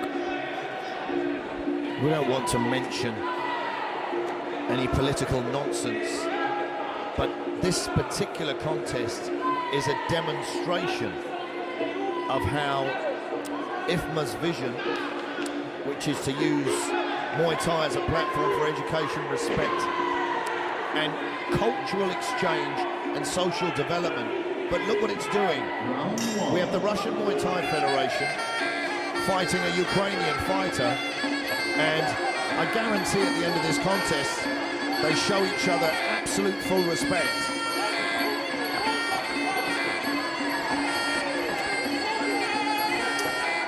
But it looks like it's going to be a great fight. Lovely straight punches there from Mamakin.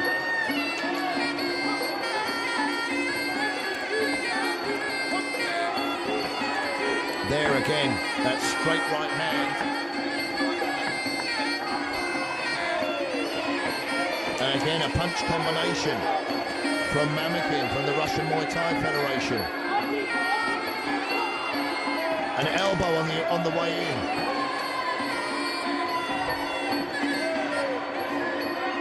And Lavrinenko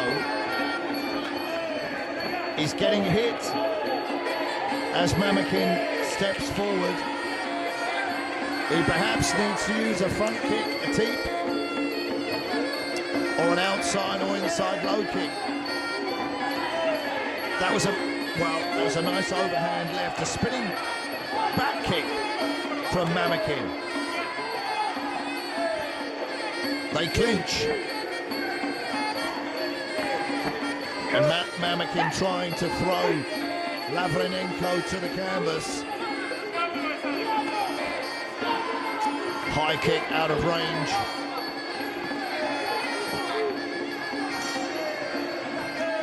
And there Mamakin, he's got this 3 punches as he comes in each time. Let's see if he does that again. There's an elbow on the way in.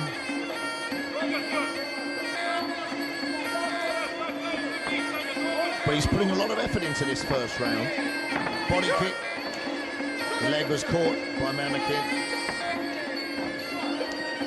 There we see it again, Lavrinenko getting caught by that little flurry of punches. Both of them fall to the ground.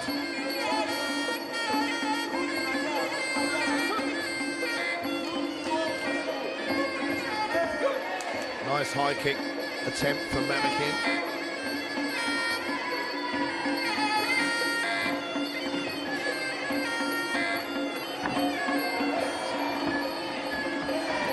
There's that flurry of punches as Mamakin steps forward. Nice body kick there, and a low kick from Lavrinenko. There's that body kick again. Combination still landing from Mamakin, but Lavrinenko, I feel, finding his distance. End of the first round. Great work from Kirill Mamakin, who I'm sure is going to win that first round 10-9. But as the round progressed, Alexander Lavrinenko from the Ukraine was finding his distance and perhaps working Mamakin out. So he's going to get a talking to in his corner in between rounds. The flurry of punches that Mamakin was delivering on the way in were always effective. He wins that round 10-9, as I would have expected, but it's going to be fascinating to see what happens now as Lavrinenko comes out for the second round.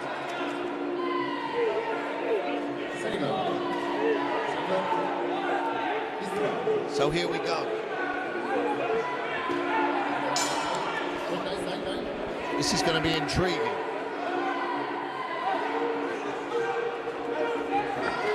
Nice body kick. Front kick.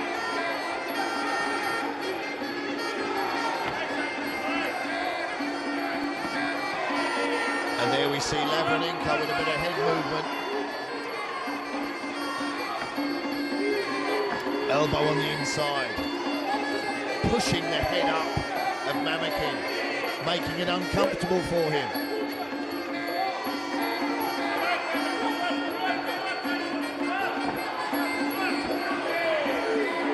And now Lavrinenko is He's the one coming forward. And perhaps that's not allowing Mamakin to use that flurry of punches that he was coming up with in the first round. Elbow misses.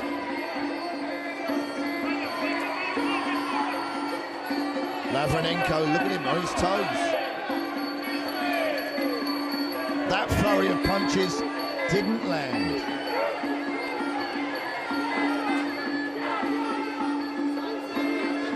So a pretty even second round so far.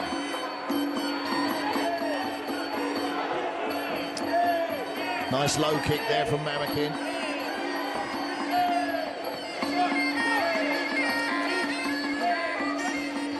Some knees on the inside.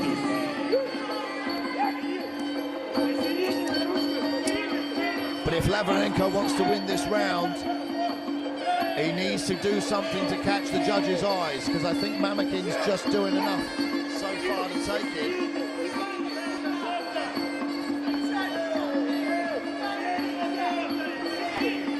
That was a nice flying knee. Combination followed by a low kick from Mamakin.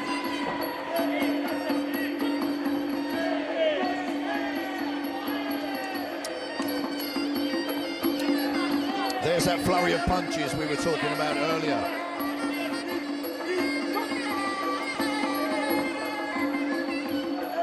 Elbow from Mamakin.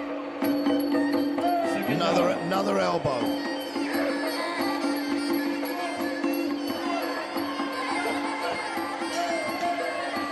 And you see now that Lavranenko is on the back foot. It's allowing Mamakin to land that flurry of punches.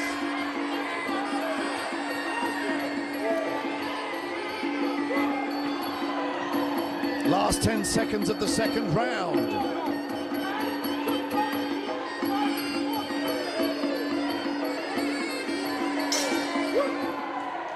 And Mamakin finishes the second round with a couple of punches which landed. I think we're going to have to give that 10-9 again to the red corner, but we'll wait and see what the judges give it. But at the beginning of that second round, Lavranenko came out. Now he was coming forward, and that was stifling Mamakin's work. So it's a 10-9 again to the red corner. So the Russian Muay Thai Federation 2 rounds ahead. And Lavranenko needs to do something special and stop Mamakin if he wants to win this contest.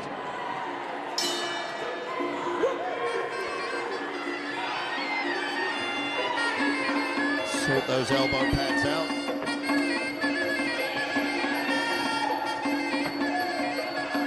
And once again, at the beginning of this round, you see Lavranenko coming forward, and as he does, Mamakin can't get his shots off. But you'll see as if Lavranenko steps back, once he's on the back foot, it allows Mamakin to throw a flurry of punches. That was a nice overhand right from Mamakin.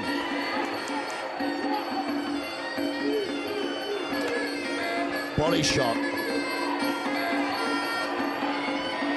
And Mamakin's tired.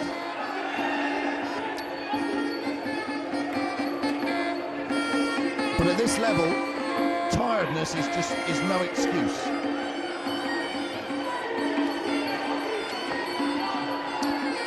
So another little elbow on the way in from Mamakin.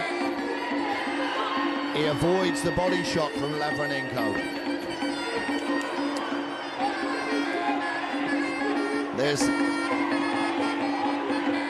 Now Lavranenko is on the back foot there, left uppercut. Mamakin's enjoying this now. Well, that was a nice punch there from Lavranenko.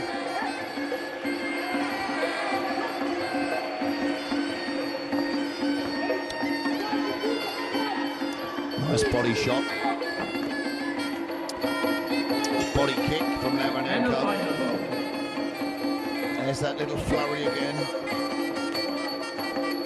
Now, that's good work. Lavranenko turned Mamakin into the corner.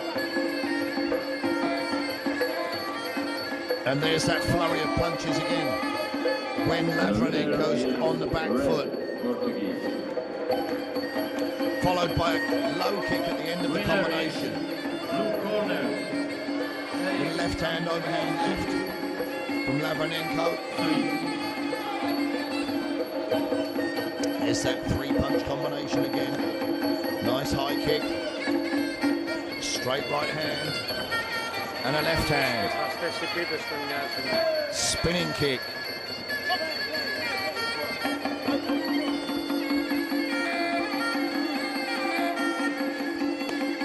That was a nice body shot and a nice punch from Lavranenko. Want to see more of that, but it's the last 10 seconds of the round. It's going to be too little, too late. And the bell's going to go. There we have it. The end of the third and final round. And the Russian Muay Thai Federation. Kirill Mamakin. Unless Zeus has other plans. The winner is red. It's going to be the red corner.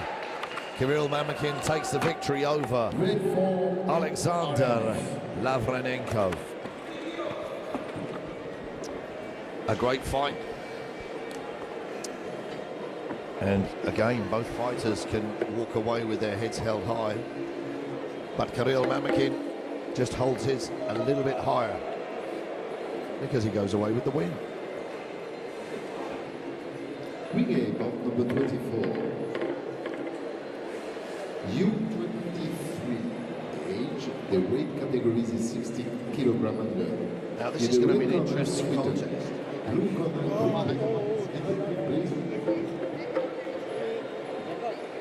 Still under 23 years of age, these guys.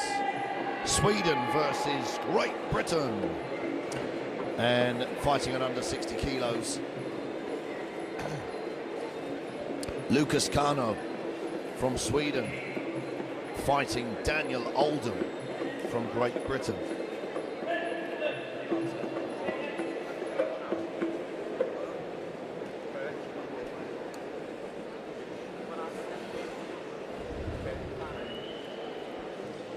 And in case anybody's wondering,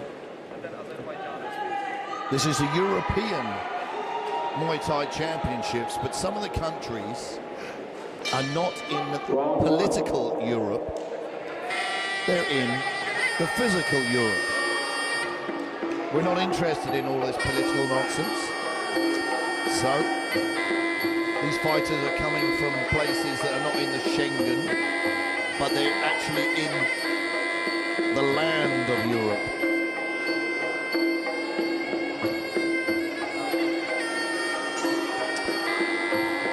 So this is going to be interesting for me to see a fellow countryman, Daniel Oldham, fighting over there out of the blue corner, facing Swedish fighter Lucas Kano.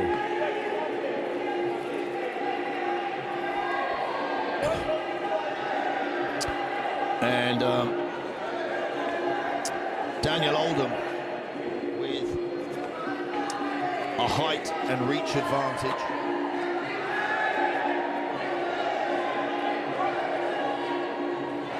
And as we said earlier, Great Britain not representing their country here in previous years, which I think is a great shame. But a lot of the athletes don't get the sponsorship or backing that they deserve, especially as Muay Thai will end up in the Olympics in the near future. Well, Kano with some strong kicks. Daniel Oldham holding his ground. Throwing a great knee, some elbows. looking very strong and confident. But Lucas Kaino, very aggressive.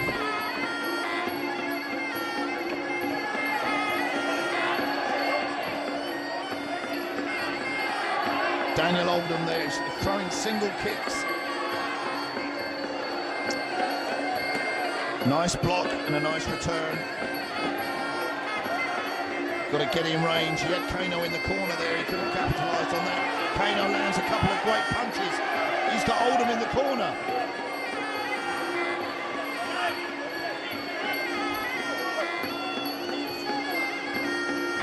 And he takes, Oldham takes a lovely straight right, straight through the pipe there.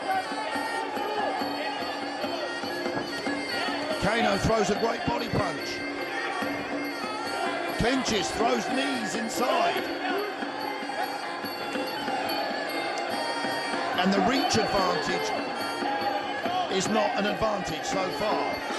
End of round 1. So Lucas Kaino working hard, expending a lot of energy.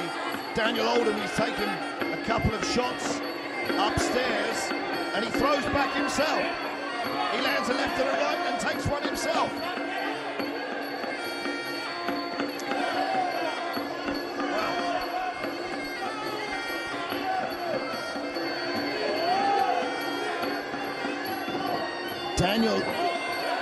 Daniel Oldham, he's not taken advantage of his extra reach. And Lucas Kaino, there's a nice right hand from Oldham, and again, and again.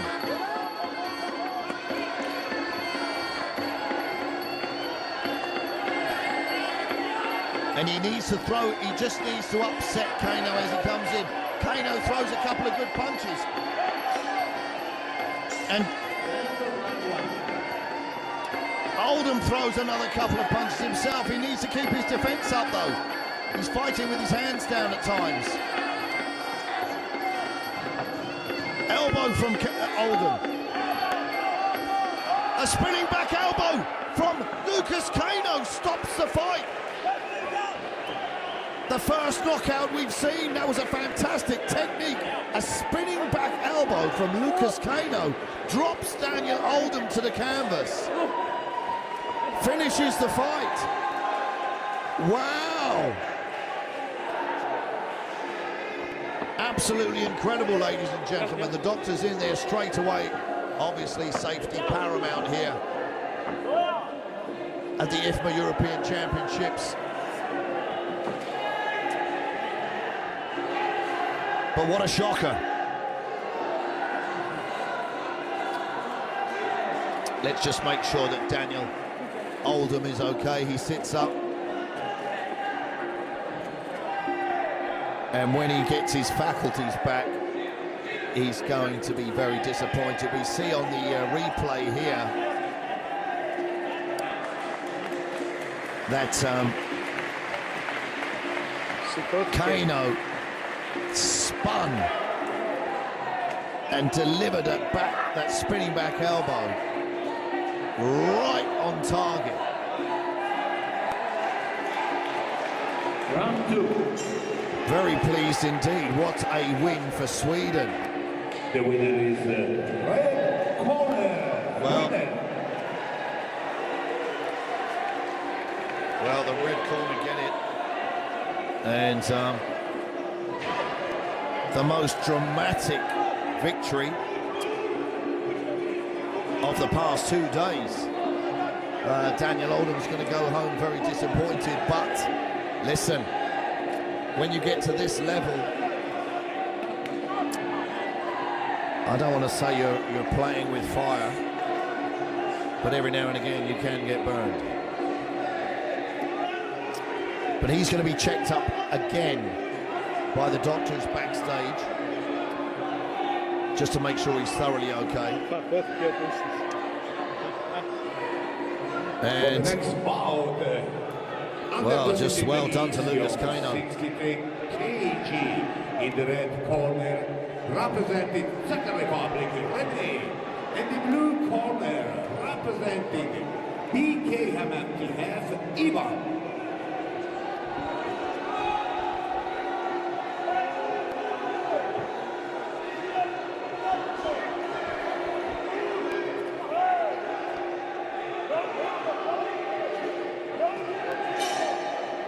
End of round 2.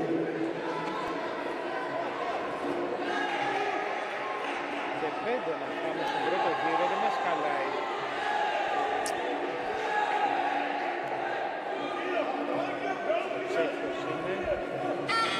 So just checking there, the doctor's given Oldham the okay. He'll go back and lick his wounds. And he'll go back to the drawing board. And I'm 100% certain he'll come back a stronger fighter after that. But in the ring right now, we have the Czech Republic facing the Belarus Kickboxing and Muay Thai Federation. In the red corner, Rene Hrbica, or Hrbica, fighting Ivan Shanin from the Belarus Kickboxing and Muay Thai Federation.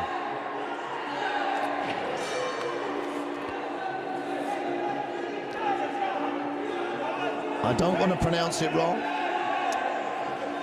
but from the Czech Republic, I'm going to be calling him Hrbica. Όχι ρε Φωτή. Φωτή. Μπορείς να κάτσεις κάτω, αφού είναι ο Δημήτρης που είναι ψηλά. Under 23 quarterfinal males again, fighting at under 60 kilograms.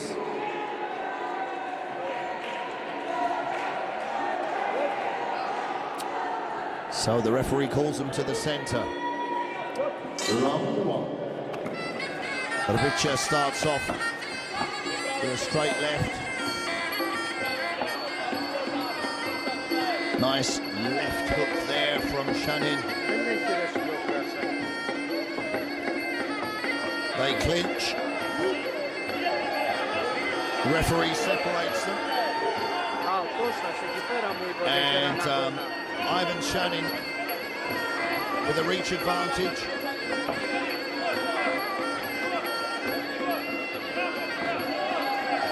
Hrbica needs to, well, nice inside kick there. Second out. That could have set up a punch off the back of it.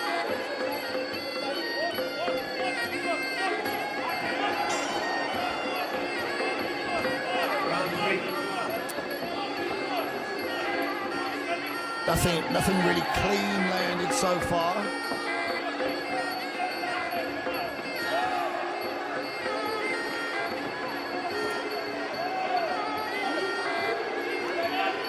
Hrbica looks strong and stocky.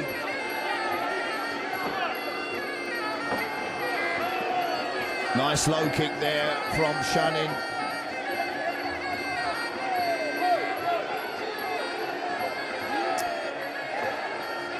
And the taller fighter, Shanin, there, dominating the clinch. Nice front kick to the head.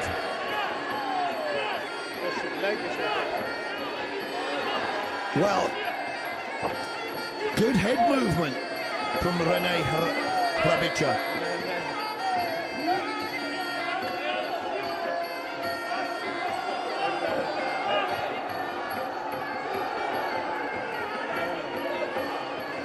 But he needs to set another low kick there from Shanin.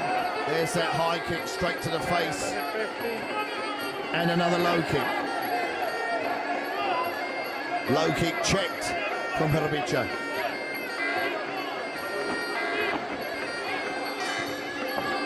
And the final round. They're in this clinch again.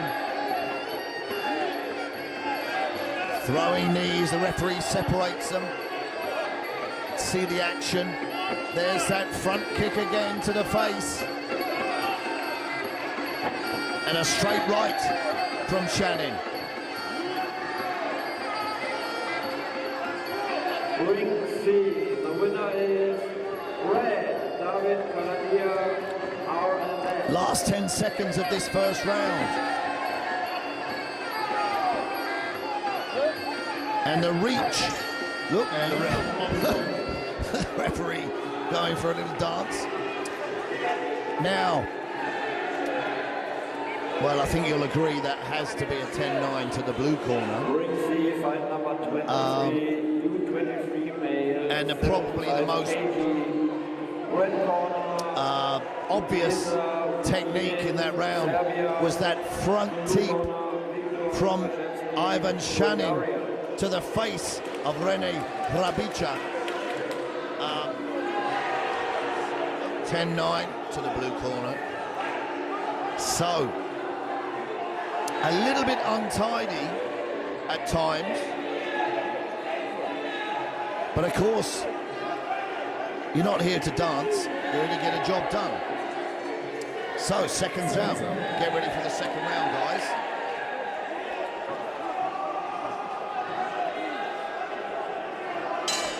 Round 2. So, second round. It's that front kick again.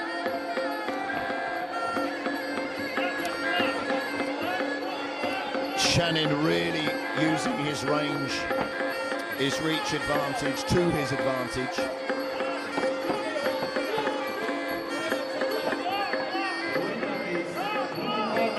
There's that low kick again. Straight right. And then when they get in the clinch. But I would say when they do clinch, Shanin's not really working. He's just stifling the work of the Czech fighter.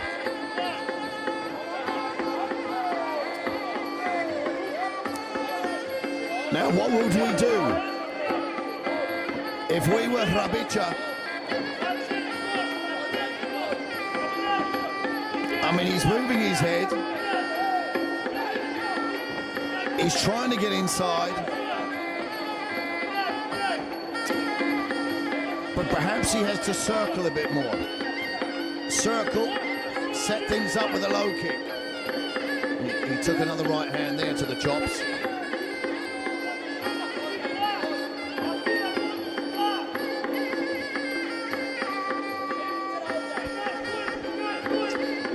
The referee telling them to listen to his words of command, but the funny thing is when you're fighting, sometimes you just literally don't hear anything. Even in a massive arena with a huge crowd. There's, well, Hrabica's taking a bit of punishment now.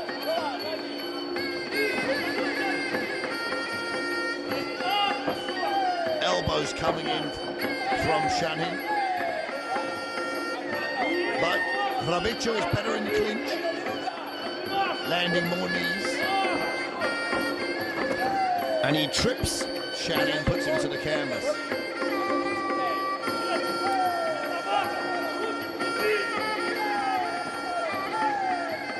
More knees from, from Hrabica.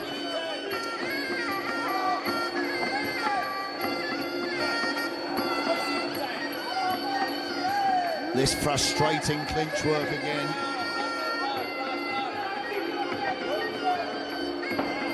That front kick to the face. Last 10 seconds of the second round.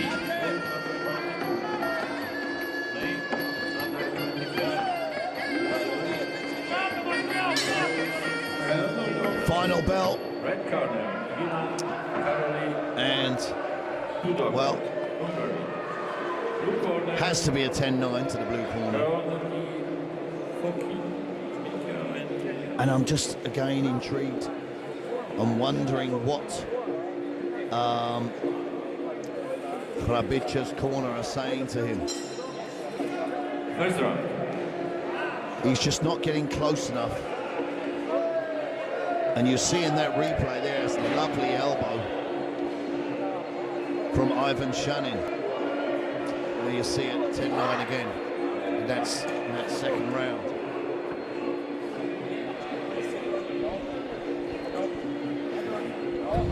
Seconds out. So, seconds out. Third and final round of this quarter-final for the under 23 years of age, under 60 kilogram fighters.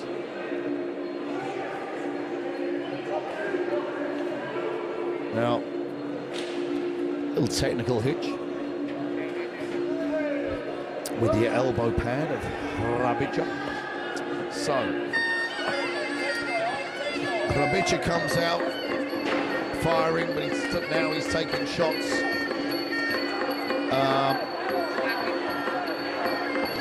And those elbows that Ivan Shannon is throwing, the judges are going to love those. The winner is blue, Victor from Bulgaria. Well, nice. Well, Hrabica's actually getting on the inside now.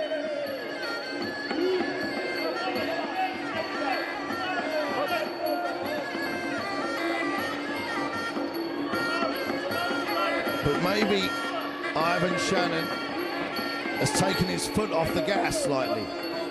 Ring scene, next bout, fight number 24, 23, male, 75 kg, red corner. And you have to give credit to Rene Hrabica for his work rate, because he hasn't slowed up. Spinning back fist. He's trying everything.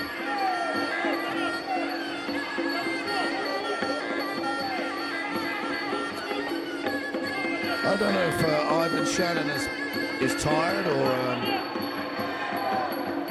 seems to be cruising this third and final round.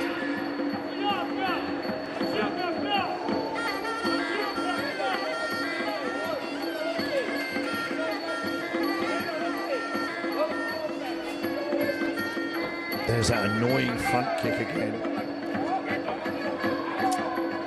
Two punches landed there, a jab and a right hand.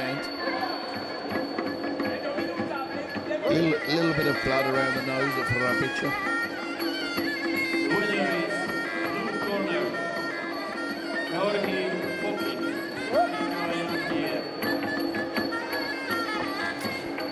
And Ivan Shannon is definitely taking his foot off the gas. He knows that he's 2 rounds ahead.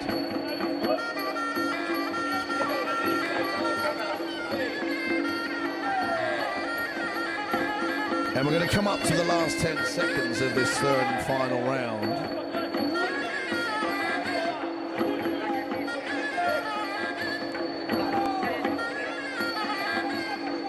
What a great variety of work from Hrabica. And I mean, I'd be tempted to give him this third and final round.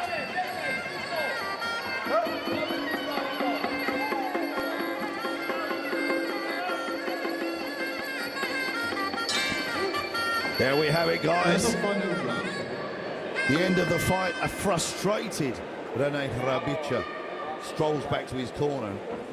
But, well, look, just score that final round on its own merits. Would you give him a 10-9 for that? Ivan Shannon stepped off the gas and cruised that final round.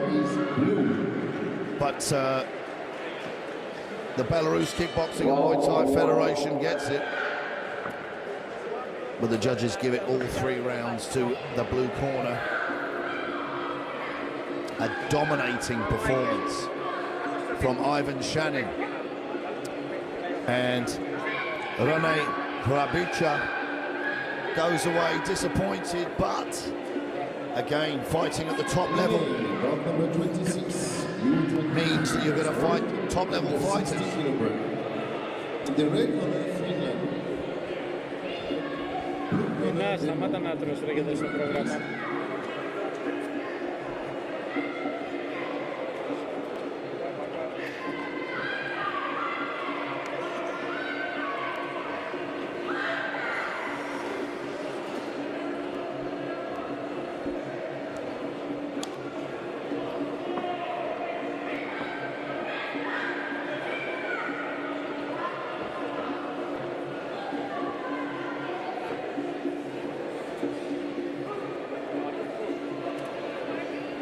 θέλουμε 3 αγώνες να τελειώσουμε στο λεπτό.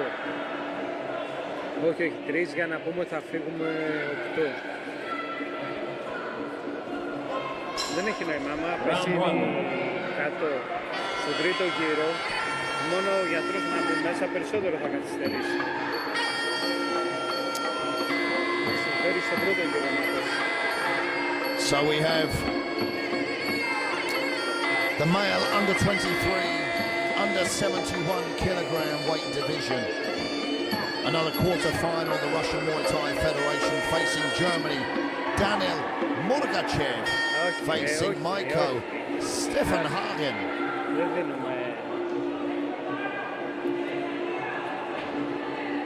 Daniel Murgachev fighting out of the red corner. And Maiko Stefan Hagen fighting out of the blue corner. Under 71 kilograms. We're moving up in weight a little bit.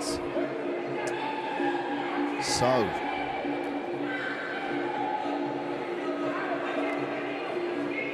let's see what these guys have got.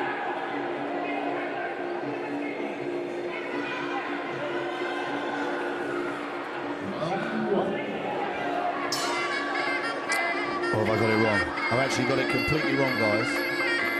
This is the quarterfinals for the males, under 23, under 60 kilograms. I was just looking at them and I thought, they're not over 71. This is Finland versus Denmark. Salah Sharifi facing Alexander Bieram. Finland in the red corner, Denmark in the blue corner. It's been a long day, forgive me.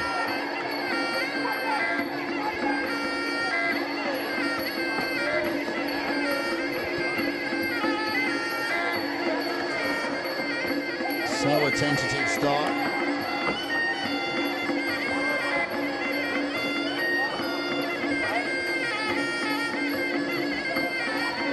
Nice straight right there from Bieram.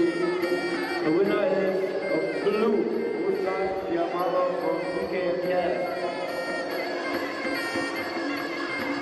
And they're just trying to find each other's range at the moment. Sharifi, the taller of the two.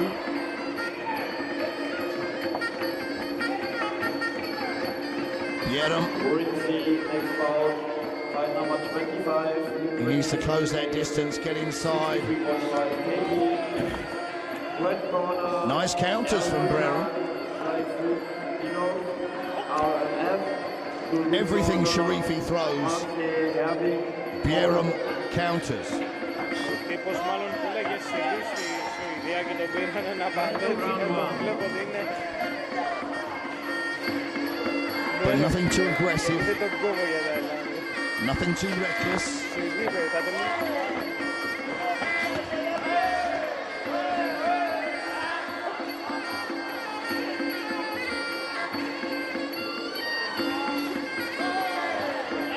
Is that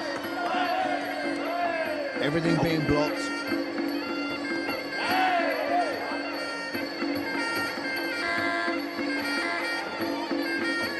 Very skillful work, very calculated.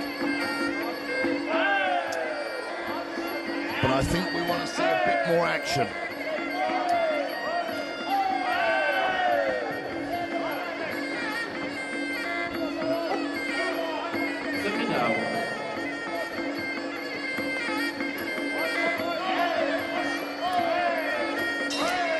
Now, guys, well, that's great work there from Sharifi. His headguard's come off, that headguard's going to have to get replaced. But you see Sharifi there, prior to that stoppage in the corner, or the lull in the action, he was kicking the arms of Alexander Bieram. And now this might not be something that scores, but if you keep kicking the arms, they get tired and drop. And then that gives you space. End of the first round. tiring those arms means that it's harder for that guy to block, and it leaves them open to a high kick. So let's see if in the second or third round, Sharifi starts setting up something to go high. End of that first round. Δεν έχουμε τύχη από τον Φιλάνδο. I'll give it a 10-9 to the red corner. Φιλάνδο. Let's see what the judges say. Ναι, δεν έχουμε τύχη καμία. Λέω μάλλον του λέγε The winner is red corner. Oh. Leonid Oh. Kostin, RNF. Well, I've got it wrong again. Here's Φιλανδία. Denmark got that. 10-9 to the blue corner. Second time. Round 2. I don't know how I get it wrong, but I do. So, second round. Round 1. Below 67 kg. In the red corner, Martin Swanko. In the blue corner, Abashada. Now they're a bit more aggressive in this second round. Nice punches there from the Danish fighter, and he slips out of the way at the end of the combination. Nice front kick.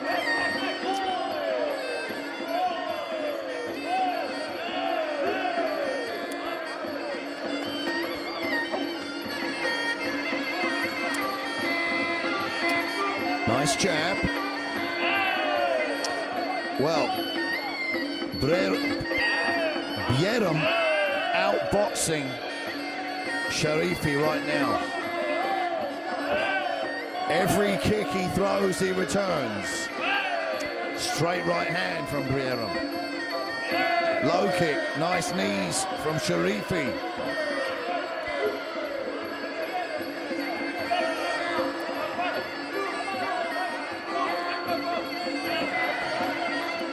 Double jab, straight right from Bieram. There's that jab again, overhand left.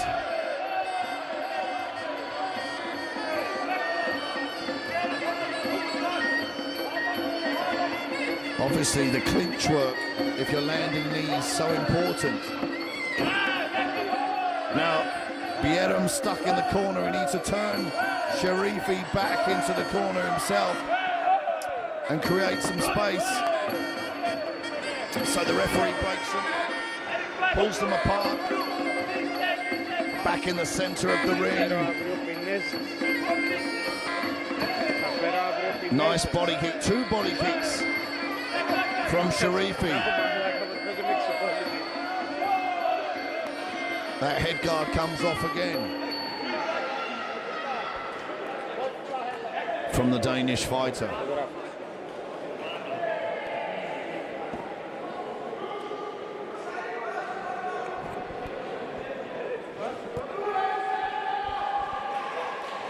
Round 1.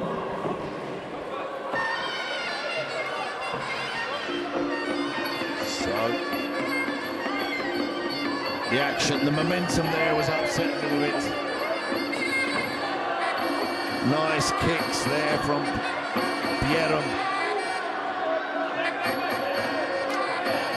And he punches and slips out of the way. There, very clever, doesn't get... Well, I'm not sure what that's for. Didn't get stuck in the corner. Look at this, punch for punch, kick for kick. Now, end of the second round. Very interesting. Listen, I'm not going to make another mistake. I would love to have... The winner is red. I would love to have some feedback from the guys watching to find out your score predictions prior to us seeing the judges. That would be very interesting. It's 10-9 to the red corner here in the second. So around a piece going into the third and final round. So this has we've got everything to fight for here. It's going to be very interesting.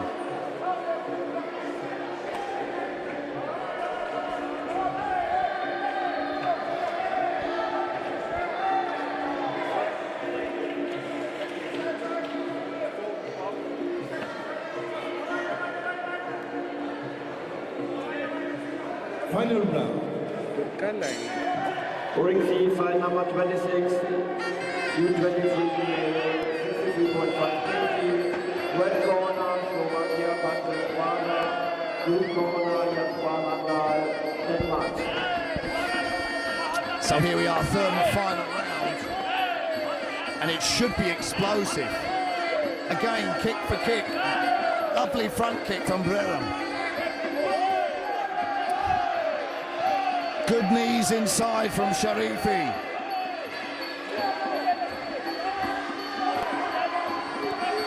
They know it's around a piece. Sharifi with that range, that reach advantage.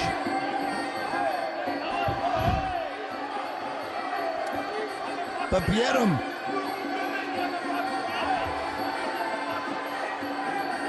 with the boxing ability and movement to stick and move, score and get out the way. Nice body kick there from Sharifi. Yep, Sharifi outscoring Bieram at the moment. And again, that clinch, the knee is so important. Look at Sharifi banging his gloves together. He wants it. Inside low kick. Chasing Bieram down. Nice right hand from Bieram.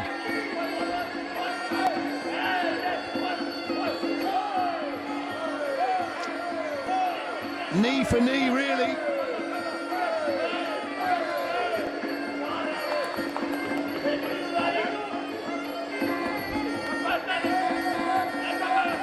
Wow, what a close final round this is. But those knees are going to be a deciding factor, I'm sure.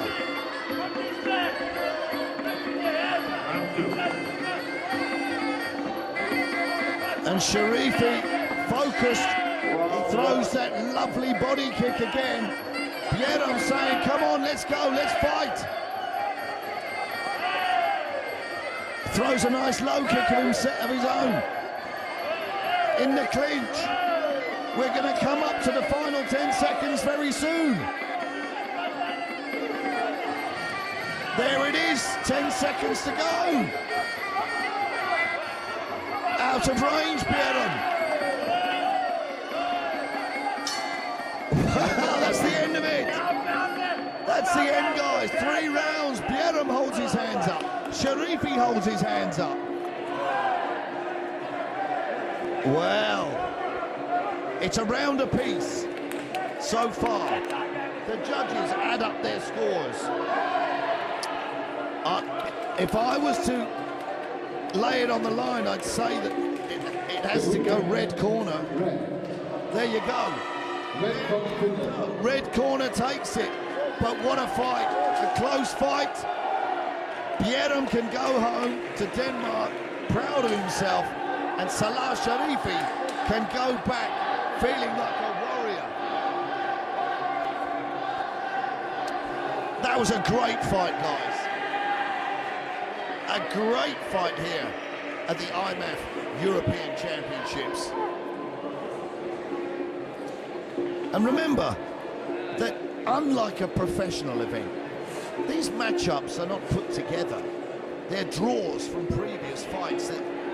Fighters come from different countries, the teams come, and the weights and the ages, they're drawn against each other, regardless of who they are.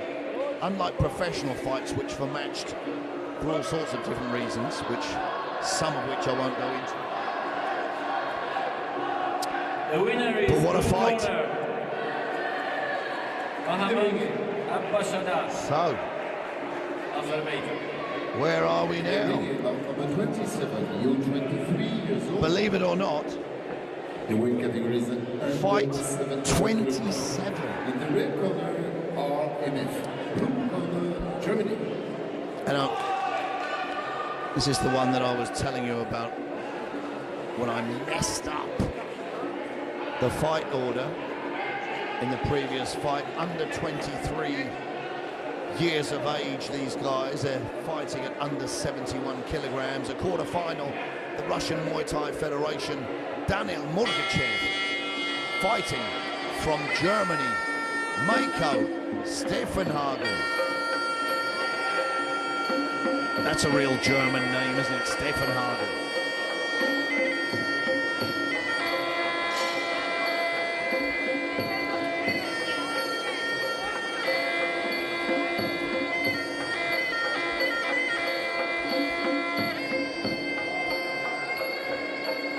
I was going to make a joke about a certain ice cream, but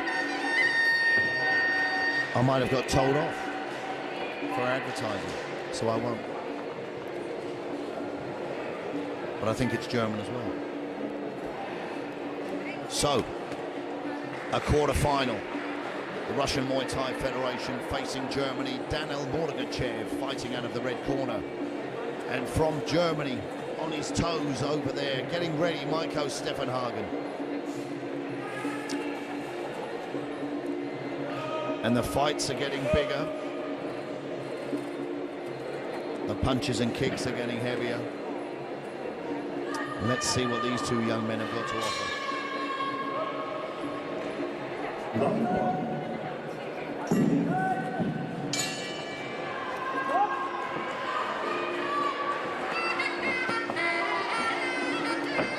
Well, that was a stiff punch there from Murgachev.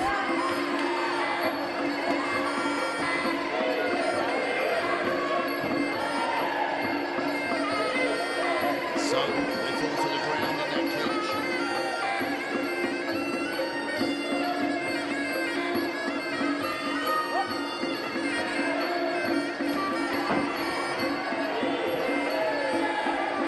And there's a lot of factors involved here with these guys. Before, that was a great straight left from Murgachev.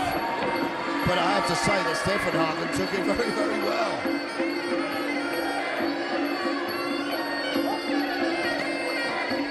And again, stiff punches.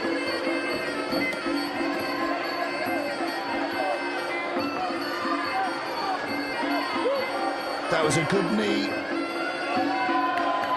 As they came close, Steffenhagen threw a great knee to the body. But he needs to be very wary of Daniel Murgachev's power with his punches. Let's see.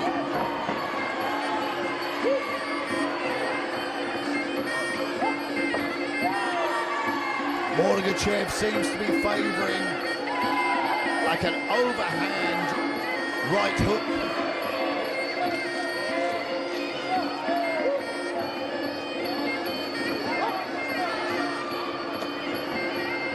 High kick from Murgachev. Murgachev on his toes, setting something up.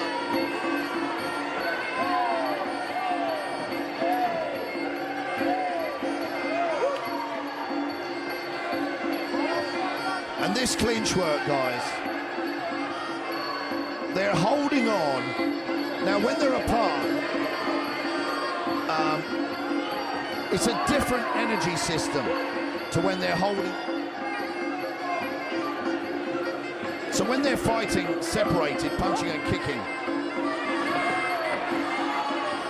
it's like aerobic fitness. And then when they clinch like this and hold on and use all their strength, it's anaerobic.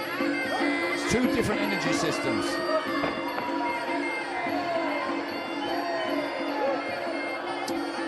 So the referee separates them.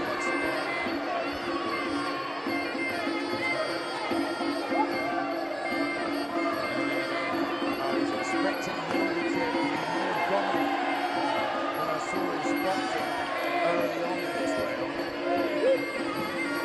last 10 seconds.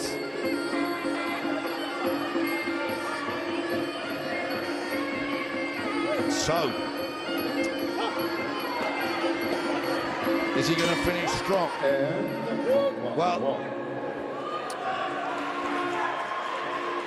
end of the round, they didn't hear it.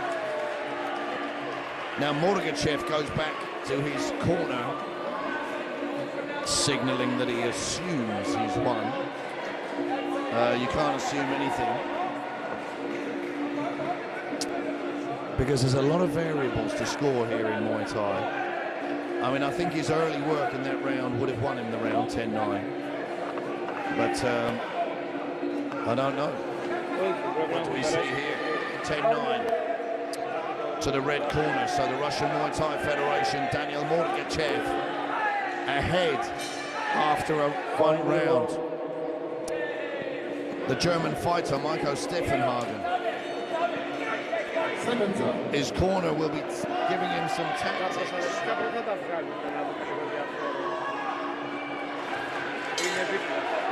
to get back into this fight. Stiff front kick twice from Morgachev. And a 1-2.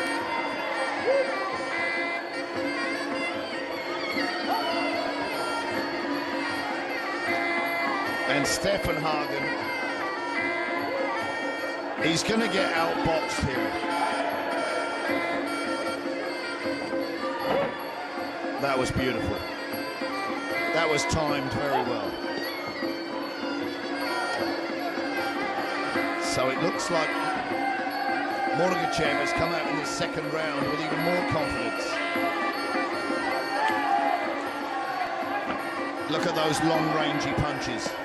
Body punch.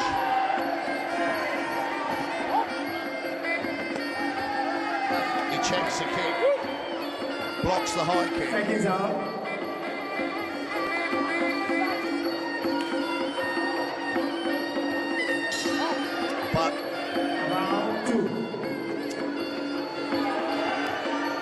But obviously he's still got to have gas in the tank.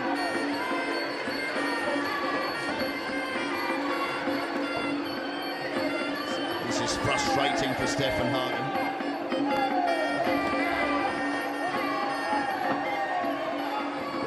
But Daniel Morgachev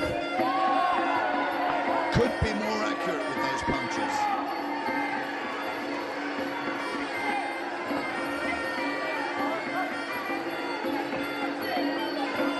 So he's waiting, kick blocked.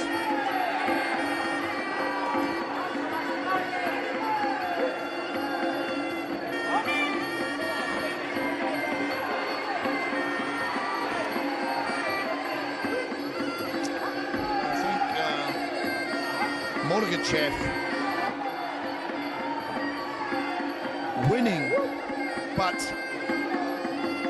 Steffenhagen, well, he needs to, I think in a situation like this, and it's always easier said than done, he needs to throw caution to the wind a little bit and get inside and throw some big bombs. Dropped by a spinning back elbow. Taking account. I'd like to see them possibly landed on the back of the head.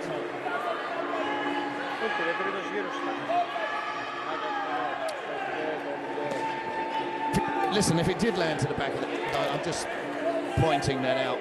It wasn't intentional. In no way it could have been. But I just wanted to see a little bit of interest. But that's a second fight of the evening that's been finished with a spinning elbow. A great performance from Daniel Morgachev. Great boxer, look at the pause. Fantastic.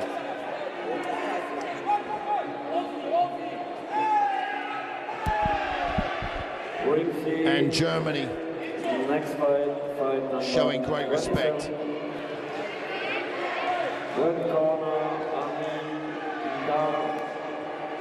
Item A, blue corner, Yorgos Salamis, Greece.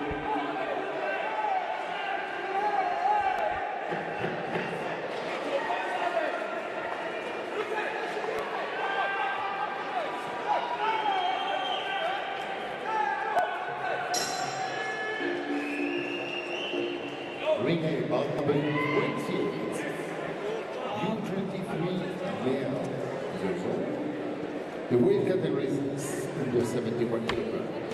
In the red corner, Azerbaijan, blue corner, Estonia, in blue division.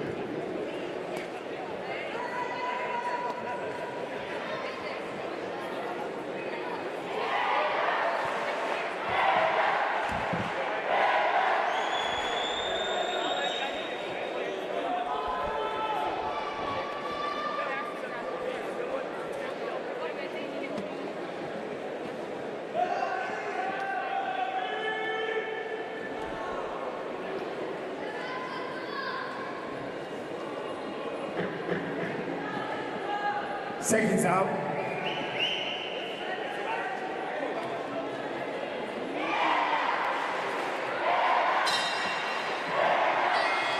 Hey, και So, το άλλο, κάτι άλλο που δεν another είναι πολύ, quarter-final. το ξέρεις, Under Άλλο δεν 23 είναι years of πρωτεΐνη age πολύ. and under 71 kilograms. Azerbaijan facing Estonia. Tuna Amarov over there in the red corner from Azerbaijan takes on Markus Mittal from Estonia. This will be an interesting one. The Azerbaijani fighter Amarov, considerably shorter than Mittal, the Estonian. But these shorter fighters, they're stocky, they're strong, and as we've seen in the past, they've got great punching power once they get inside.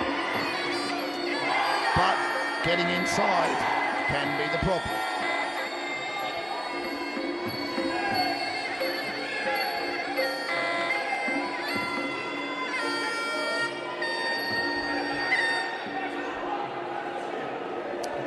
So they come together, and there you can clearly see the height advantage that the Estonian has over the Azerbaijani. Amarov fighting out of the red corner. Mittal fighting out of the blue corner.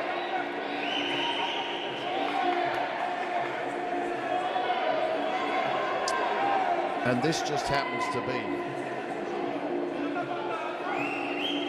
our 28th contest of the day. So, here we go. The reason I would mention it's a 28th contest is these guys have been waiting backstage all day to fight. This plays a huge factor. Some of them could be relaxed, but you've got to know how to fuel yourself, hydrate yourself. Are you going to have a little sleep before your fight, which I used to try and do? And then you've got to know when to warm up. Nice low kick there. There's, you see, the shorter fighter, well, now being stifled by Mittal, but the head guard goes flying. But Amarov came in there like a whirlwind. And that appears to possibly be a tactic.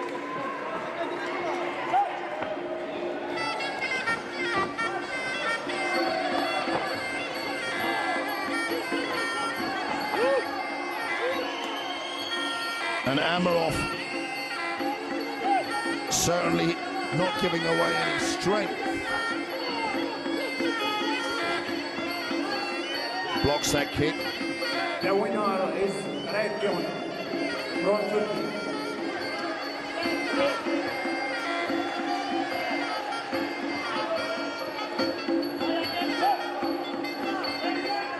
And we haven't seen literally. Oh, that was a nice hook there from Mittal. And 2 knees. Is the referee going to give him a count?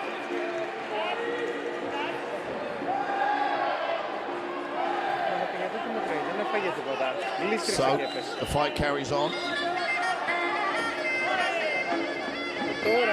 Another knee, elbows.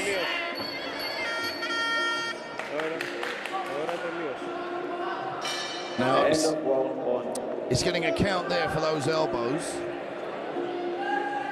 I'm just wondering, it looked like one of those elbows was to the back of the head. The top of the head is fine, of course. And the reach advantage obviously is going to play a huge factor in this contest. Markus Mittal from Estonia. Oh, throw a lovely elbow there. But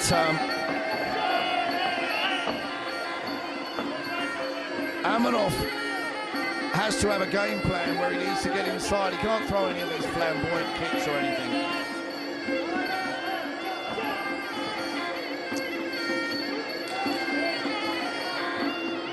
He needs to keep a tight defense, close the gap, and throw punches from inside.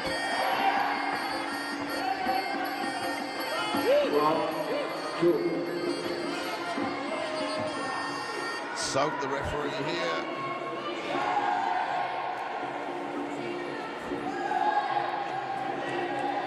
Giving Amarov a talking to.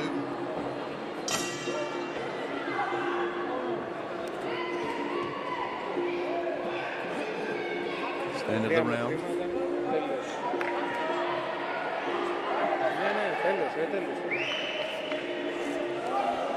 So, bout number 26.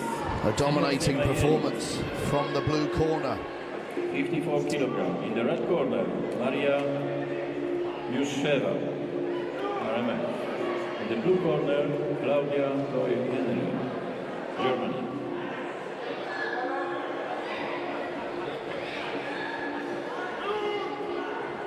So the referee calling a halt to the contest and declaring the blue corner the winner. Markus Mittal simply dominating Taner Amanov, and I think the referee simply wanted to save Amanov from taking any unnecessary punishment. And you see Amanov not complaining as he leaves the ring.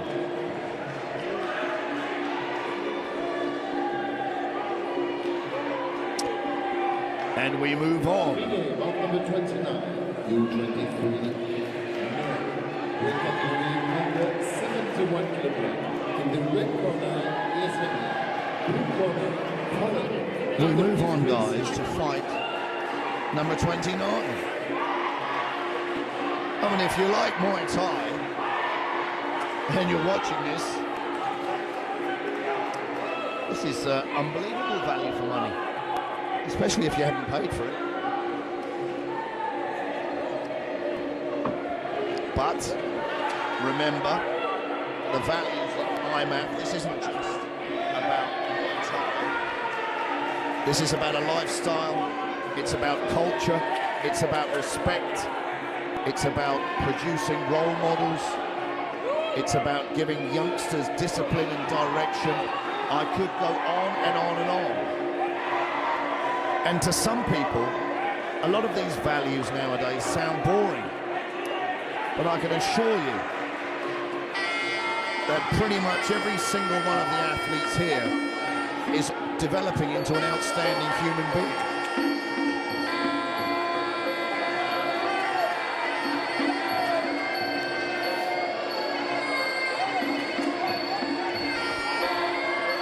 So, this contest, where are we? Israel Muay Thai Federation, fighting out of the red corner, facing Poland. Mateusz Foltin over there in the blue corner. So, under 23 years of age, a quarter-final again, fighting at under 71 kilograms. Ben Yair Yemaya from the Israeli Muay Thai Association fighting Mateusz Foltin from Poland in the blue corner. And yes, if you can see, it is slightly confusing because the Polish team have red uniforms and they're fighting out of the blue corner. And the Israeli Muay Thai Association have blue uniforms and they're fighting out of the red corner. But on with the action. And both pretty much evenly sized. Reach and height. End of round one. And you see with Muay Thai, every time people get close in, they get stifled with this clinch. Clinch work's so important.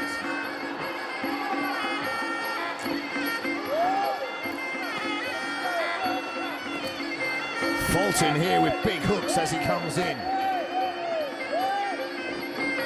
Throwing good knees.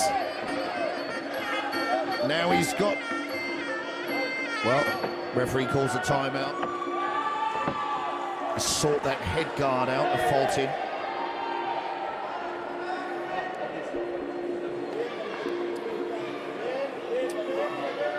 They can have a little bit of tape if they want. No, the referee's going to let the fight carry on. Second down. So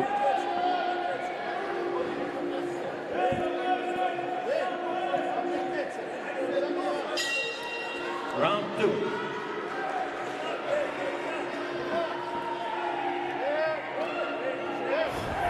well, I hope there's the time's been stopped here because there's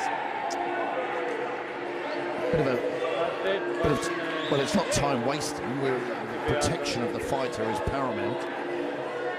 But taping up his elbow pad, sorting out his head guard, and now the action recommences. Yermaya in the red, Foltin in the blue. And Foltin with big swinging haymakers.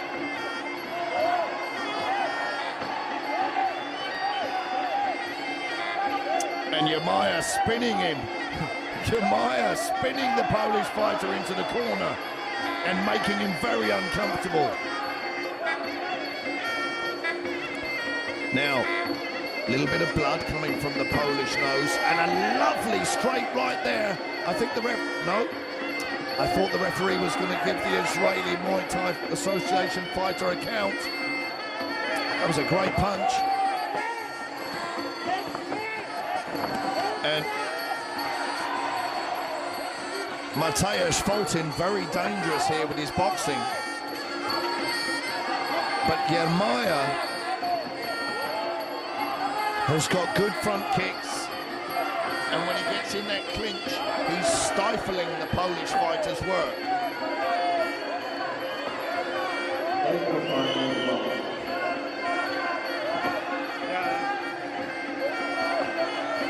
So the action slowed down a little bit now. But when they get into the corner, Foltin unleashes those heavy bombs.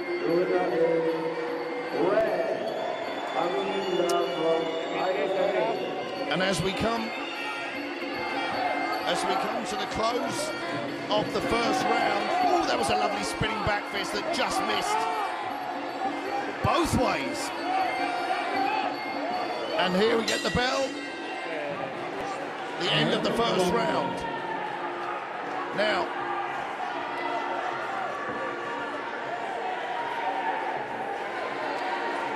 I would have to say,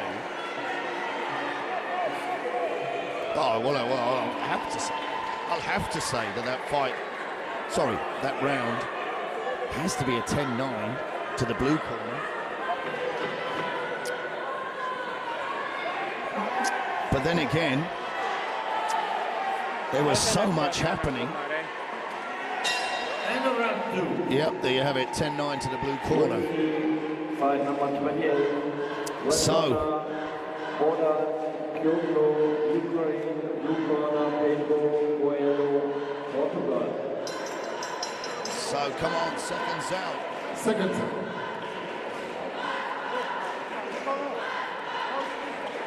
Round 2.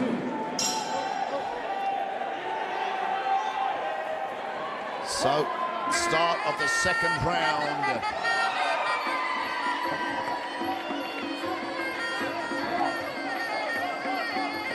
Oh, nice front kick there from the Israeli Muay Thai Association fighter, Ben Yair Yermaya.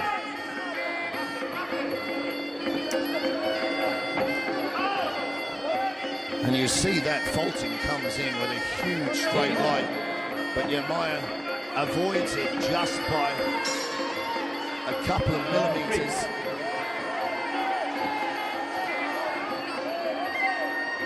Mateusz Fulton, without a shadow of a doubt, looking for a knockout.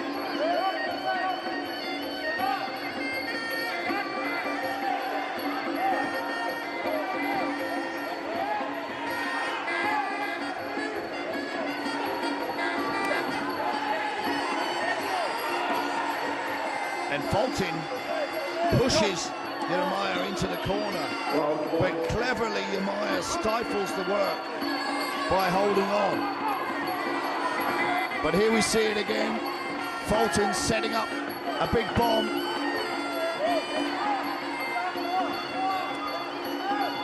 He's out of range. He can't get his range, and Yermaya just keeping him at distance.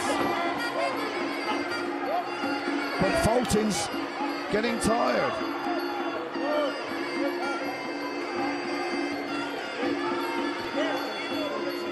They're both getting tired, guys. And we're only midway through the second round.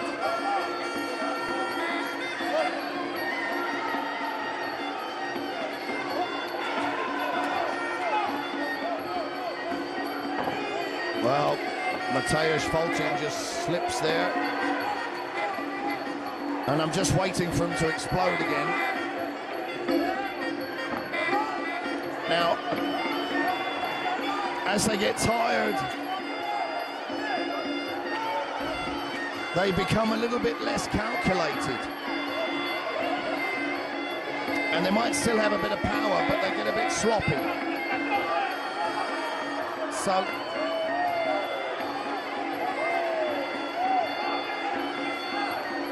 there's that Yermaya holding on again, stifling Fulton's work. This is going to be a very difficult one to score. Last 10 seconds of this second round. Somebody needs to do something to shine in the judges' scorecards.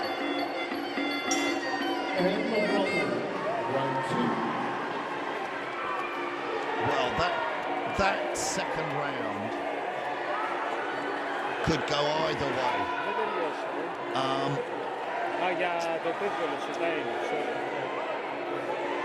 I'm just trying to go over in my head. Punches landed, kicks landed. I mean, Fulton landed a couple of low kicks. He was active with his punches, but missed when they clinched. Who did more work? I'd say the Polish fighter would have got it. Let's have a look. Yes, 10-9 to the blue corner. So, 2 rounds ahead. So Ben Yair Yermaya has got it all to do here in the third and final round. Final round. And I'd still like to see Mateusz Fulton come out with all guns blazing as he has done. And he starts off fast in the early parts of the round. Now that was a nice punch from Yermaya.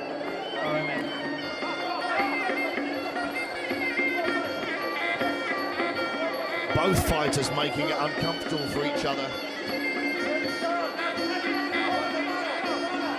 Spinning kick attempt. Nice low kick from Fulton. And again.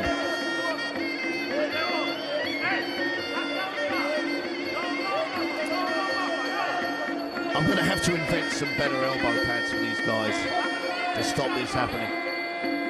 So, well, Fulton slips, but he had Yamaya in the corner there and backed off. What was that all about? Right there. I know he's tired.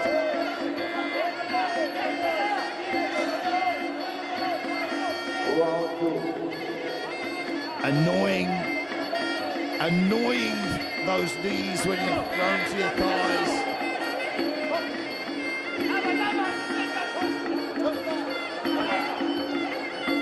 Now, well, Yamaya throwing a nice punch.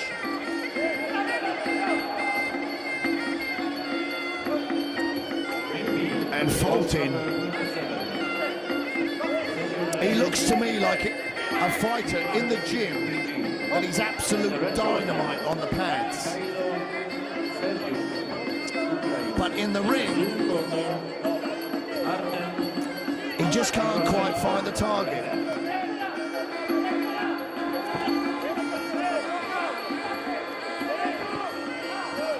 And here he has Yamaya in the corner, who gets out. Nothing really happening in that clinch. And they're both exhausted. Time out. There's a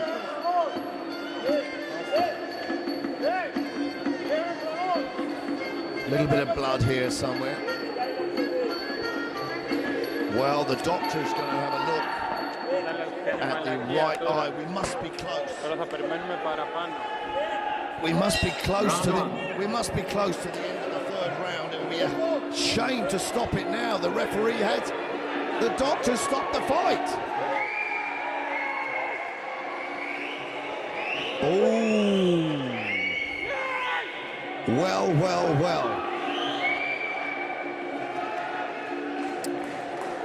Now,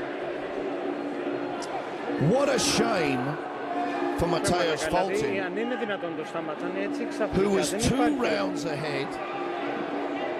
I would say he was winning the third round, and then he loses on a cut pretty close to the end of the third round.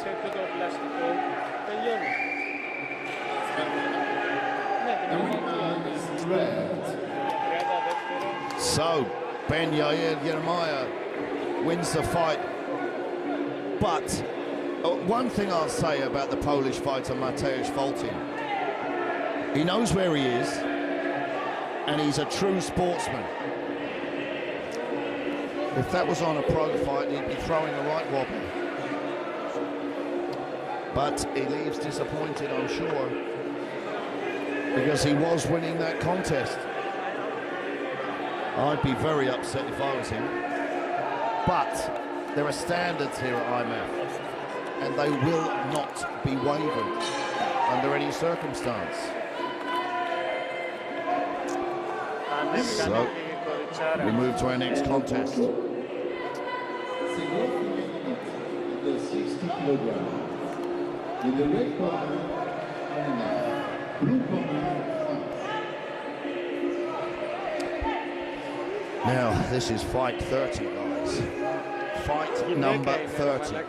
And remember, there's 3 rings here, all operating simultaneously. So, if we're all in sync, that means we're up to fight number 90. So, this is senior female elite quarterfinals fought at under 60 kilograms from the Russian Muay Thai Federation.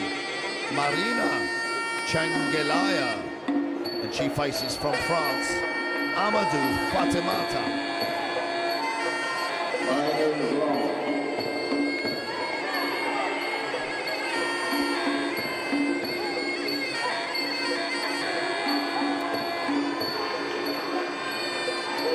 Amadou Fatimata from France. I'm just wondering if the origin of that name is from Gambia. I have a lot of Gambian friends.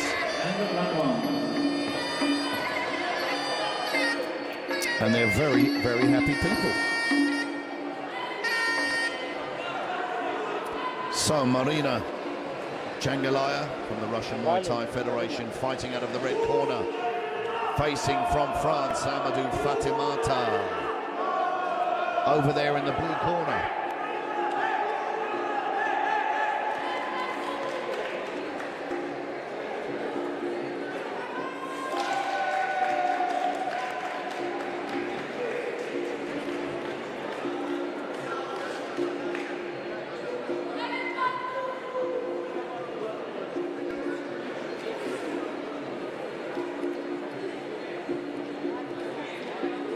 Second out.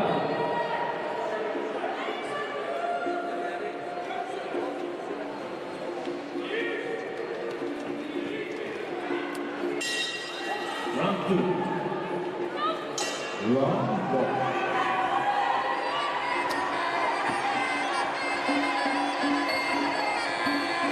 So, Fatimata comes out very aggressively indeed.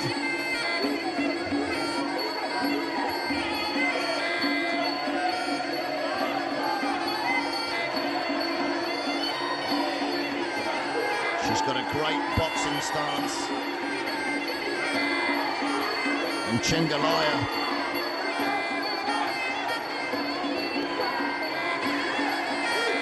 with knees inside.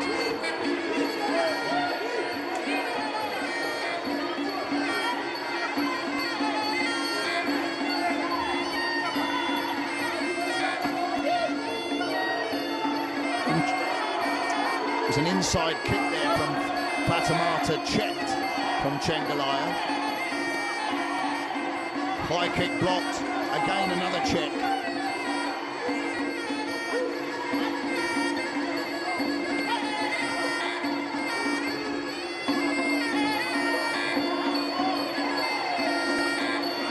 And Changalaya's defense is good.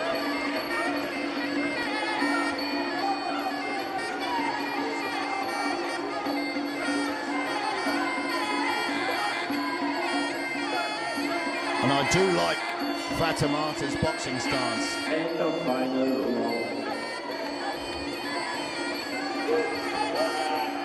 These are senior elites here, so you notice the body protection has disappeared.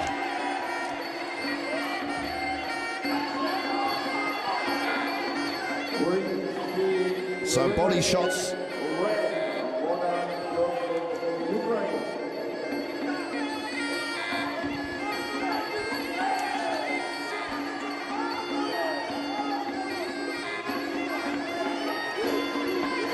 Now they clinch.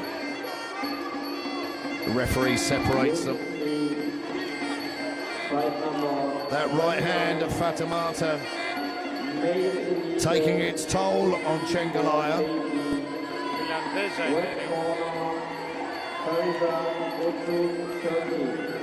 But one thing you notice, when Fatimata throws kicks, her guard is dropping. That could be an opening.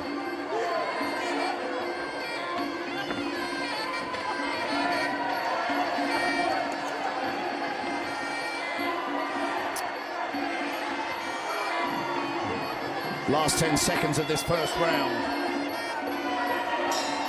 End of round 2. So,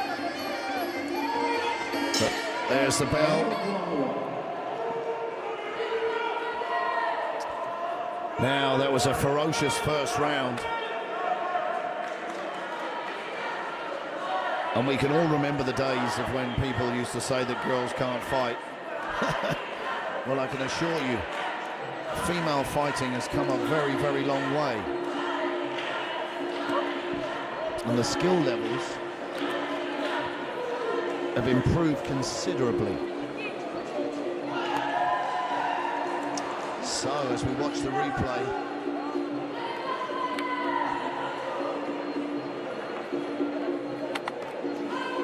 we see the score there, 10-9 to the red corner. Second out. Which I have to say I'm surprised at.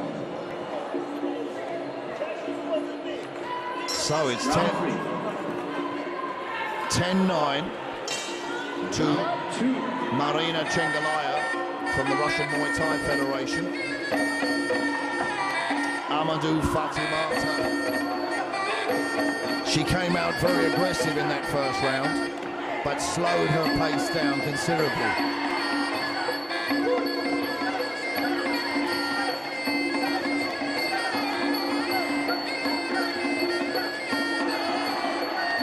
Now Chengalaya there through a great right hand. Nice front kick.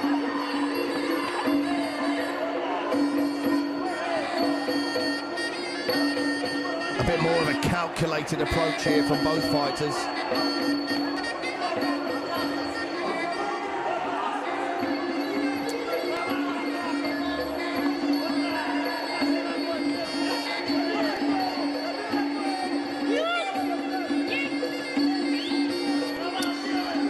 Now, Fatimata's boxing is great, but it's just she needs a bit more accuracy.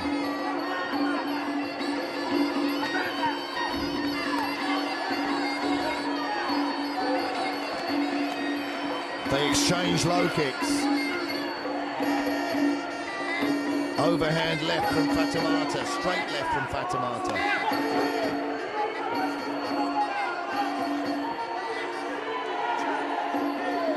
Elbow inside.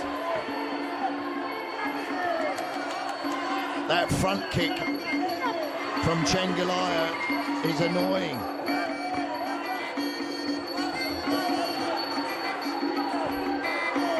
There it is again. Spinning back fist attempt. Front kick again from Chengalaya.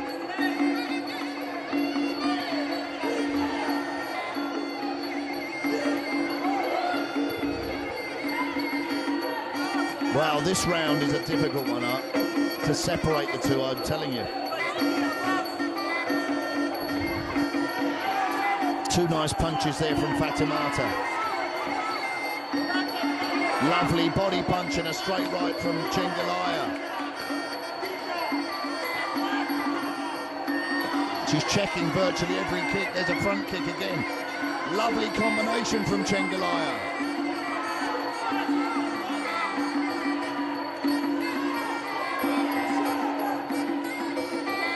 That front kick again, overhand right from Fatimata.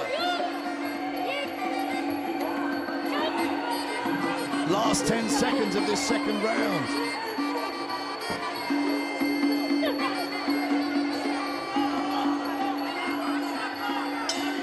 End of the round. Well, wow, intriguing. I'd love to be inside of the minds of the judges. I think that second round's going to go to Chengalaya as well. Well, certainly, if the first round did, then I'm sure that second round is. That front kick was certainly a determining factor. Well, it's gone the other. It's gone the other way. 10-9 to France. So it's literally topsy-turvy to the way I've seen it. Which seems a bit weird to me, I have to say, but I'm not a judge. But anyway, either way it would be a round apiece. So we go into the third and final round, and this is going to decide who wins the contest.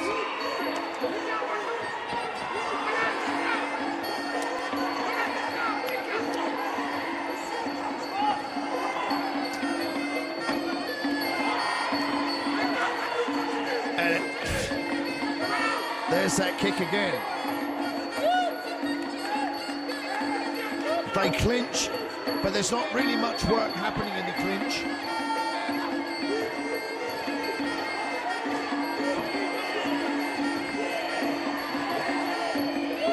It's just they're making life uncomfortable for each other in there. Who's landing the cleaner and crisper work when they punch? That front kick again from Cengilaya. There. Keeps Fatimata away. Inside kick and a punch from Cengilaya.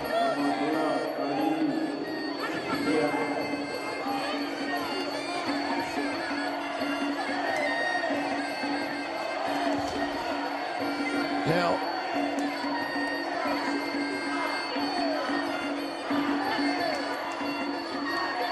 it appears that it's punch for punch.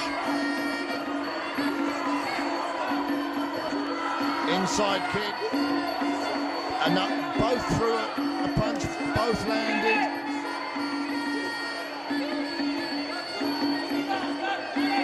It's a great work rate for both girls.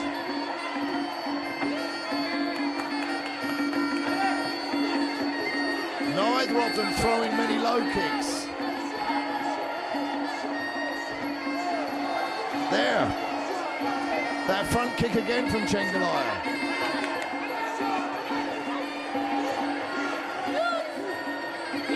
Untidy work there with the clinch. Referee wants to sort out that left elbow pad. Now we're coming into the close of this third and final round. And that was a right hand landed there from Cengilaya. And again, spinning technique there from Fatimata. A right hand again from Cengilaya. There's that front kick.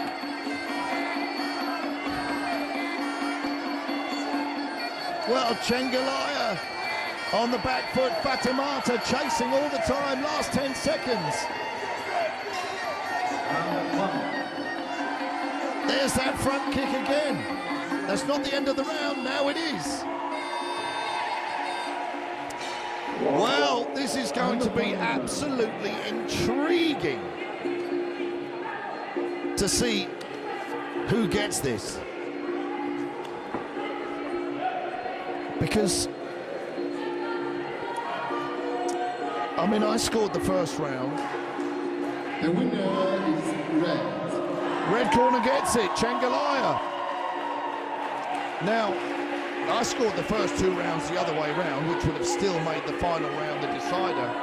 But I agree with the scoring of that third and final round. Cengilaya landed more right hands.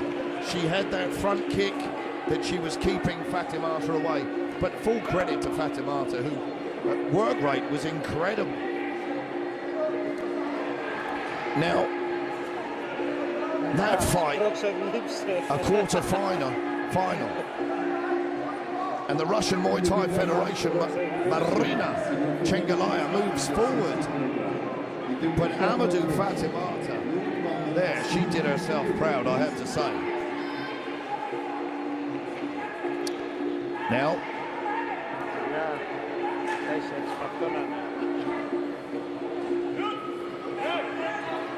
I mean, I don't mind admitting it, guys. I haven't thrown a punch or a kick all day. But we're at fight 31 and I'm exhausted.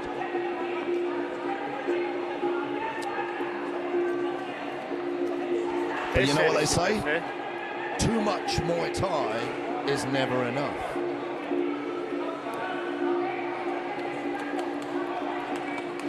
And I think if it was up to IMAF, we'd have a contest every single day in every single country. Every single man, woman and child would be practicing Muay Thai to make them a better human being. And I don't think that would be a bad policy. But let me get off my high horse for a second and tell you what we have coming up. This is a senior female elite contest, fought at under 60 kilograms. Another quarter-final. This is Turkey in the red corner. Busra Gumush faces Antonia Drevenlid. And I'm sure I'm saying that wrong, because Swedish names are quite difficult to get right. Drevenlid. So, Gumush versus Drevenlid. Turkey versus Sweden. Turkey fighting out of the red. Facing Sweden over there in the blue corner.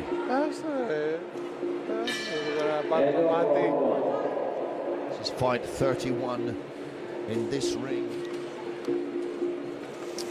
As I say, there's probably over 100 fights have happened here in the arena today. 3 rings fighting consecutively. Our officials collating the results, putting them together, finding out the next draws for tomorrow. And as I've previously said, the logistics of putting an event like this together, I mean, it's like the Olympic Games of Muay Thai. And mentioning that, let's hope to see Muay Thai in the Olympic Games. And some of these people here fighting will hopefully be fighting in the Olympics. So, Sweden coming out with some powerful punches.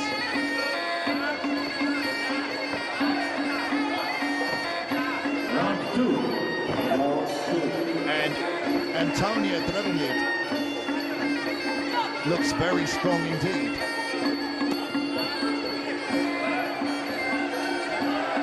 Gumush catches the leg, throws a knee, throws a nice kick.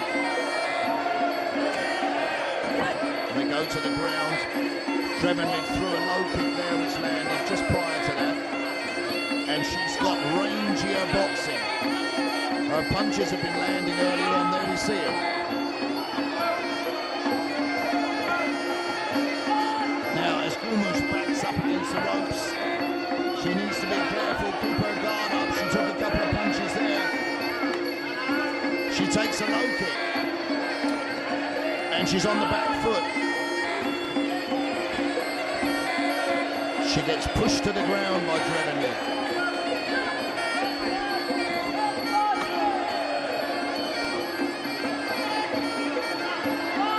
Now she's getting pushed back into the corner. Drevenlid's going to open up with some punches if she's not careful.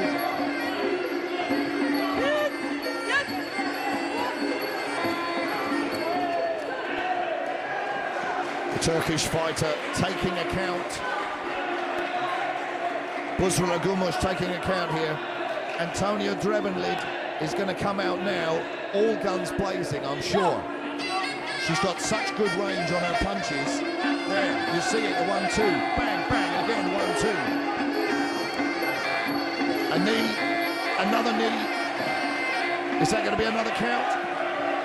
Yes. So, one more count and the fight will be over.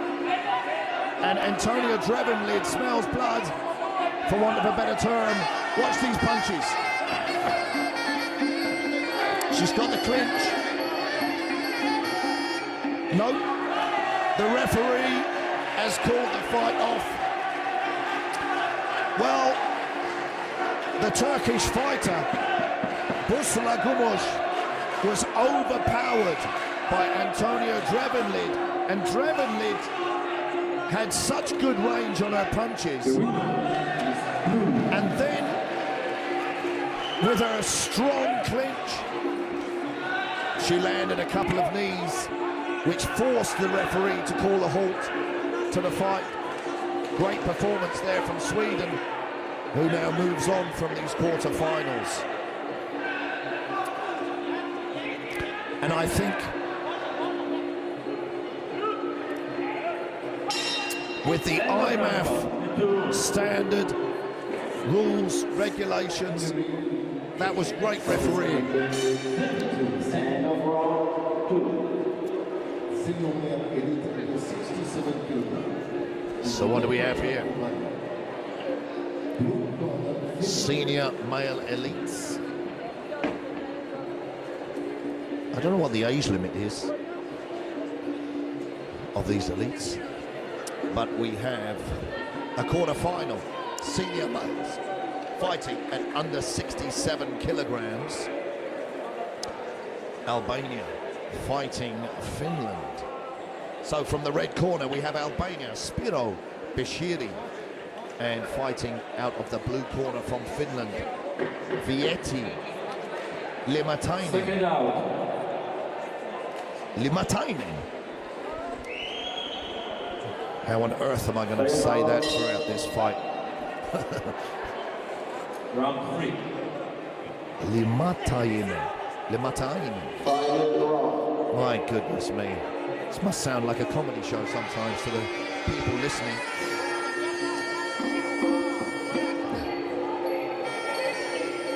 So Albania in the red corner there, Finland over there in the blue corner.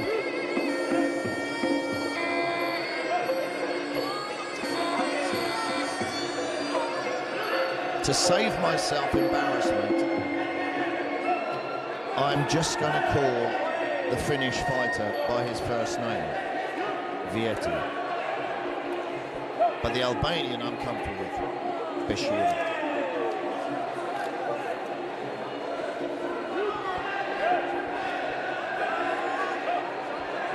The diversity of countries competing here at the IFMA European Championships is incredible. Albania, Finland, Ukraine, Spain, Turkey, Sweden, France, Russian Muay Thai Federation, Poland, Estonia, Azerbaijan, Germany, Denmark. I mean, the list goes on and on and on. It's absolutely incredible.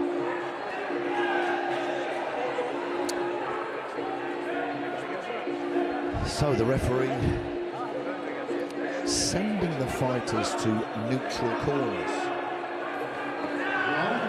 for some reason. Okay, now they're ready, they touch gloves. And the Finnish fighter, well, the Albanian looking very strong. He's got a good check to the kick. He's checking the low kick well. He's giving away a little bit of height. That's a lovely combination.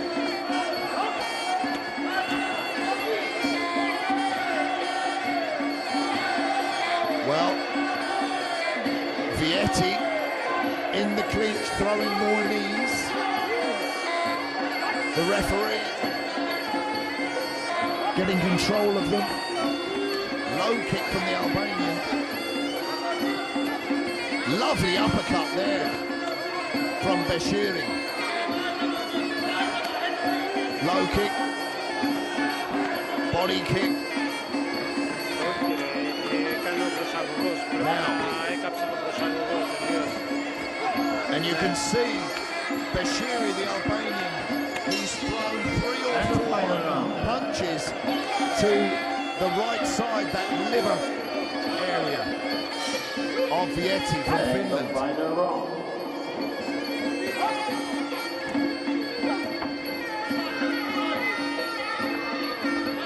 Now Vieti could work it out. He needs to work it out and keep Beshiri away. Red corner, Albania. Nice boxing from the Albanian.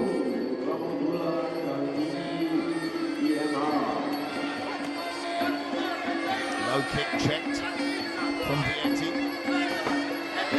Nice elbow as he entered there. Beshiri. Απλώς το πήρανε, τα ασθενοφόρο έφυγε με το προηγούμενο πριν 4 αγώνες και δεν υπάρχει Nice. Oh, that was a nice punch there. 2 nice punches from the Finnish fighter.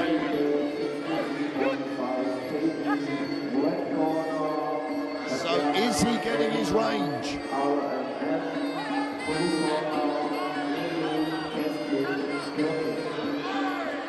They clinch again. And this is where Vietti has more success.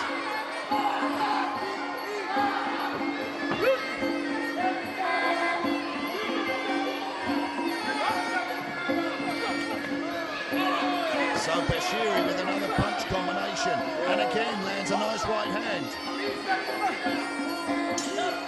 Well, end of the first round, and Bashiri, the Albanian, expended a lot of energy there right from the get-go. He had some great success early on with his punches, but when they clinched, the Finnish fighter Vietti landed far more knees. So, an interesting one. I think to the general public and simple people like me, I would give it to the red corner, 10-9. But this is Muay Thai scoring, so let's see what the judges give it.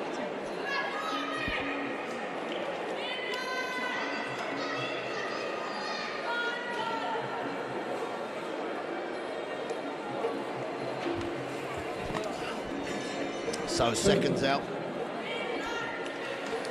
I didn't see the score of that first round.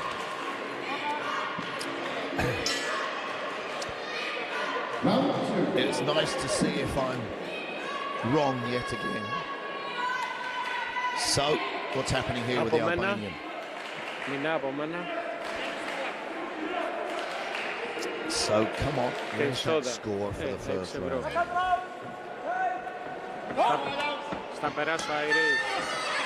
So we come out aggressive again. Oh, nice elbow there from the Finnish fighter. And his corner will have spoken to him.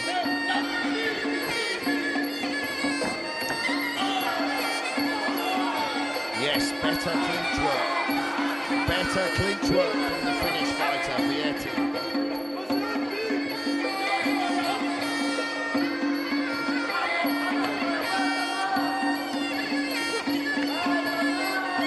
Inside low kick from the Albanian. Elbow.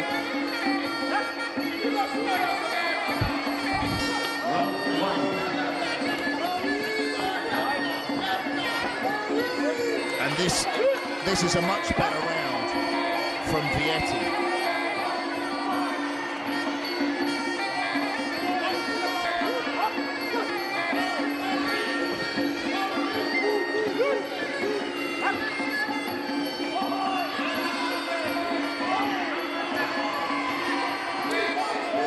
This is turning into a real battle.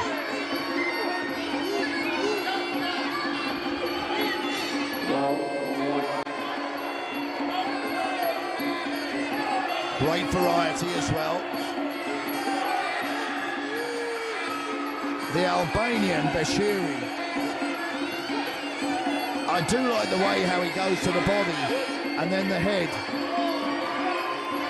But then when they clinch, Vietti is dominant with his knees.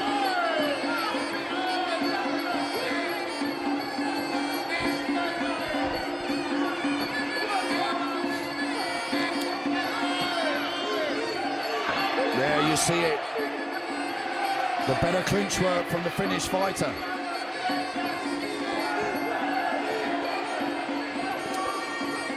And he needs to take advantage of his range.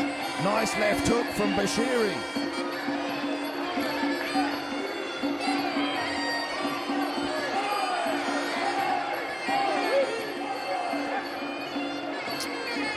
And Vietti there with more knees again. Nice front kick. And they exchange low kicks. Bashiri there with combinations. I wouldn't say they're too damaging. We're going to come to the end shortly of this second round, and it's a ferocious pace.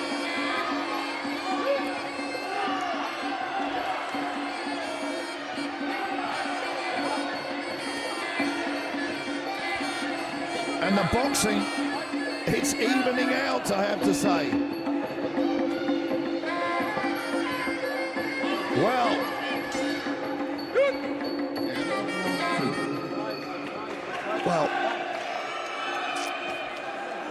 Man, I still haven't seen, on my screen, I don't know if someone else can see it, I can't see what that first round was scored. I mean, I'd give that second round to the blue, first round to the red, second round to the blue, but I don't know. Winners blue corner. Oh, there we see it. So Finland. okay, so the judges have given the first and second round to the blue corner, and that, like I say, so here, well, it's updated now on my screen. Now, boxing's not, in Muay Thai, boxing is not enough, and that clinch work was probably what won Vietti that first round. So, he's ahead now, 2 rounds. The Albanian has got everything to do.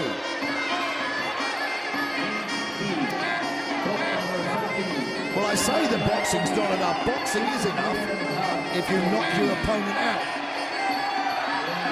But it isn't enough if it goes to the scorecards.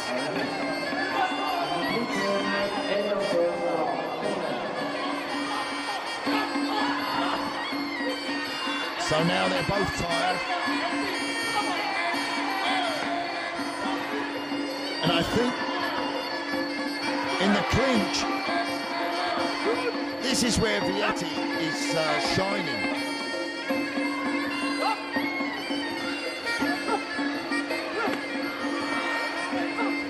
I do like some of Bashiri's combinations.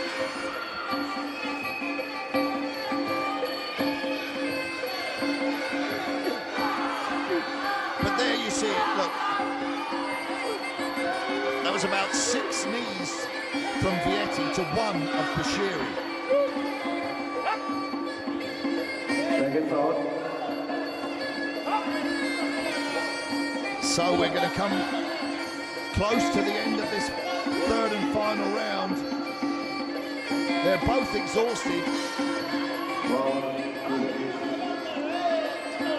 That front kick stopping Bashiri from coming in, and a low kick from the Finnish fighter. A great right hand from Bashiri. So the referee separates them. We'll hear the final 10 seconds very soon. Low kick from Vietti, knee from Bashiri.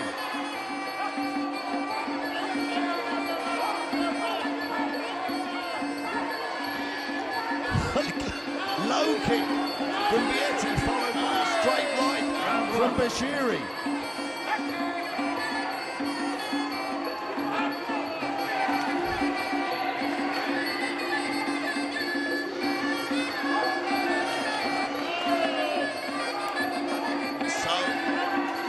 Hear the final 10 seconds very shortly. They're still, oh, that was a lovely right hand by the Albanian.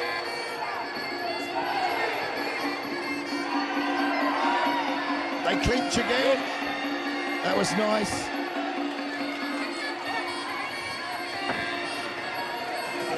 The Albanian still trying to throw those heavy bombs.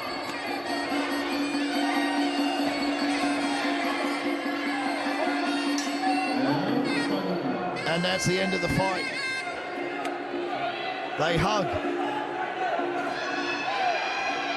The Albanian thinks he's got it by raising his hand, but he was 2 rounds down going into that final round, so I don't know how he thinks he could have won it. And going by the judges' scoring, I think they'll still give that final round to the blue corner. But what a fight. There you go. I mean, that was relentless. Look at that, 3-round, 10-9, 10-9, 10-9 to Finland. Vietti Limatinen wins that contest. But the Albanian, well, that is one tough guy. He came out all guns blazing in that first round, which I did say I thought you won. But we move on.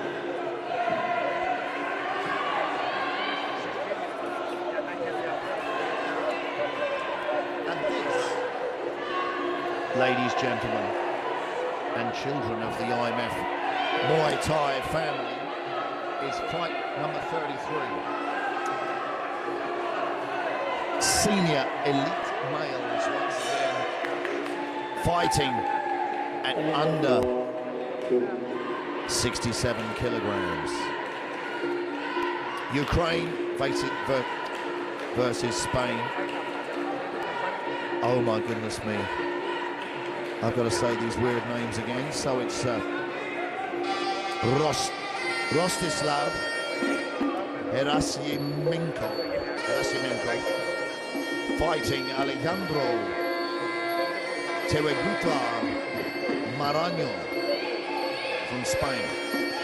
So, Herasimenko from Ukraine and Marañon from Spain. Did I say that right? Herasimenko from Ukraine fighting Marañon from Spain. So, Ukraine over there in the red corner and Spain over there in the blue corner.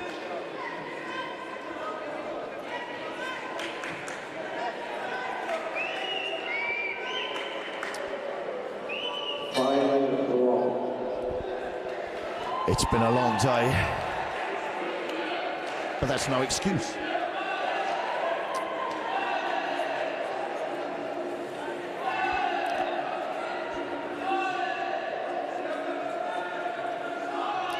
So as they adjust their head guards and get ready, this is the penultimate contest of the day in this particular ring. Round 2.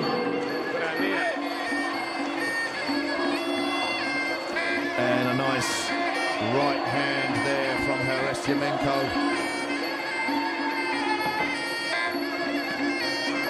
Nice kick. He's got the reach advantage.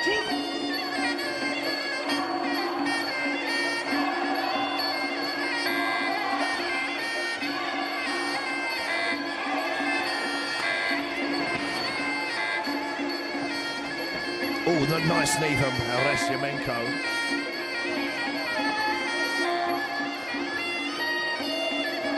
And he's putting punches, kicks and knees together, is the Ukrainian.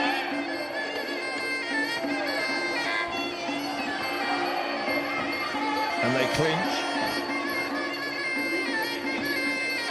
And he shows his dominance there, off-balancing the Spaniard.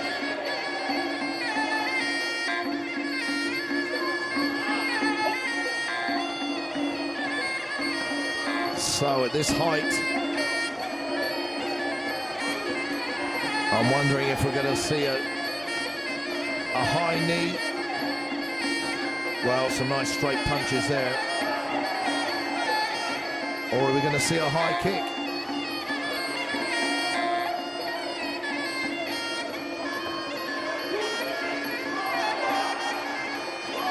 Just sort the head guard out there of the Spaniard. That's it. Thank you very much, referee. There's a high kick. And Herasimenko looks very comfortable, doesn't he?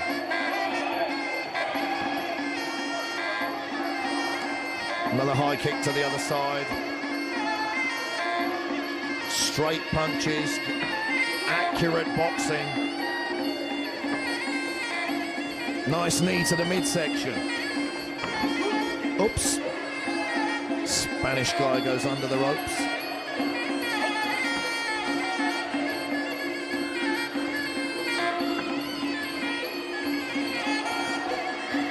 And the Ukrainian, well, here's another thing. Once again, throughout the whole of the day, nobody's really dominated anyone's opponent with low kicks.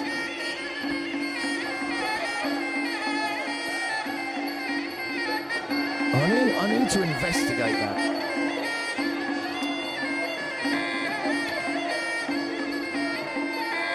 Because even with these shin pads, these shin protections on, they're still effective.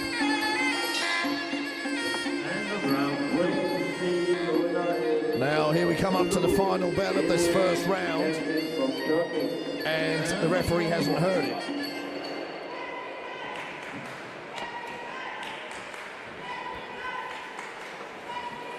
So, the end of that first round.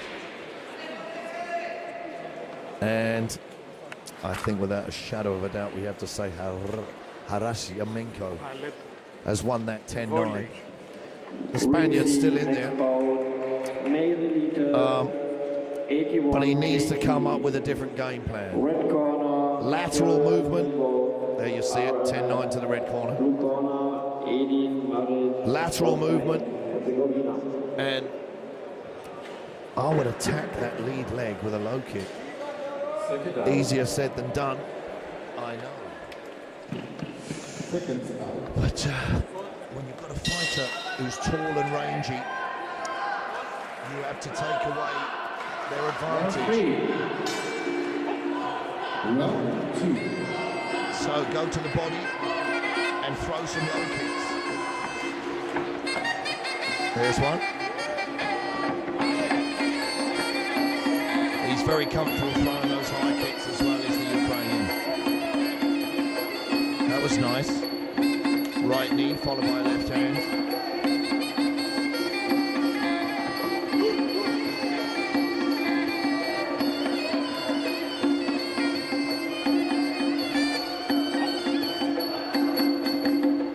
Oh, 1-2.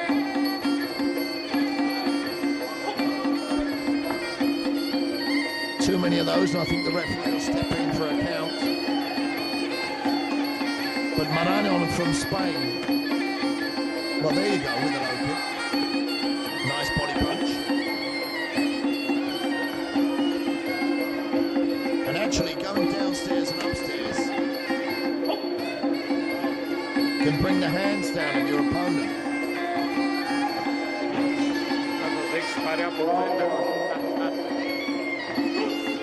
And he's not doing too bad a job, the Spaniard, of evading the punches now of Harasiamenko.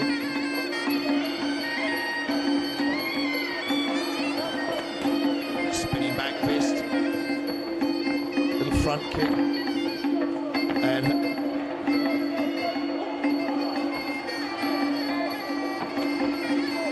well, Harasiamenko, it looks like he's got another gear that he could change up to, but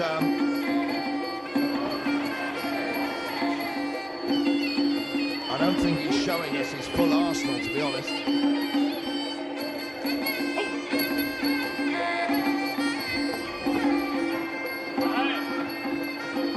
And he could set. That's a nice combination. He overpowers the Spaniard there and just pushes him to the canvas.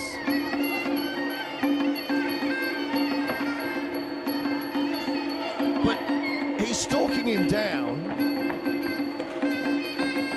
I'm getting a little bit confused. Harasiamenko's stalking Maranon down, but he's not throwing too much to damage him.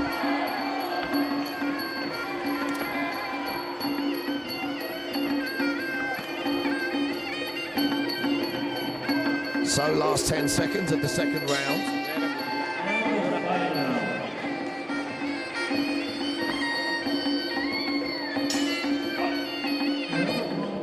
So end of that second round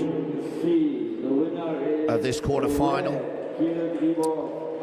of under 67 kilogram senior male elite fighters.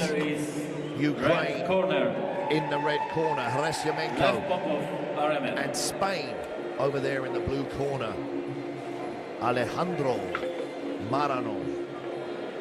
And at the moment, it's 10-9, 10-9. to the red corner, Ukraine. A dominating performance. But even though he's winning the contest, I think he's holding back. Ring C, last ball. Fight So number 33. obviously, Elite male, 81 kg. you get more experience the more rounds you do. The outskirts, Lithuania, blue corner, Slovakia. But let's see Turkey. what the Spaniard does in this third and final round. What's his corner said to him?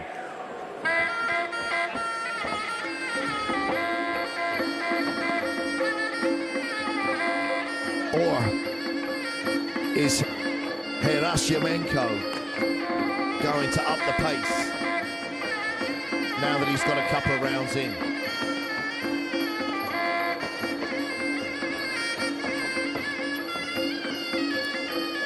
There's that high kick, which is blocked very nicely by Manon.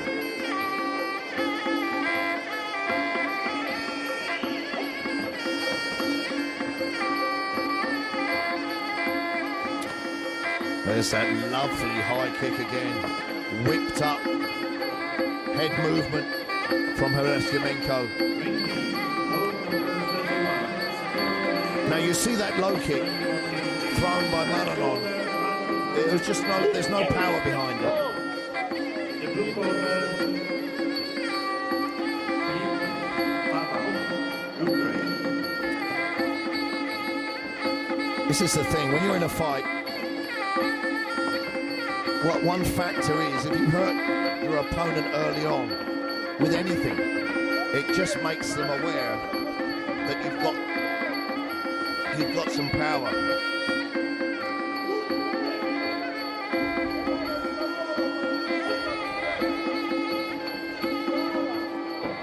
Nice front kick there from the Ukrainian.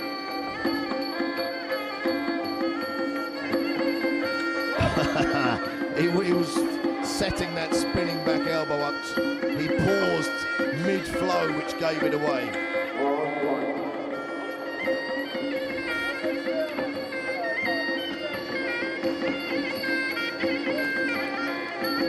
Well, Maranon now coming on strong.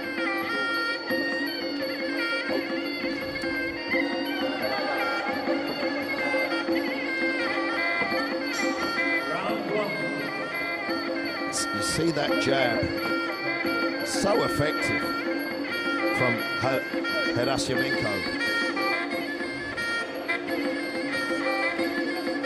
But I still think he's holding back. Now he's in the corner, he's got Maranon in the corner. Maranon holds on.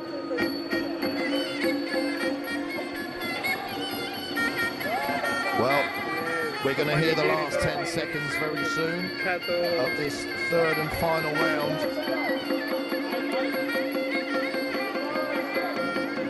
Oh, nice knee upstairs.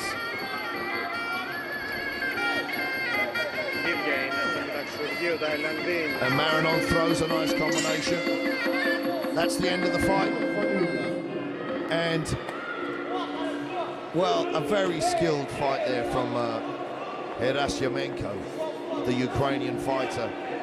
But if I'm brutally honest, I feel that he used that as a bit of a sparring match against the Spaniard.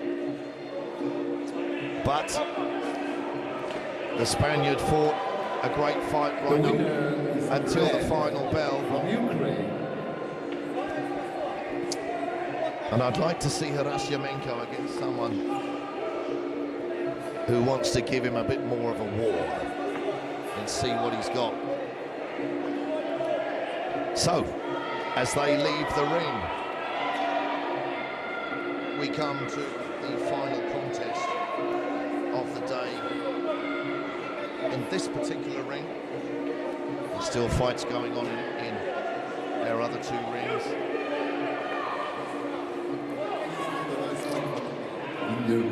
We have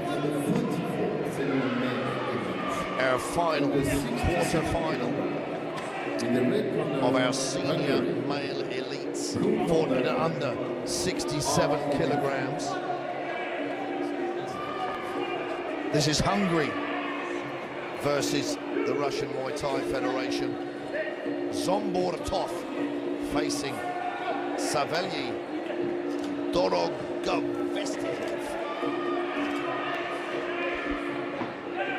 Probably didn't say that.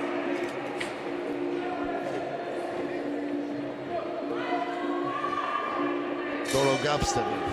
End of round 1. Dorogovstev. Dorogovstev. I mean,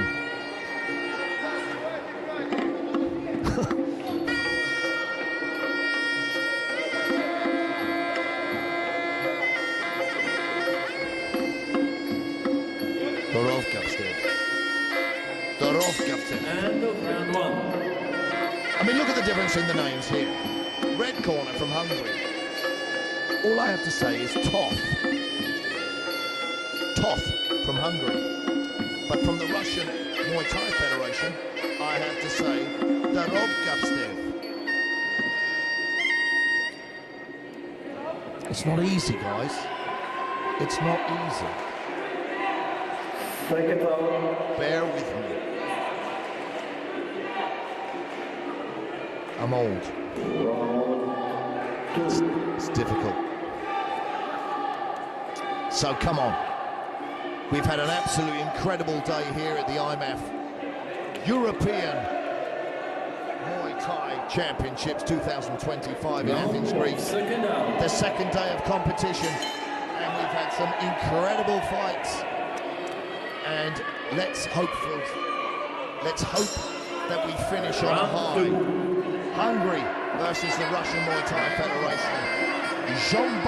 Zombortov versus Savelyi Dorogovstev.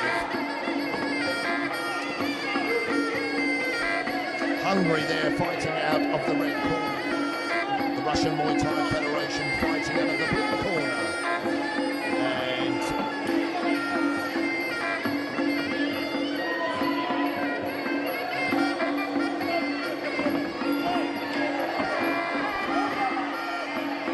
let's see. Very even start to this. A little reach advantage there from Dorogovstev.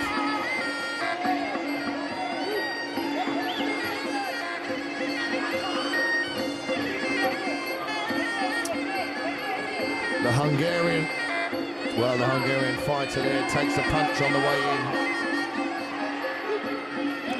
They clinch, but not much happening in that clinch work.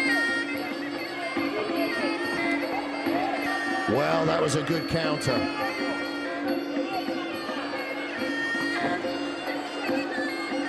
Well, this Hungarian is a sneaky fighter.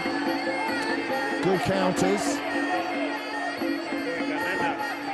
I'd like to see. He's got a bit of tape stuck to his glove there, and the referee needs to just whip that off. There we go.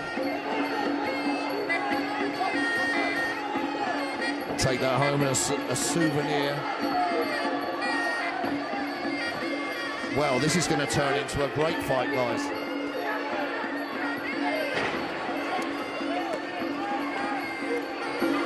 Zombortov giving away a bit of reach to Dorogovstev, but he's got some great counter work. That was a great midsection kick there from Dorogovstev. And again.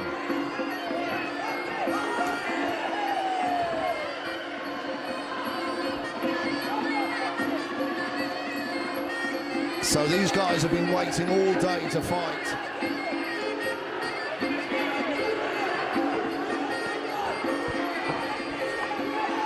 Toth throwing a right hand as Dorogovstev steps in. There we see the same from Dorogovstev. He returns the favour. Nice 1-2 combination from the Russian Muay Thai Federation fighter. Last 10 seconds of this first round. And there it is, the end of the first round.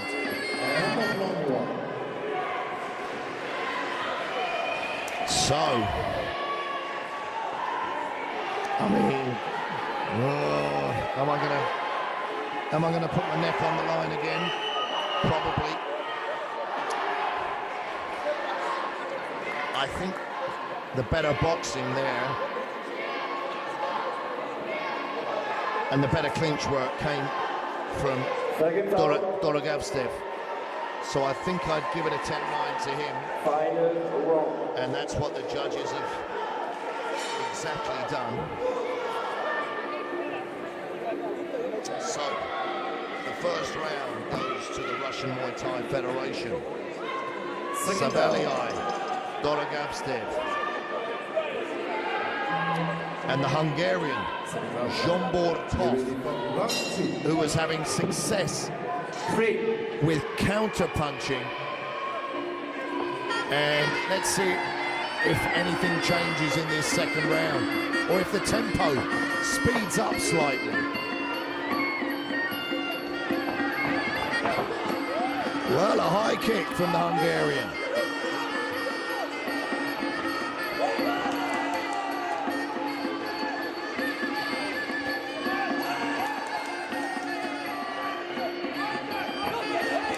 Well, some nice knees inside by the Russian Muay Thai Federation fighter.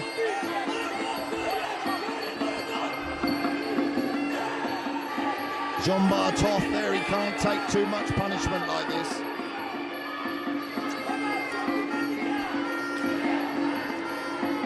He's waiting. He takes a kick to the liver there, which can be dangerous. He's out of range with that low kick.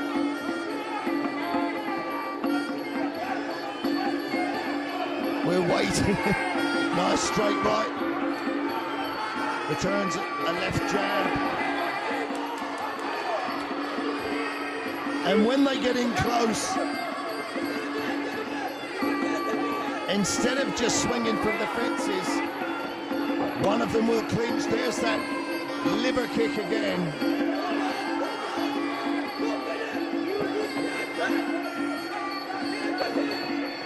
So, Dorogavstev looking to his corner for advice. But I feel that if he just changed up a gear and got busier, he could dominate the action. Zsombor Toth is a tough character.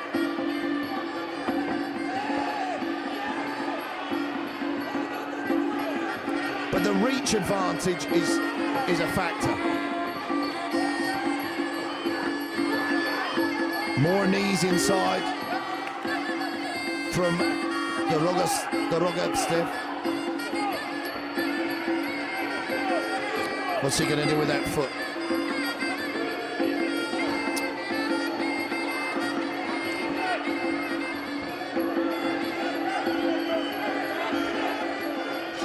So, End of final round. spinning back fist.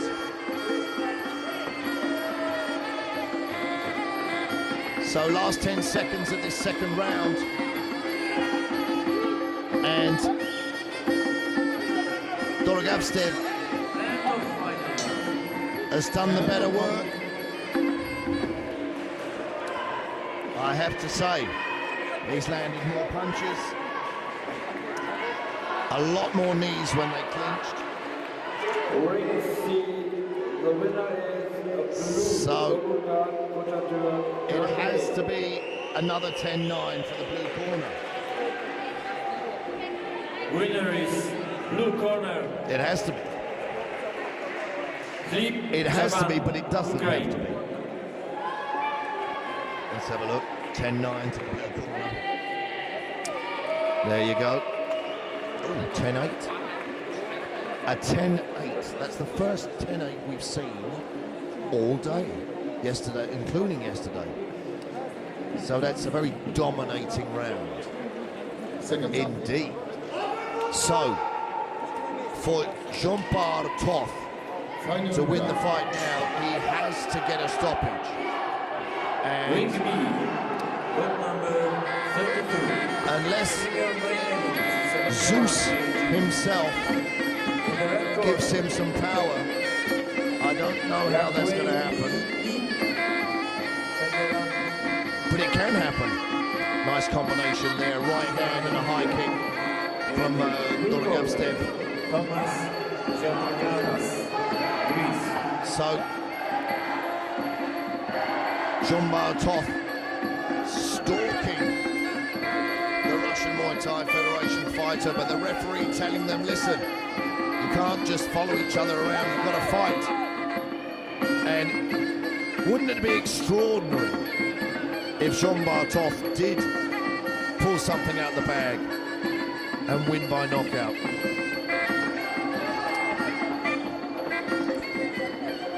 Those elbow pads. So,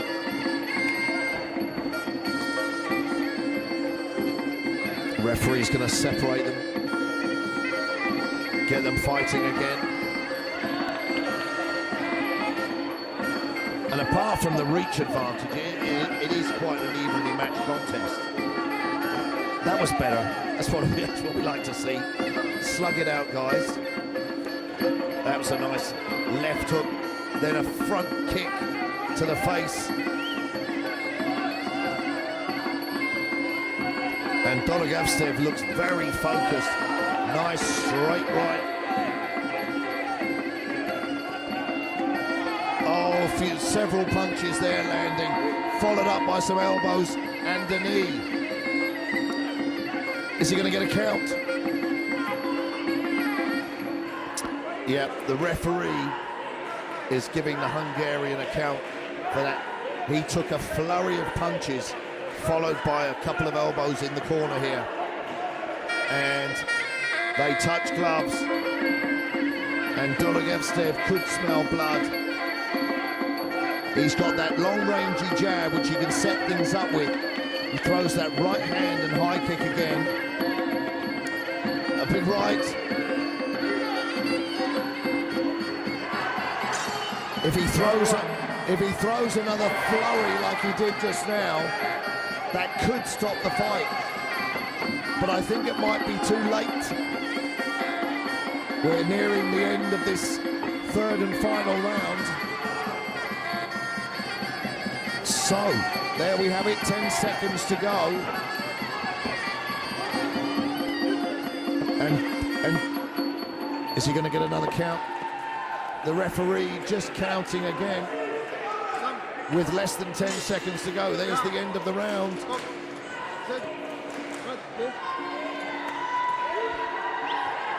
And the referee there just in a little world of his own, didn't hear the bell. Something we need to address, I think, in a ring, in an arena with 3 rings. So I believe that's a foregone conclusion, guys, that the Russian Muay Thai Federation fighter Savaliai Dorogavstev has won that 3 rounds to none. A great performance, but take